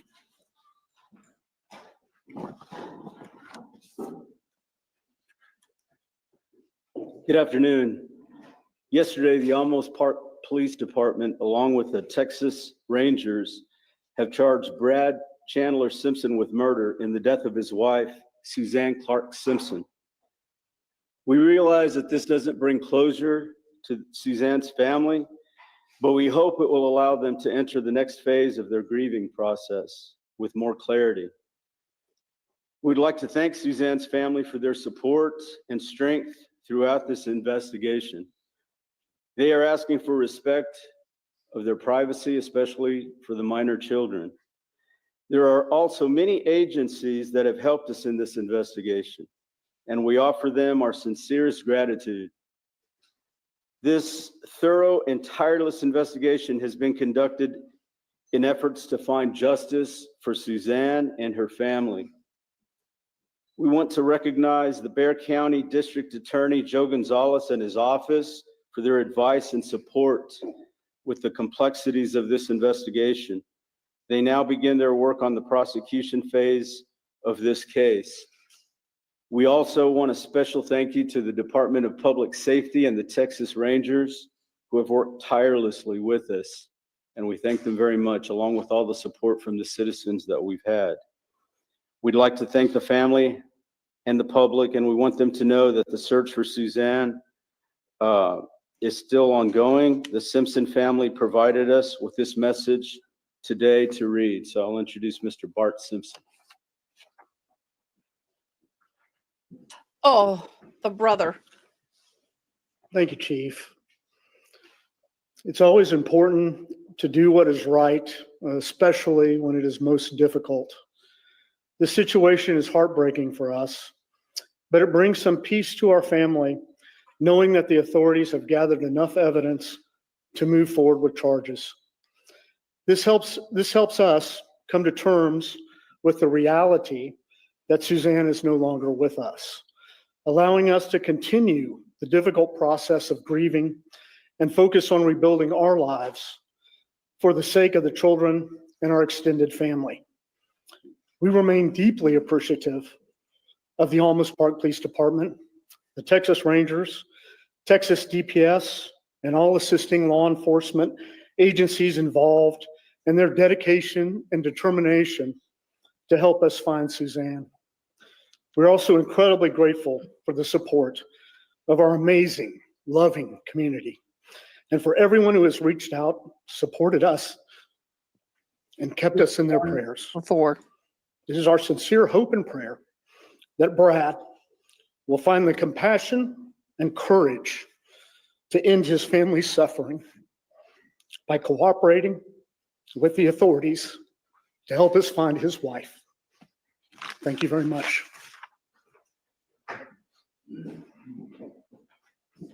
Thank you. We'll have Lieutenant Ruiz from the Olmos Park Police Department reiterate some of this in Spanish for you.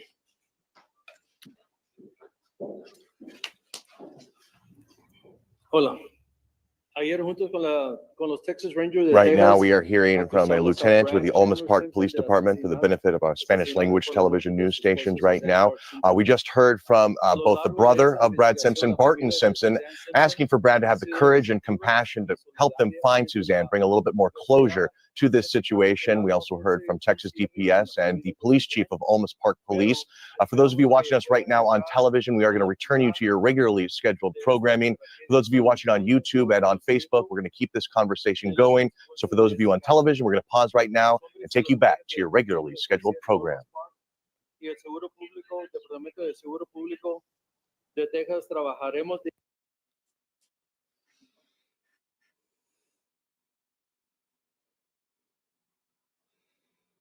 Okay, they don't know they're live.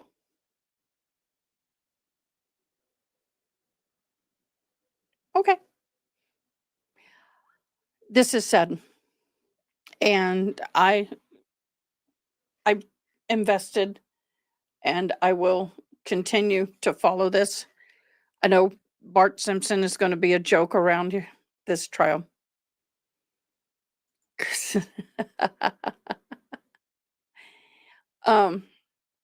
Very, very solemn time for the family.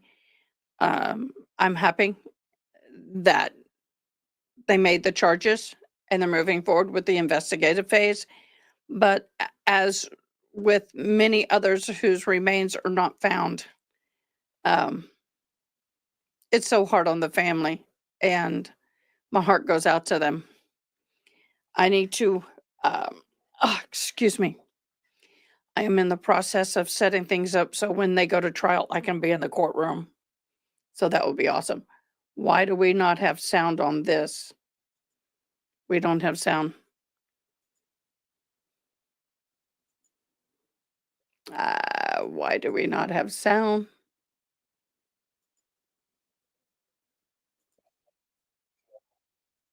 After about 1:15 in the afternoon, went to a deep left. Let me see. Publicly address this case.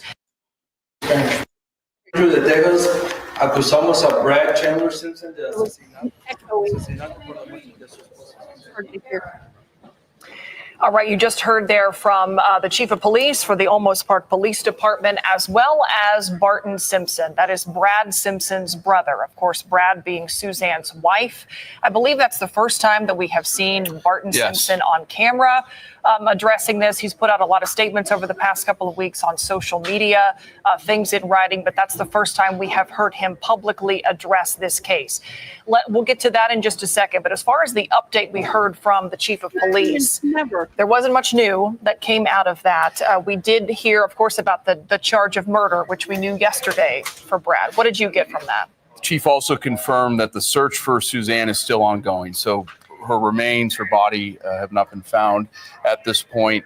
Barton Simpson spoke briefly and confirmed what we'd been hearing the last few weeks, that Brad continues to not cooperate with law enforcement. He said he hopes his brother finds the, quote, compassion and courage, end quote, to cooperate with investigators as they attempt to search for physical evidence, something that will essentially make this murder charge stick if and when it goes to trial. And yesterday, with that murder charge, you just saw that graphic there that shows the new bonds totaling what Brad Simpson is facing, $5 million for those new charges.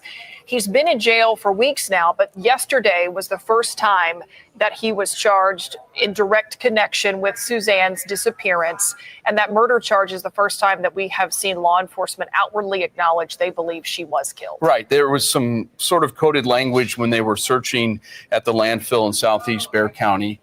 They had hoped to find remains. The chief spoke a few times and in messages to the city of Olmos Park about bringing closure to this incident. And that's usually not the language you use when you're discussing a potential search for a missing person, rather a search for remains and physical evidence of a crime taking place. Yeah. And this yesterday, what you were out here witnessing all of this. Talk about what took place in this video yesterday. So we were told that investigators were in the process of getting a murder warrant signed to arrest Brad Simpson, and that they were going to give him one more chance to confess to the crime. And that required DPS, Olmos Park Police, and a member of the Bexar County Sheriff's Office Fugitive Apprehension Unit. They actually removed Simpson from the jail, left about 1:15 in the afternoon, went to a DPS. Okay, you have Brad Simpson, the husband, who's been charged with the unaliving. Then we have Bart Simpson, who's the brother to Brad, that's been charged with the unaliving. And there we go. DPS station, and then less than 2 hours later, the same convoy returned with Simpson. He was taken into the Sally Port, which is the start of the secure facility at the south end of the jail. And within a couple of minutes of them arriving back at the jail, he was officially charged with murder. And those records, the record of his arrest then was posted publicly. As we keep talking about these latest developments, I want to talk to. Okay, we're going to beat this horse. They're going to keep going on and on. So now we're going to go and we're going to share this. We're now switching cases. We are going to the, shoot, I didn't want to do that. We are going to switch over to the baby medicine trial.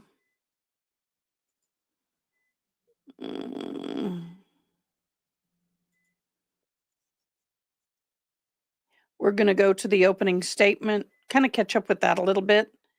Not sure if we're going to actually follow this case, but we'll see.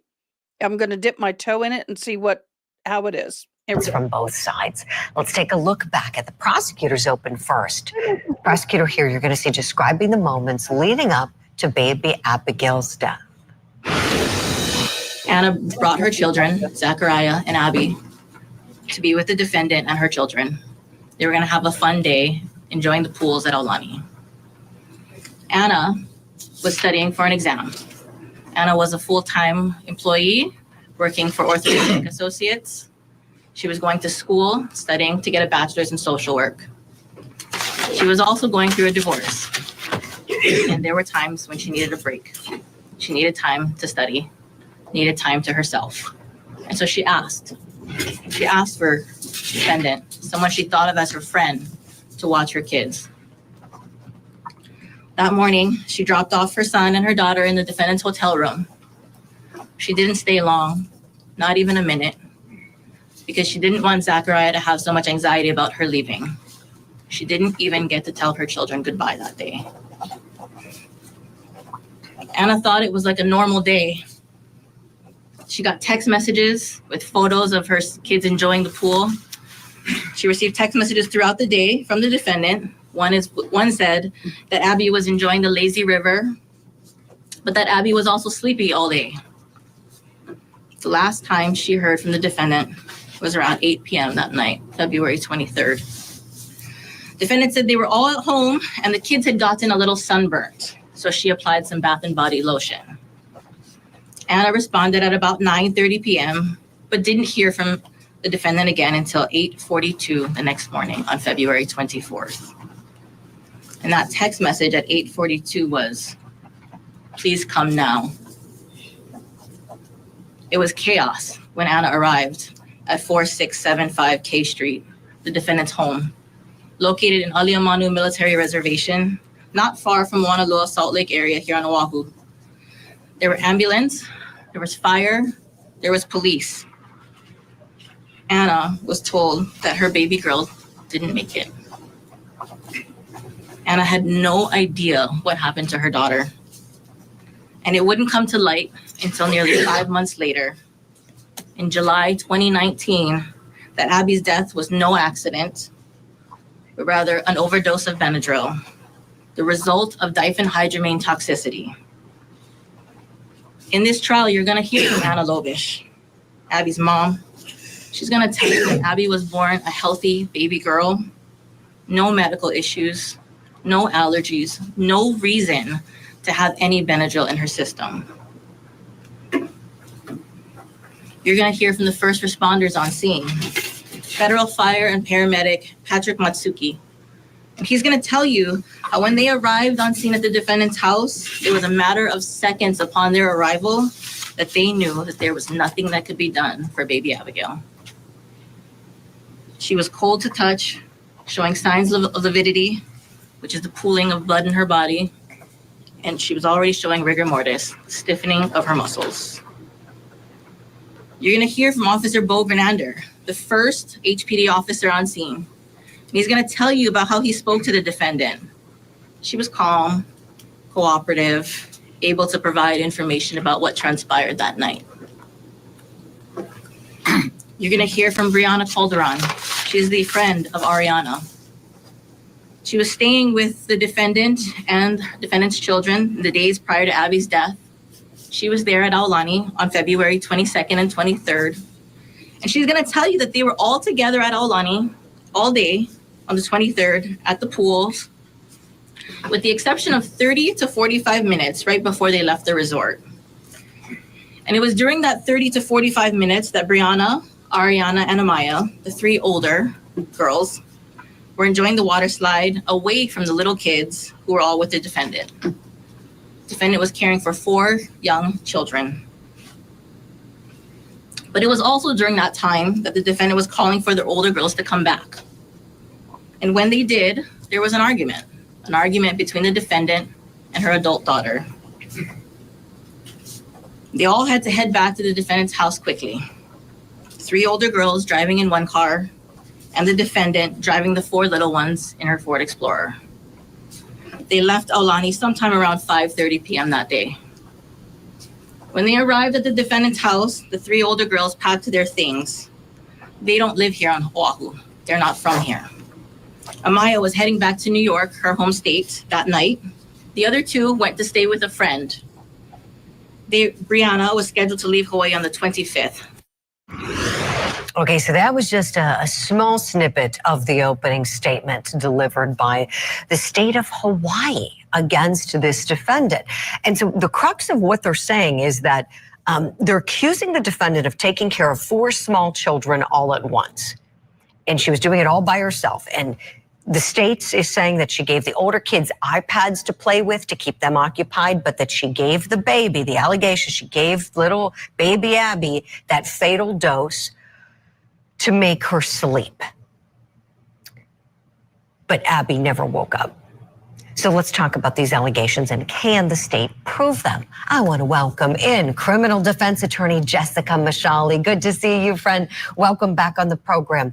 So what do you think of the state's case here, and can they get there against this defendant babysitter, in your opinion? Well, the case is heartbreaking. I'll say that first. It's not easy to watch, even to think about. But I would say from what I'm seeing so far and from what I've read, the state's going to have a very difficult time proving this case against the defendant. I haven't heard any evidence that they have specifically that the defendant administered the medicine to the baby or what the amount was. I've also heard the state in its opening giving all kinds of evidence that there were many, many people who had access to the baby on that day. Yeah, this is interesting because if it wasn't her, then who was it, right? We know the baby didn't just crack open the package and pour herself a glass of water and take the pills. No, apparently the medical examiner is going to be testifying for this jury that the baby had 2.9 milligrams of diphenhydramine, the active ingredient in Benadryl, the antihistamine, which is nearly 2 times a fatal dose. So that is the science we're working with. Jessica, I want to ask you all about the defense case. Stand by kindly, please. We're going to hit our first break of the hour. When we come back, more of this tragic case in Hawaii resulting in the death of 7-month-old baby Abigail. On February 23rd, 2019, just before 11 a.m., it was the last time Anna Lobish would see her 7-month-old daughter, Abigail, alive. But in the nighttime hours of February 23rd, 2019, it was the defendant, Dixie Denise Villa, who took Abby away from her parents and the brother who loved her most.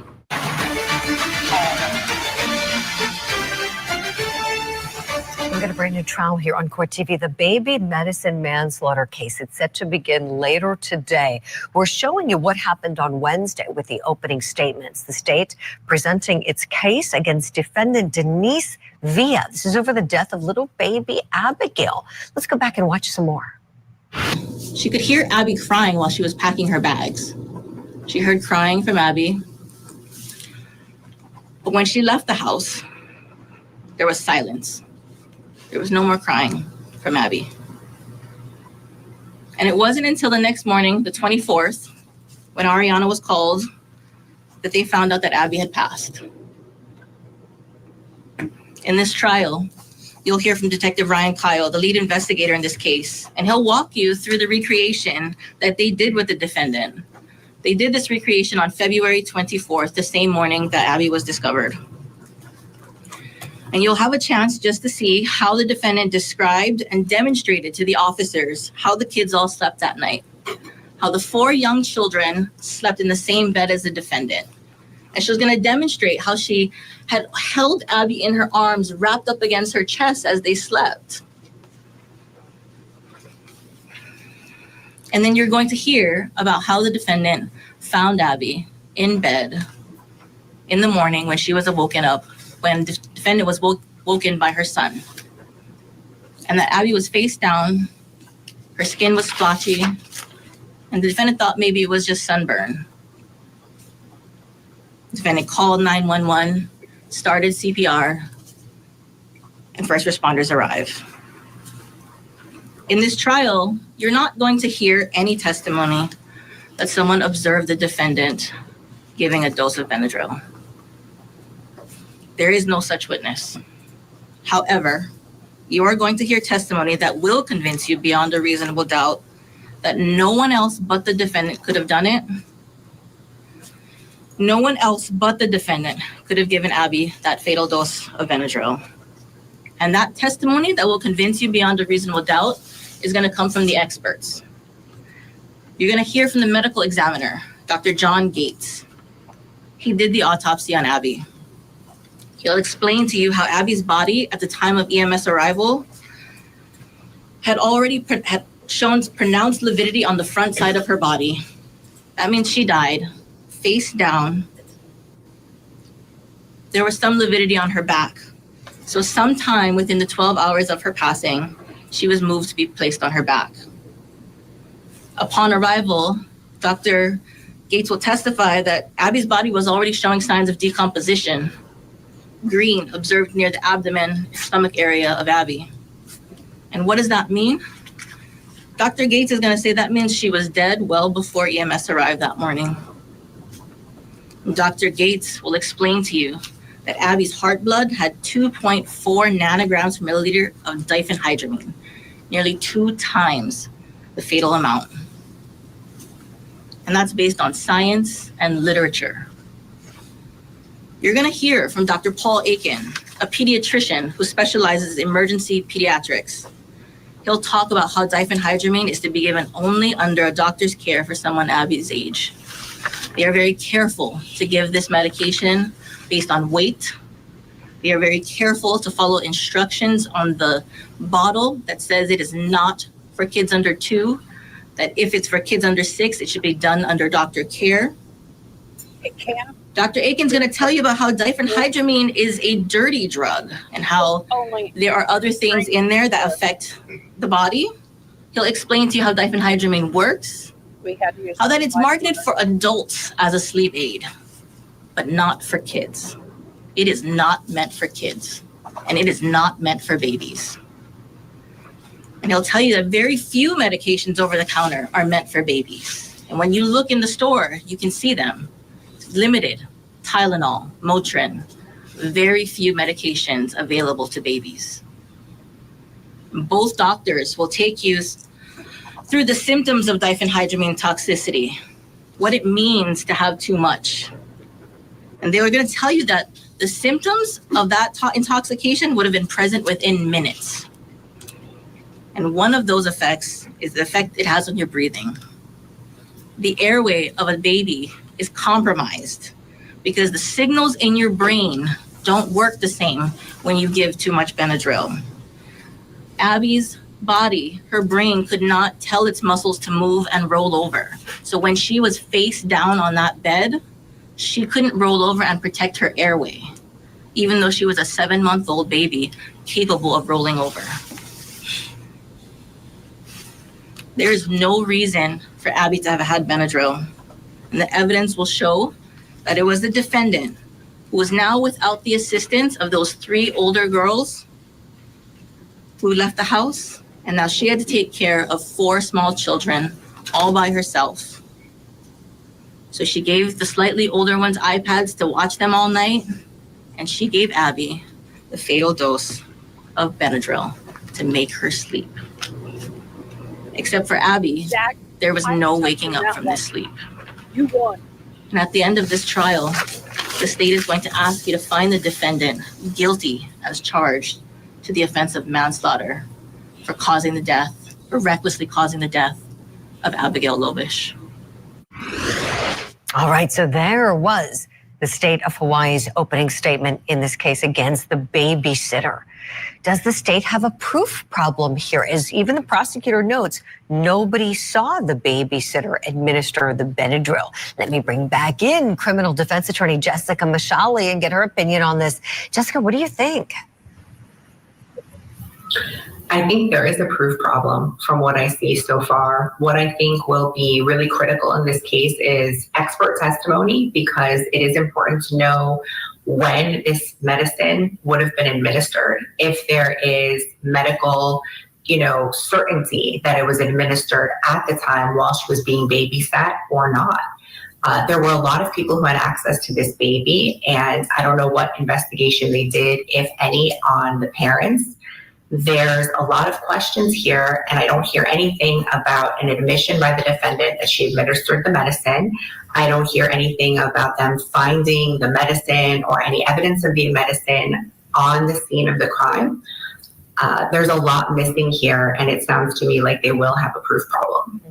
Jessica, I appreciate your insight on this. We're going to hear the defense opening statement in a moment. I can't wait for you to analyze this for us. Stay tuned, Jessica. We're going to hit a break as we're nearing the bottom of the hour. Also want to let you know, we're still waiting for the closing arguments to begin in South Carolina in the burned alive murder trial. I want to show you a live look at the courtroom. As you can see, judge not on the bench yet, our camera on.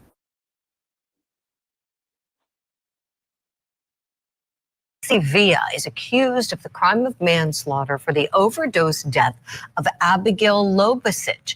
Opening statements got underway just the other day. We're looking back at both sides' presentations for this jury. So we saw the states. Now let's look at what the defense said. Tell us what happened. Waiting for it. Throughout this trial, you will hear me ask several witnesses.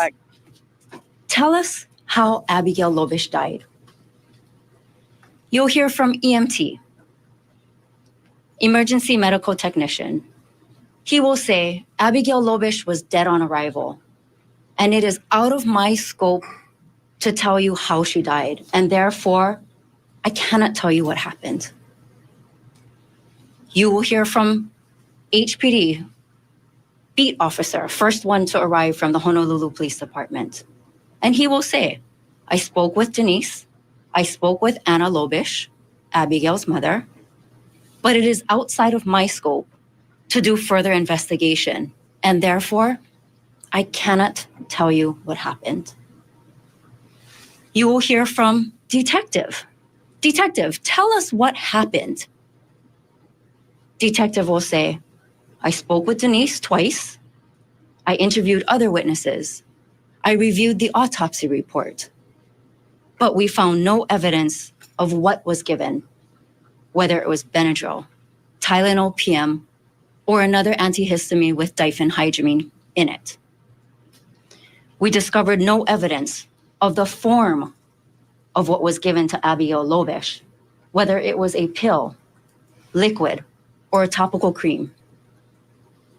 We found no evidence of when it was given, whether it was days ago, over a span of time, yesterday or today. We found no evidence of how many doses were given. We found no evidence of who gave it, and therefore, I cannot tell you what happened. We will hear from Denise's ex-husband. Ex-husband, tell us what happened. I cannot tell you what happened. I was off island, deployed for several weeks, and therefore, I don't know how Abigail Lobish died. Brianna Calderon, tell us what happened.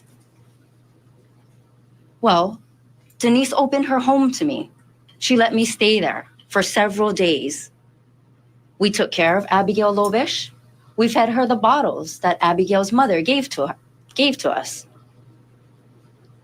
But I never saw Denise give any type of medication to Abigail Lobish, and so I cannot tell you what happened. Forensic pathologist, tell us what happened. Well, he'll say, it is out of my scope to tell you how the diphenhydramine entered Abigail Lobish's body, and therefore, I cannot tell you what happened. Pediatrician, tell us what happened, pediatrician. Well, I can tell you how diphenhydramine works, but it is out of the scope of my experience to tell you what was given, whether it was Benadryl, Tylenol PM, or another antihistamine with diphenhydramine in it. It is out of my scope to tell you what form was given, whether it was a pill, liquid, or topical cream.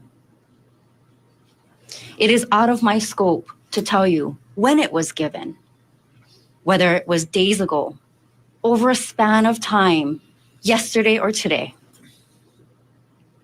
It is out of my scope to tell you how many doses were given and who gave it, and therefore, sadly, I cannot tell you what happened. You will hear from Denise. As the government agrees, she cooperated with the investigation. On February 23rd, 2019, she fed Abigail the 2 bottles that Anna Lobish had given to her when she dropped the baby off. She put sunblock on all of the kids that day at the pool, and she put Bath & Body Works lotion on all of the kids that night. She did not rub any type of aloe on any of the kids, and she did not give Abigail any type of medication. However, on the morning of February 24th, 2019, she did wake up to find Abigail cold and deceased in her bed. Despite the fact that she was frantic, confused, crying, and couldn't talk, she called 911, and they explained to her how to do CPR on Abigail. And she will tell you, unfortunately, I cannot tell you what happened. Therefore, ladies and gentlemen of our jury, at the end of this trial, we will ask you to find Denise not guilty of manslaughter because nobody can tell us what happened. A hearing was held last week for the man accused in the 2023 stabbing death of Amber Spradlin. The 38-year-old was found dead last summer in the home of prominent dentist Michael McKinney II.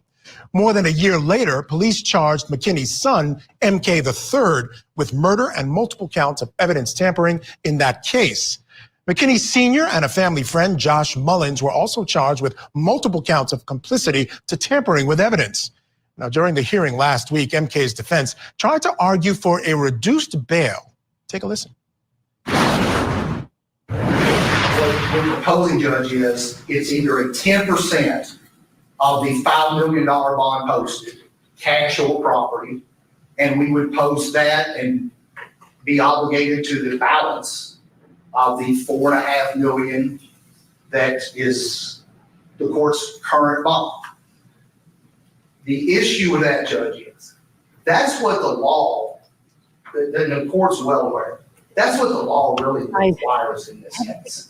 It is, does the defendant have any record? He has none. Is there any risk of non-appearance? As we state in our motion, judge. Okay, what are we doing here? Okay, we don't need to watch that. But I do have this.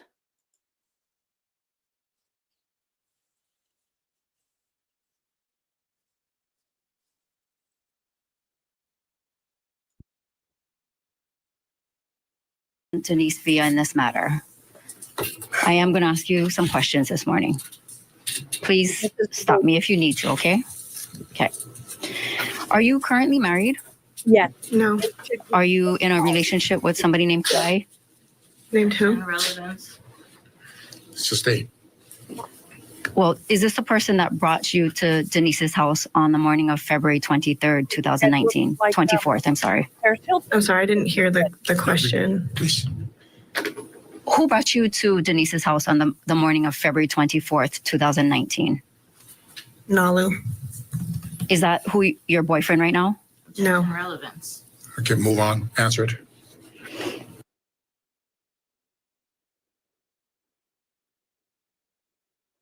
I guess they objected and now we're off mic. To say that you and James were struggling financially?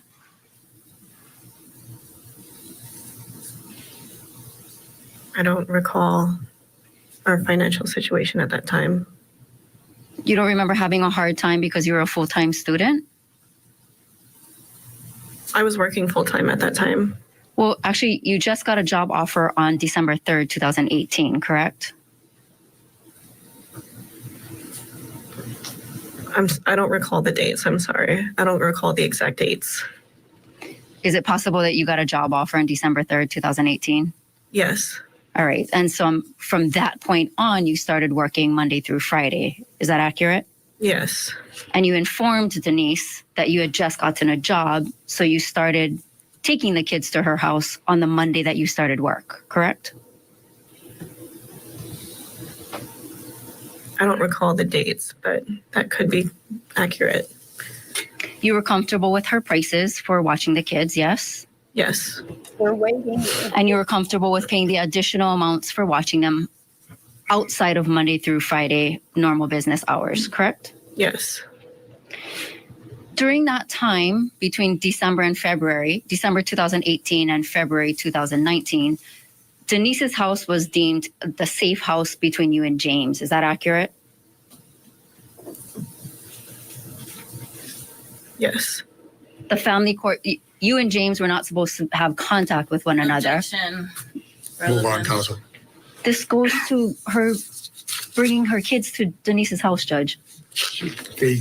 Her defendant's house is a safe house as far as she's concerned, and the husband at the time. Right. It's okay, move on. So you felt comfortable dropping the kids off at Denise's house, yes? Yes. And if James needed to drop them off, he would drop them off at Denise's house, correct? Okay, with this case right here, I know we've kind of hopped a little.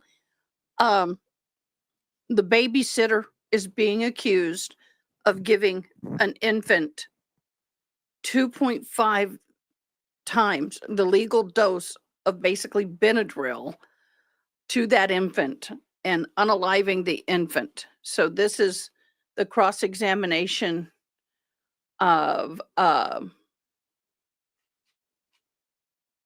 And this is the mother. Yes. You felt comfortable picking them up at Denise's house, yes? Yes. I want to ask you about some inconsistencies you made this morning. You did testify that you used, quote, natural remedies on your children. Is that accurate? Yes. Okay, I'm watching for the Delphi, but if you guys see it before I do, put it up there and I'll hop on. But if you have a link, give me the link. It's easier. But isn't it correct that on February 3rd, 2019, when Abigail had a temperature, you asked Denise to give her Tylenol, correct? Yes. Denise told you, I think Abigail has a 101 temperature and she's not feeling good, correct?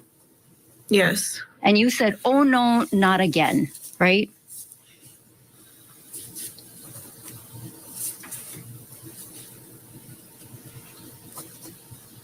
I don't recall the exact text messages, but. Okay, but you said, do you mind giving her Tylenol? Yep. Correct? Yes. And so based on your request, Denise did, correct? Yes. In fact, she took a picture of the bottle and sent it to you, right? Yes. And said, is this what you want me to give her? Correct? Yes. And you confirmed the dosage, 2.5 milliliters per 500, correct? Yes. So she gives it to Abby, yes? Yes. And then she follows up with a text message saying she's doing fine, she's in the rocking chair, correct? Yes. And you then tell her, oh, the other night I had to give her Tylenol, correct? Yes. Another thing I wanted to ask you about, this morning you said, Abigail did not sleep in your bed. Is that what you said? She slept in a crib, a sidecar crib. So your testimony this morning to this jury is that Abigail did not sleep in your bed. She slept in a sidecar crib next to my bed. So during this investigation, you did speak with the police officers, yes? Yes, I did. On February 24th, 2019, you met with Detective Kyle, yes? Yes. And he told you, I'm going to ask you some questions, right? Twitter up. Yes. And he said, I'm going to record this conversation. Yes? Yes. And you were comfortable with that, right? Yes. You were trying to give the detectives all the information possible, correct? Yes. During that statement, you said, I co-sleep with Abigail. Yes?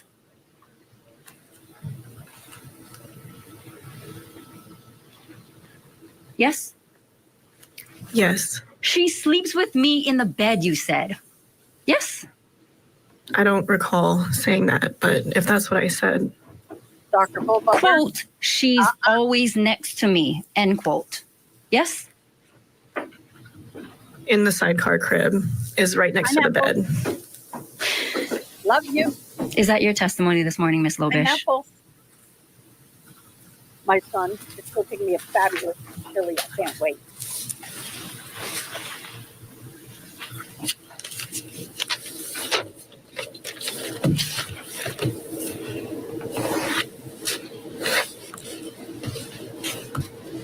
I'm sorry. Is that your testimony this morning? Oh. That what I'm sorry, what was the question? Is it On February 24th, 2019, you did give the statement to Detective Kyle, yes? Yes, I did. And during that interview, you specifically told him that you co-sleep with Abigail, correct? Co-sleeping is also when they're in the crib next to the bed. It's still considered the same thing, like co-sleeping in the same room. You said she sleeps in the same bed with me, yes? I don't recall saying that. I'm sorry. Sustain. Repeat the question. Rephrase.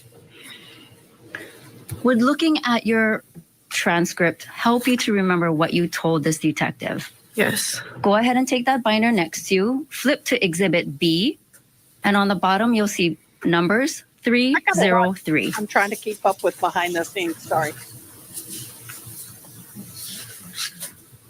All right, while she takes a look at that binder, finally an objection, right, from prosecutors during this tough cross-examination. What do you think about the cross? Let us know on social media. We read your comments. We're going to take a short break right now while she is looking through that binder at her previous testimony. We'll get you back to be live. Take a look at your screen. This is a live picture there in Carroll County, Indiana, where the Delphi murders trial, this jury has now been deliberating nearly 5 hours in this weeks-long trial that took years to get here. Everything on the line for Richard Allen. Will he be found guilty? As soon as there's any movement in that courtroom, we have a full team there, including our producer, Barbara McDonald, that's been in the courtroom. We will bring you any updates as soon as we get them. Let's turn now back to Hawaii for more of the baby medicine manslaughter trial that we've been watching together. Dixie Denise Villa is accused in the overdose death of little baby Abby. She told police that she fell asleep with the children and then she woke up and the baby was cold to the touch and had splotchy skin. So this defendant faces 20 years to life behind bars if convicted. Right now, we are listening to the cross-examination of baby Abby's mom, Anna Lobish. Let's get you back to court. All right. So during direct examination, when Ms. Ka'eo was asking you questions, you said you stopped breastfeeding because your supply had dried up, correct? Why is that important? Yes. And you don't remember when your supply had dried up. Is that accurate? Yeah, I don't remember the exact time. But you're sure that you were only giving Denise your breast milk in November or December of 2018. Is that accurate? From what I recall. You're sure you were not bringing breast milk to her in February of 2019. I don't recall bringing her breast milk during that time. I know about. And when you would bring the breast milk, it would be in small rectangular bags, correct? Yes. That they would need to put in the fridge or the freezer, yes? Yes.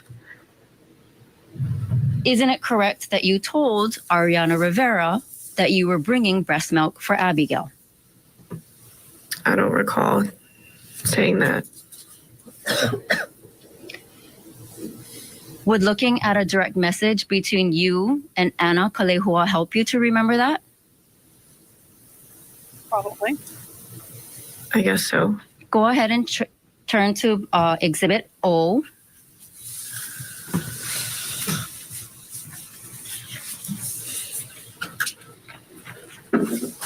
Yep. We'll run this one. DOT. I just wasn't following Dan because I was trying to get information on the Delphi. And just for efficiency's sake, could you just turn to the last page, please?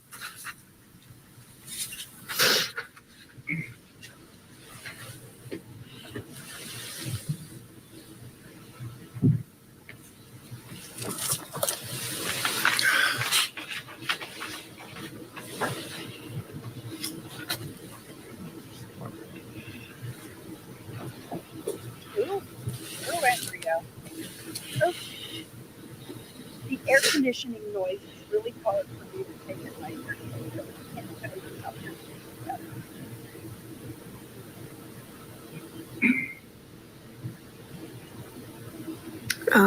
Okay, hold on. There's no question pending. Okay, sorry. Before we start, who is Anna Kalehua?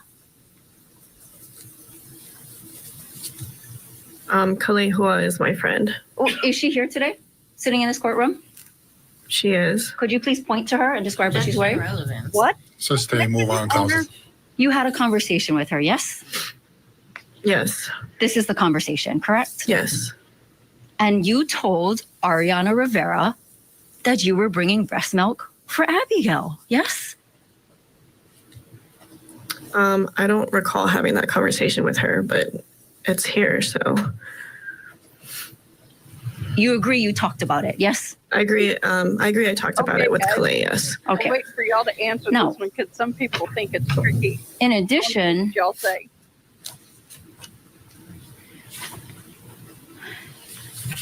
after Abigail passed away, you donated a huge supply of breast milk, correct? Yes. Did you tell Detective Kyle that you did that? He didn't ask. No. Not that I recall. And during this time, February of 2019, you yourself were taking Tylenol PM. Is that accurate? I don't recall what I was taking at that time. Okay. I'll direct you to page 1 of Exhibit O. Because they're going to claim she was taking the Benadryl and the Tylenol PM. This conversation between you and Colette, you are expressing your concern because you were taking Tylenol PM, yes? I don't recall if I was taking Tylenol PM. I can't remember taking Tylenol PM. On direct examination this morning, you said it was not normal for Abby to sleep a lot. Is that accurate? Oh. During the day. This is going to get me mad. It was not normal for Abby to sleep a lot during the day. Is that what you testified to? Yes. Okay. You did give a statement to KITV on February 24th, 2020, yes? News, you could see your face as you talked, yes? Yes. You said, when asked about Abigail, she was a happy, joyful baby who, quote, rarely really cried. She slept a lot, end quote, yes?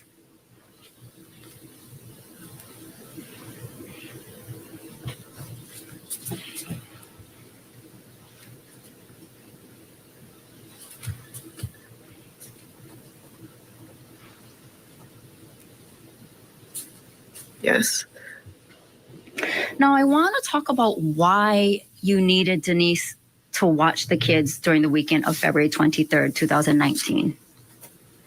This morning, you testified it was because you were in school, you had exams coming up, and you needed a break. Is that accurate?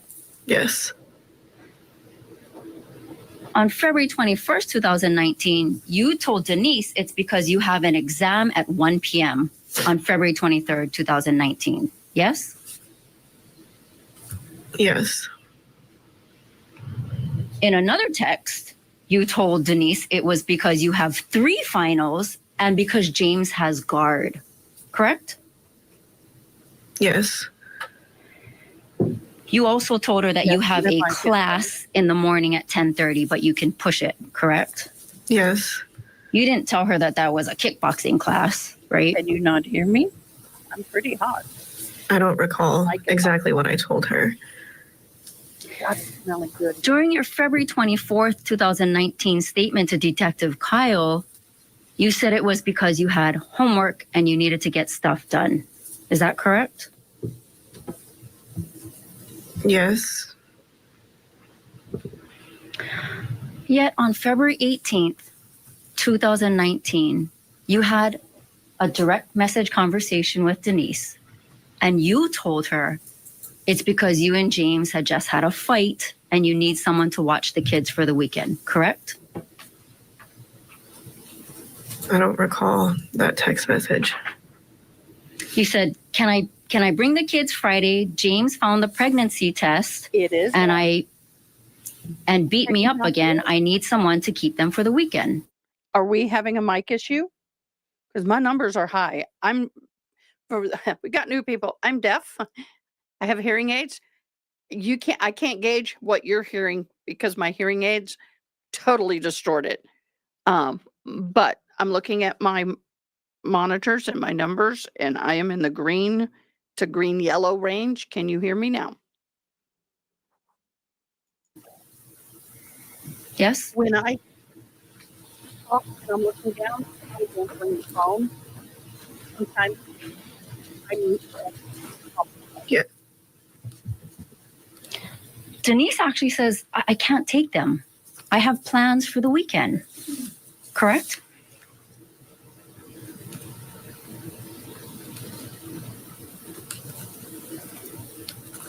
I don't recall the exact conversation. You say, I'll pay extra. I really want to spend the weekend with Kai. Yes?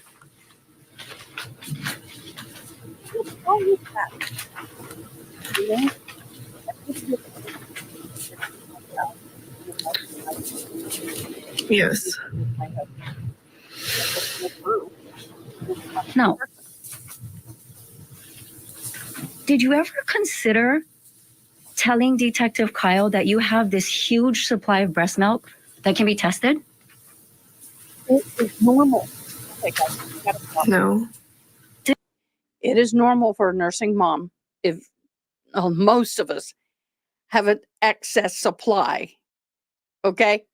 And we freeze it so our spouse, babysitter, grandparents, and other people can feed the baby either when they want to, or we need a break, or we're not with the baby because there's a babysitter. This is not unusual. So if I'm in a situation, I'm not going to think to tell somebody I got 150 4-ounce bags of breast milk. I got another 75 8 ounces of breast milk. I mean, that, unless specifically asked, I'm not going to think that that's important to share. How much breast milk I have in my fridge, and I know I'm going to get dinged for it. I don't care. In my freezer is not important when I have a baby that's on a line. Didn't even think about it. A baby.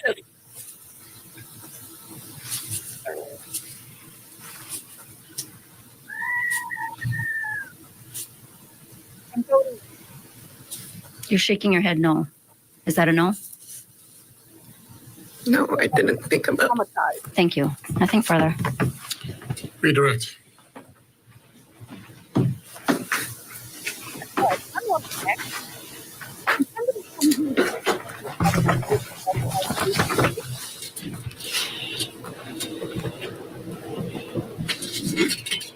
Anna. Need some water, please. Oh, you have. Right here.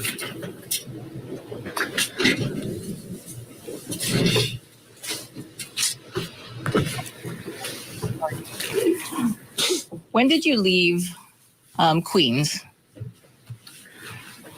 I think it was November 2018, I think. Okay. And then when did you start with Orthopedic Associates? I don't remember the exact date that I started. Mm-hmm. Did you leave Queens while you were still on maternity? I had just finished maternity.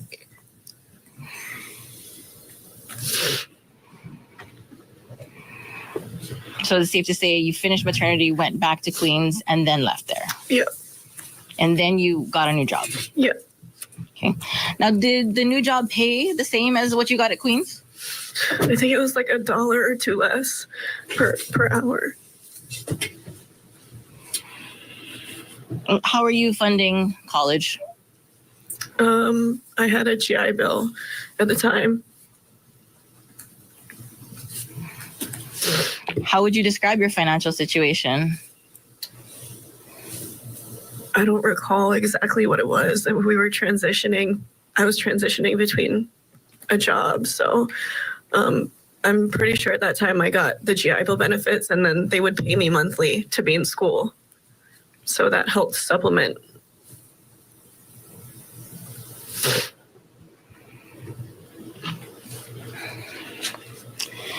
Now, Ms. Kyle was asking you a lot about this co-sleeping. Do you recall talking to Detective Kyle about the co-sleeping? I don't recall exactly what I said. Okay. I'm going to show you State's Exhibit 42. I'm going to direct your page to page 6. This is not unusual when someone's in trauma and, you know, just lost a baby. She's in a police department. They're interviewing her. They're going through all of this. It is not unusual for her to be, I don't recall everything I said. I don't recall everything, whatever.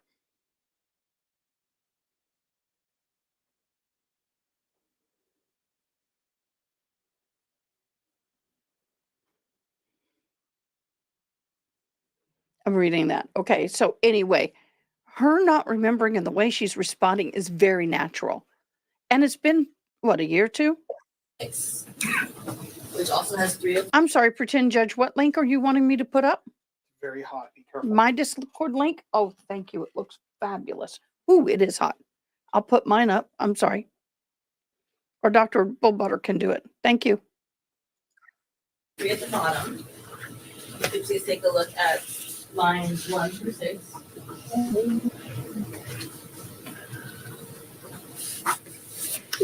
Okay. Do you recall having this conversation? Yes. Okay, I'm gonna take that back. What were you telling Detective Kyle about the code? I'm sorry, can I say that?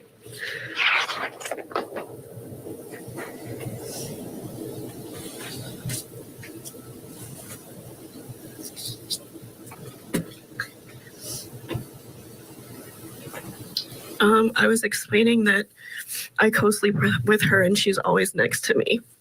Okay. Which was in my statement. Okay. And when you say she's always next to you, what were you talking about?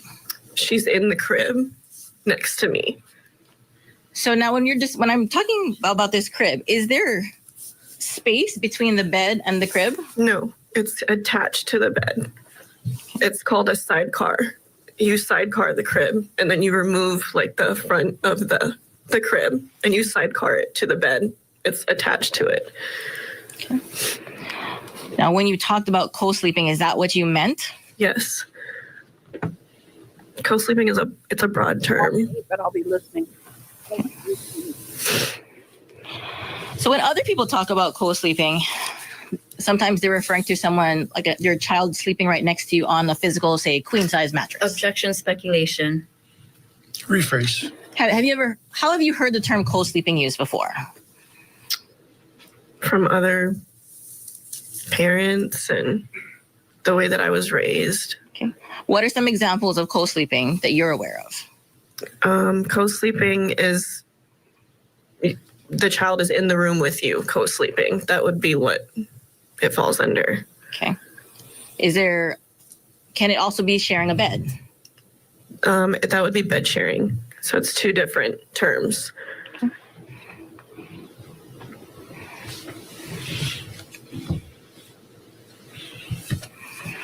So when Abby was a baby, did you bed share? No. Why not? It didn't feel safe. What's not safe about it? A lot of things. You can roll over on your children. They could get wrapped up in things.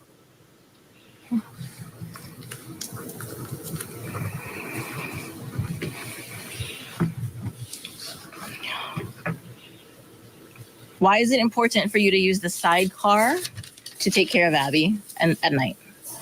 For responsiveness, so you can respond when your baby needs you.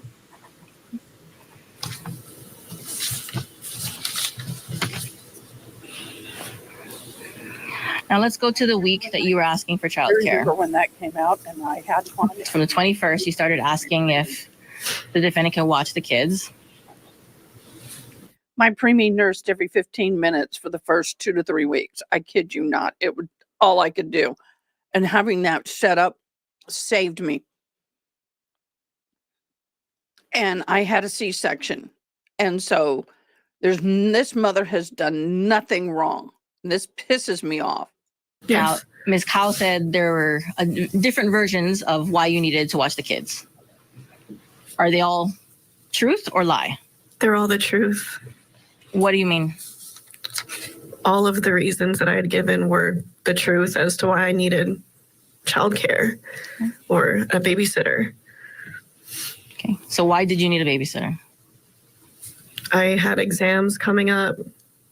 I needed self-care. I needed support. I went out to dinner. It all falls under the same question. Who did you go to dinner with? Nalu is his name. Okay. And Nalu is the father of your youngest child? Yeah. The class that Ms. Kyle was referring to at 10:30, was that an academic class or an athletic class? It was a self-defense class. Like kickboxing and things like that. Okay, where were you taking that class? It was on the beach on Caimanas. Okay.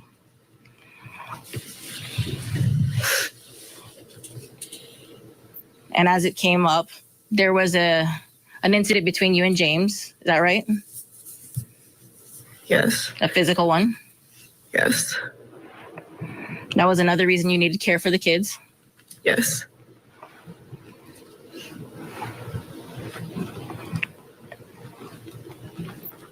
The exam that you had on 1 o'clock on that date, what date was that? The 23rd. What was that 1 o'clock exam? HPD. What were you trying to do? Become a police officer. Mm-hmm.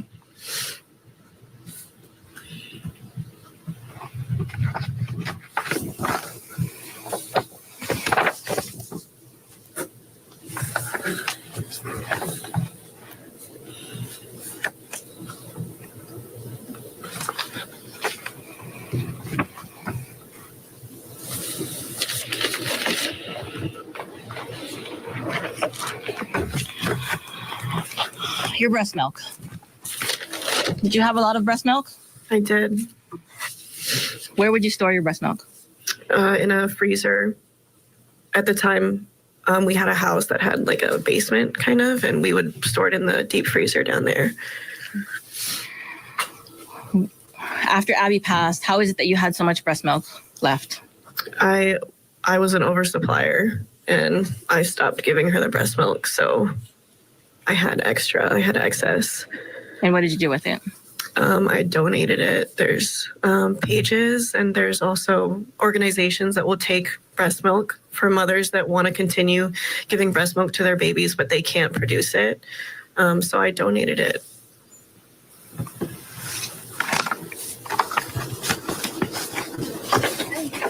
I did the exact same thing. In the weeks leading up to Abby's death, had you been giving her breast milk? No. Had you been sending any breast milk to the defendant's house? No. So when you're asked about a text message to Ariane involving you telling Ariane about breast milk, what is that about? I don't recall. There was no dates, so I don't recall when that was for. I'm not too sure. I may have misunderstood, or not misunderstood, but I may have said BM instead of formula. It could have been like a simple mistake. Okay. Thank you. No more questions. Recross. You're talking to Clay about the fact that you're concerned you took Tylenol PM and stuff like that. Yes? Objection. Form of the question. Argumentative. Overrule if you understand the question, couldn't answer. If not, ask her to rephrase the question. Sorry, if you could rephrase that. Sure. You're testifying to this jury that you mixed up BM, meaning breast milk, with the word formula. That's your testimony, yes? I've done that. Yes. Ms. Lobish, have you read this direct message? I have, yes. So you understand its contents? I do. You know the person you're speaking to, Kale, who's in this room today, right? Yes. You're talking about the concern that you have because you were taking Tylenol PM and stuff like that. And you were telling her you were concerned about it being in your breast milk. Correct?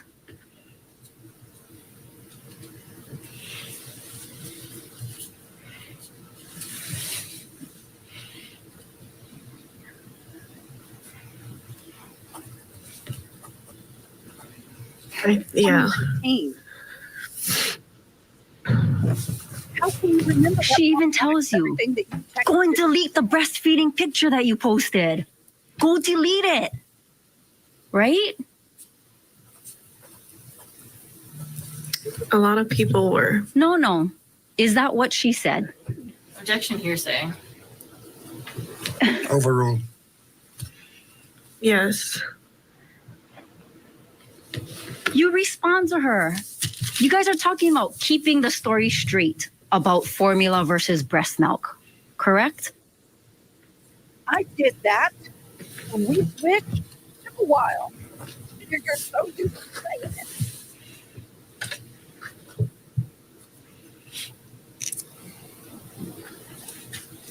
it. My heart goes out to this woman. She's going to school, having a baby, doing the best she can.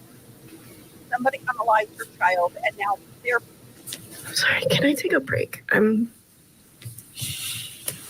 Let's take a break. just need Ladies and gentlemen, we'll take a short recess here. Please do not discuss the case among yourselves or with anyone. And we're going to ask the court to order the witness not to talk to anyone about Of her course. testimony. Do not talk. I won't. Ms. Prosecutor, just make sure that doesn't happen.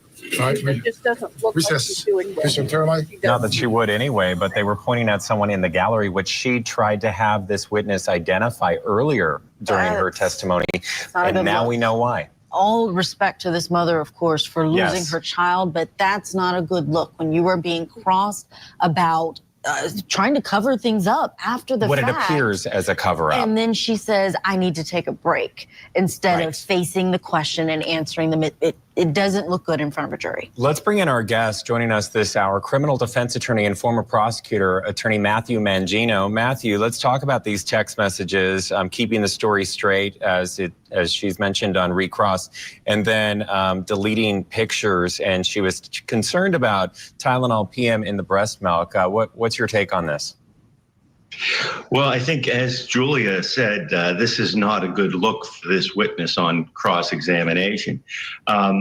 Clearly she tried to say that there was some mistake in whether she was talking about formula or breast milk, but clearly through this questioning, we know that it's breast milk because the issue was the Tylenol PM in the breast milk, and that she thought, and the person she was texting thought that could. Okay, yes, you can take medications. It does cross into the milk, and you pump it out.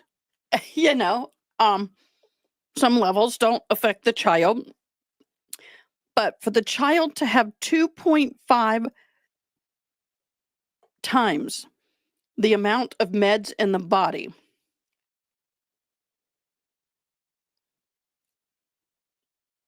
did not come from her breast milk.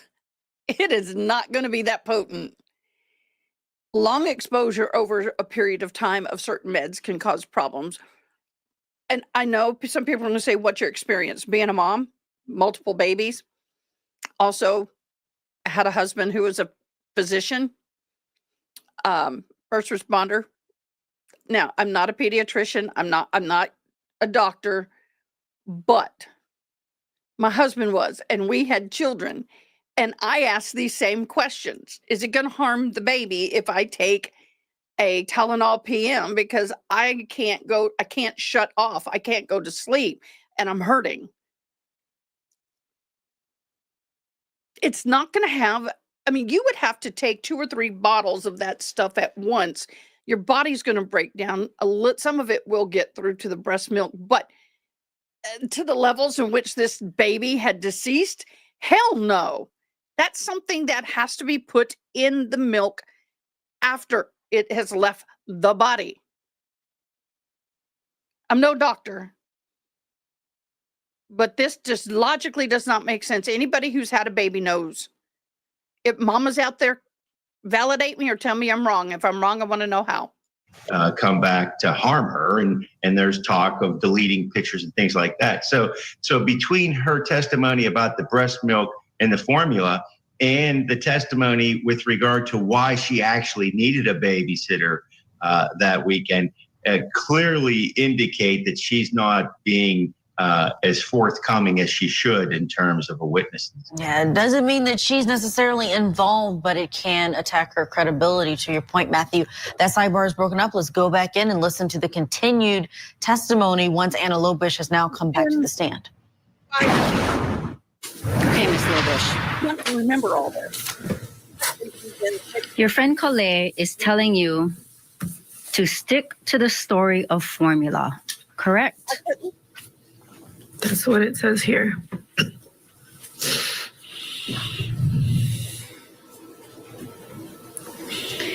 You express your concern that they could test the breast milk that you donated, yes?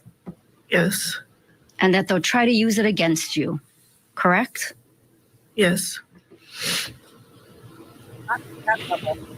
No. Colette even encourages you and says, make sure the DA, meaning the district attorney, is sticking with the story, correct? Hold on a minute. Excuse me there. Oh, Judge, we already talked about it to media. I asked your bailiff, I'm sorry. Okay. We don't have a photographer. All right. So your friend Collet encourages you to make sure the DA, the district attorney, is sticking with the story, correct? Yes. So to be clear, BM in your message means breast milk, yes? Yes. Thank you. Nothing further. DA, meaning the district attorney, is sticking with the story, correct? I'm going to find out. Hold on a minute. Excuse me there. Oh, Judge, we already talked about it to media. I asked your bailiff, I'm sorry. Okay. We don't have a photographer. All right. So your friend Collet encourages you to make sure the DA, the district attorney, is sticking with the story, correct? Yes. So to be clear, BM in your message means breast milk, yes? Yes. Thank you. Nothing further. And we redirect. No. Thank you. All right, Ms. Lopez, thank you. You're done. Just leave everything there. Kind of a clunky way to end the testimony of the victim's mother there. Let's bring back in Matthew Mangino, former district attorney Matthew Mangino, because I have a question about this state witness. Do you think she should have been better prepared for these landmines that could have potentially come out? Should they have gotten ahead of it better and direct? Well, you would think that you'd want to be prepared to have your witness certainly testify truthfully. So in order to do that, you go back and you look at these messages and you make sure that they're in the proper context and that she is conveying to the court essentially what she conveyed in these texts. And that was dramatic, that last question, because she acknowledged that BM means breast milk when she testified earlier that she was confused about, she used the wrong word, formula or breast milk. So clearly, it shows that she was deceptive in her testimony. Really solidifies why this went to trial and the defense in this case. Matthew Mangino, thank you. I turned the thing off because I had some noise here. What do y'all think about that? This may be an interesting trial to cover. I'm considering it. But it's not a live trial, correct? Because I was trying to find live feed and we don't have it, which stinks.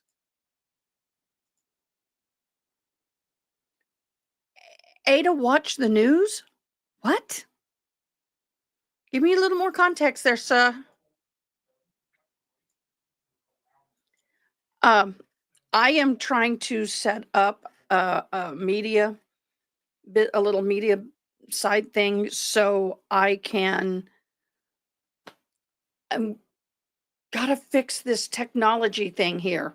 But when it's finished, I should be able to have interpreting for a lot more situations, and I'm going to start searching for interpreters to help.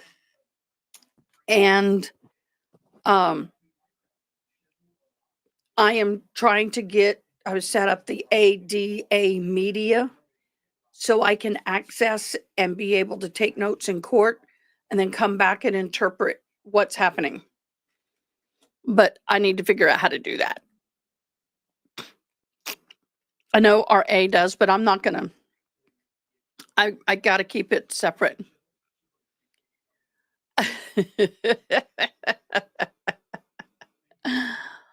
Oh, wow. Y'all, we have some interesting court stuff coming on around here. So I was going to ask you guys, when we are having a downtime, and since right now the Menendez brothers are pretty much kind of in the forefront with everything that's happening, And by the way, with the new district attorney coming on, that may change their situation a wee bit. Do we want to kind of start watching some of the stuff like their testimony and some of their old recordings? That I think would be interesting, but let me know.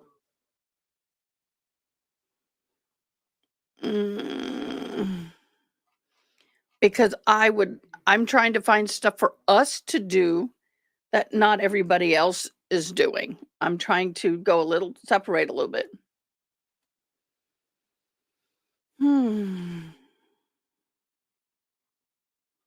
There's not a lot right now. So do we want to go to the California versus Menendez 1993? Lyle Menendez takes the stand?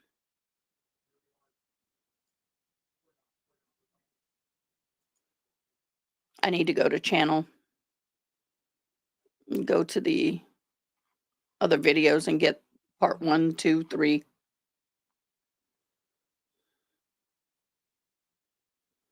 Y'all, I was a teenager then, or young person then. I was a 22 then.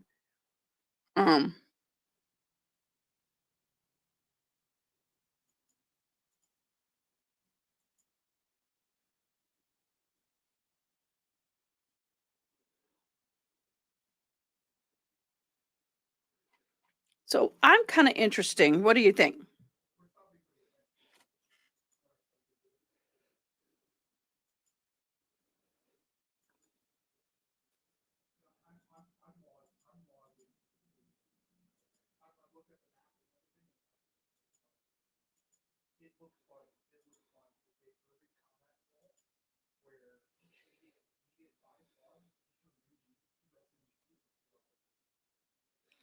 Wait, what, Haley Mouse? I got to bring the comments forward. Are you thinking of the first or second trial, Ada? Whichever one you want me. Well, it's kind of hard. This is the 1993 trial. Were they separated by years?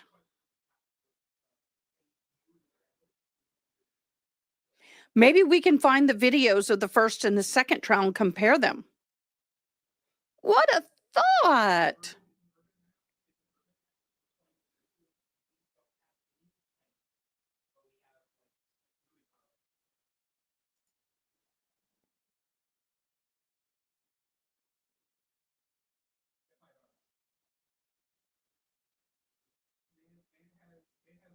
Probably not going to do that now. We'll do that on a members only live. Sorry, guys. Just have to be careful. I don't want to do that and get myself in trouble here. So I'm trying to find something for us to view.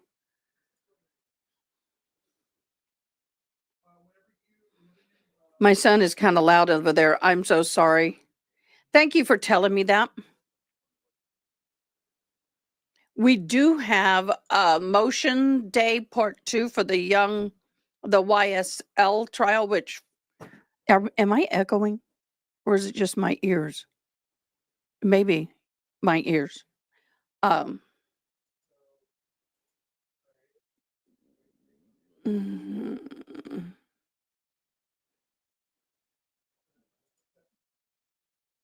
This is interesting. Let's play this. I picked something.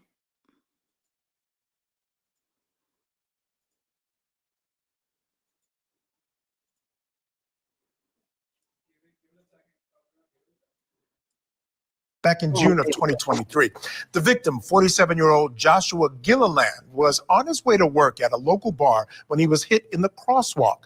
Prosecutors claim Janik was drunk at the time and ran a red light before hitting the victim. Janik is also facing charges that he left the scene and tried to cover up his crimes. Earlier today, the man who replaced Janik's windshield testified that it didn't just have a crack in it, it was smashed. And right now, Juan Garcia, an investigator with National General Assurance, is on the stand. He's on direct examination. Let's get you back inside that courtroom. 305945 involving Brandon Janik? Yes, I was. And what type of thing was that? This was an auto accident, single vehicle auto accident. And why was that claim assigned to the Special Investigations Unit? So this one was referred to my team due to possible material misrepresentation of the facts of loss. There was also a temporary substitute vehicle, a loaner vehicle, if you will, that was also involved. So those were the main reasons they sent it to my team.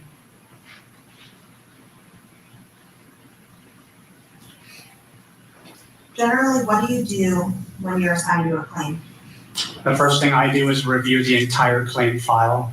That's all the notes that are in there, everything that's been done prior to me getting it, listening to all the phone calls that are in there, reviewing all photos, estimates, making sure I review every single piece of information. That's step one.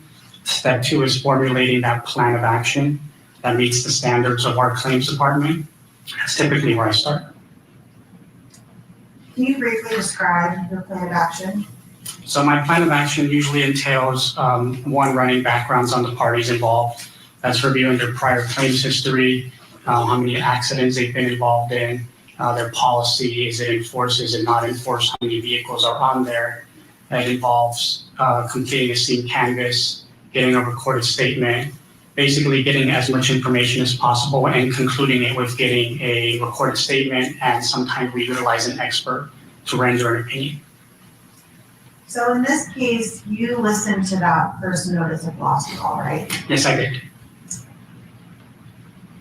And was that first notice of loss call completed on June 15th of 2023? That is correct, yes. Was it approximately made at 12:49 p.m.? Correct, yes. And what happened when that call came in? So that call came in, and what was reported was a single vehicle accident. Mr. Janik called in reporting he was in a loaner BMW. His 08 BMW M3, if I'm not mistaken, was at the dealership, BMW dealership, getting worked on. And he reported he had gotten off work at approximately 10:45 p.m. the day prior, which is June 14th, 2023.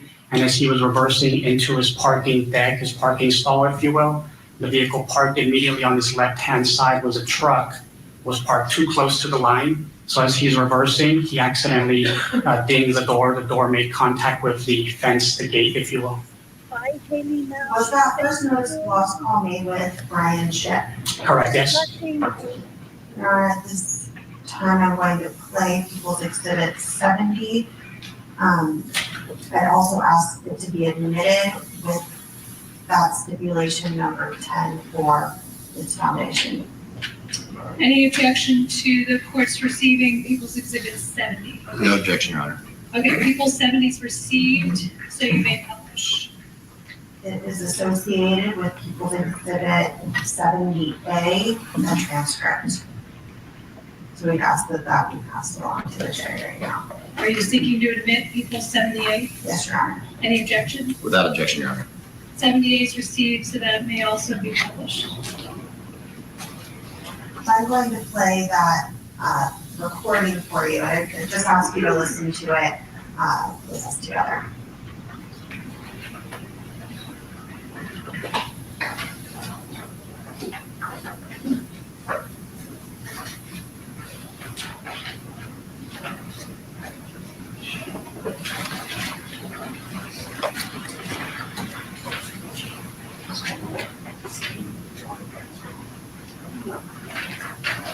Please have transcripts back. What happened? The wrong transcript. Okay, counsel, you're responsible for the transcript.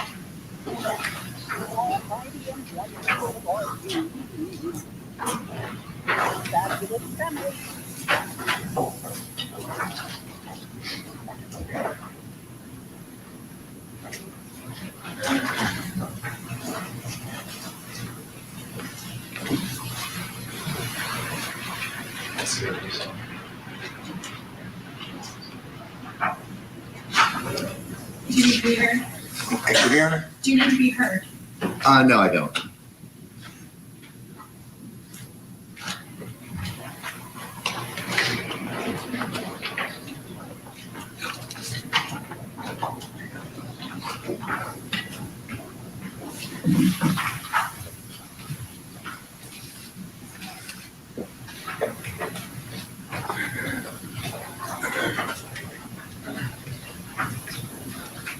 What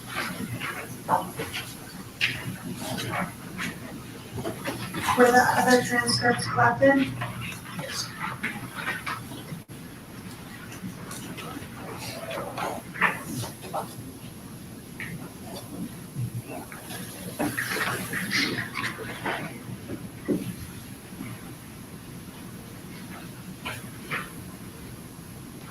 I'm going to play that call in its entirety. It's approximately 14 minutes and 37 seconds. Okay, we don't have time to do that. I'm sorry. We need to break early for lunch. So why don't you move on to a different area and we can come back to that. Okay. After you did that first service of loss call, what did you do next? So that was June 15th when the claim was reported. I myself was assigned to this claim on the 24th of June. That's when it first came to me for review. I believe I completed all of my backgrounds on the 3rd of July. And typically when I complete all my background initial searches and file review, I do reach out to the parties involved. So I did make that initial contact with Mr. Janik on July 3rd. And that conversation was simply letting him know that the claim was under review with my team now and that I'd be following up with him. I did request photos of the gate and fence that date, and they were received on July 6th, if I recall correctly, so 3 days later. So you communicated initially with Mr. Janik via text message, is that right? I believe I usually do phone call, and if people don't answer, I also try text, so I might have tried both. I don't fully recall. Okay, so you first called and left a voicemail to Mr. Janik? Correct. All right, and then after that, did he give you a call back? I believe he called immediately back, if I recall, yes. Okay, so turning to what's in front of you is People's Exhibit 71, do you recognize that? Yes, I do. What do you recognize it to be? I believe this is the voicemail I left him. And can you flip through that exhibit there, People's Exhibit 71? Does it appear to be fair and accurate as to your communications with Mr. Janik between July 3rd, 2023 and July 20th, 2023? That is correct, yes. The people seek to admit People's Exhibit 71. Any objection? No objection, Your Honor. People 71 is received. And then people are requesting it be published to the jury. Any objection? None, Your Honor. Is that the exhibit that was previously handed out? No. What number was previously handed out? 70. No, I mean mistakenly. I didn't see the one that was mistakenly handed out. It may have been 72A.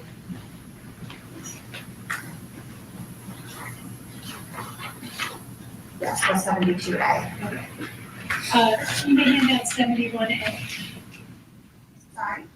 All right, they have some housekeeping issues to fix up there with Juan Garcia, the investigator for the insurance company, on the stand. And why his testimony is important is essentially the defendant left the scene, or at least that's the allegations by the state.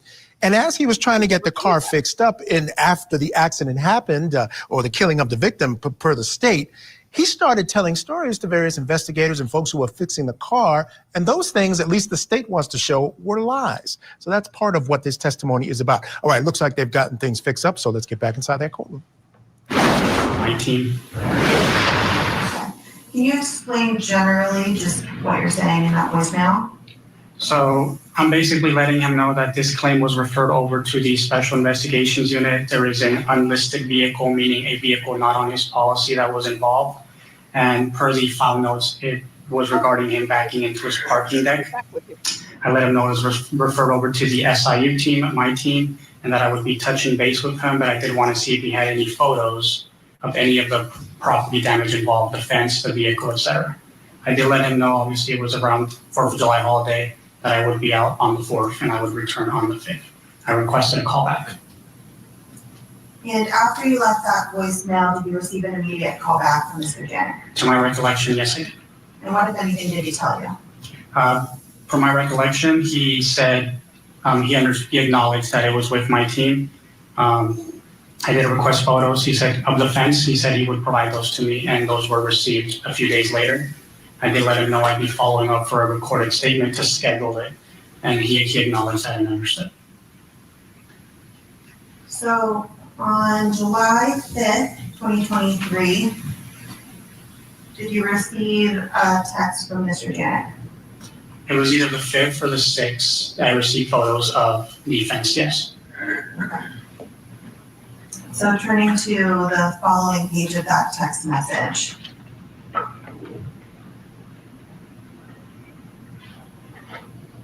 Is that top one from you? Yes, correct. And what did you say? I received a text message from him and I acknowledged it and I let him know that there were no photos received and I asked him to please resend those photos. And then shortly after, did Mr. Dianne resend those photos? Yes, he did.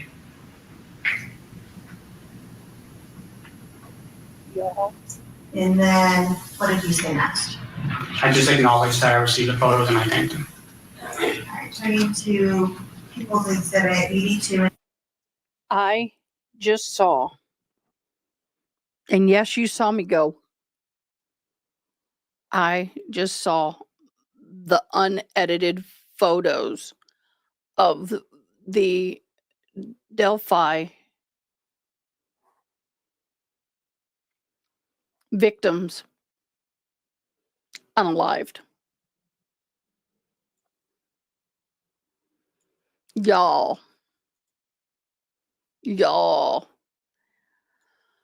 I can't show this. I can't.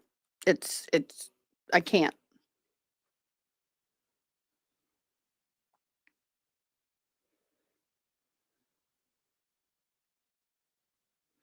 We can do this on the members only live.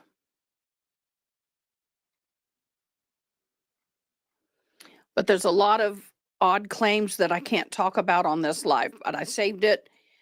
We will talk about it in another place that's safe. But we can't talk about it here.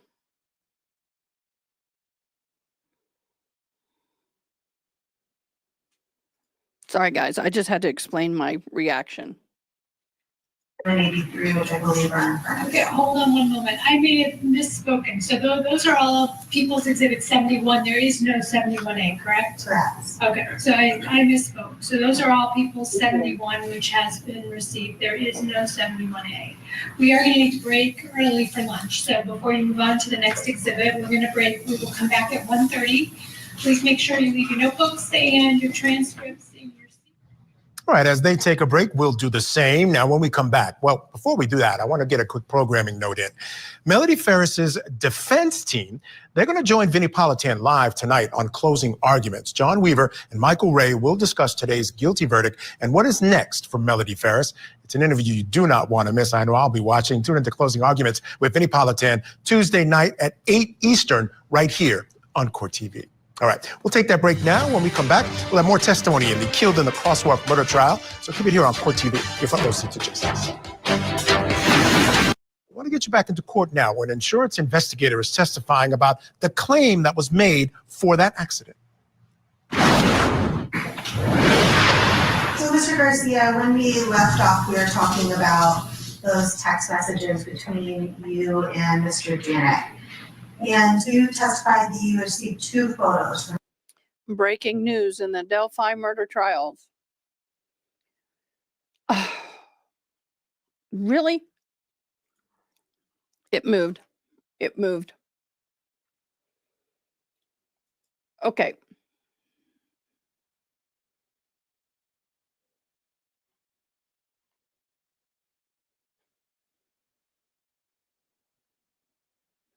Well, jurors 27 minutes ago, well, maybe, the jurors in the Delphi murder suspected Richard Allen's trial deliberated all day Friday without reaching a verdict. Deliberations will continue Saturday.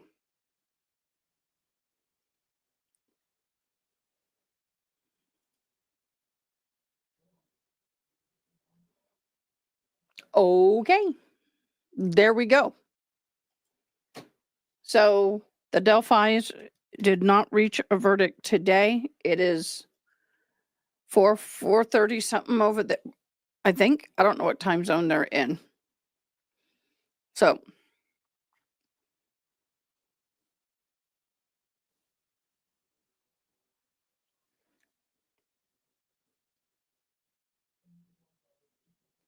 here we go. Mr. Janet, is that right? That is correct, yes. And what were the two photos of? Those two photos were of the alleged fence gate that the vehicle struck. And do you see People's Exhibit 82 and 83 in front of you?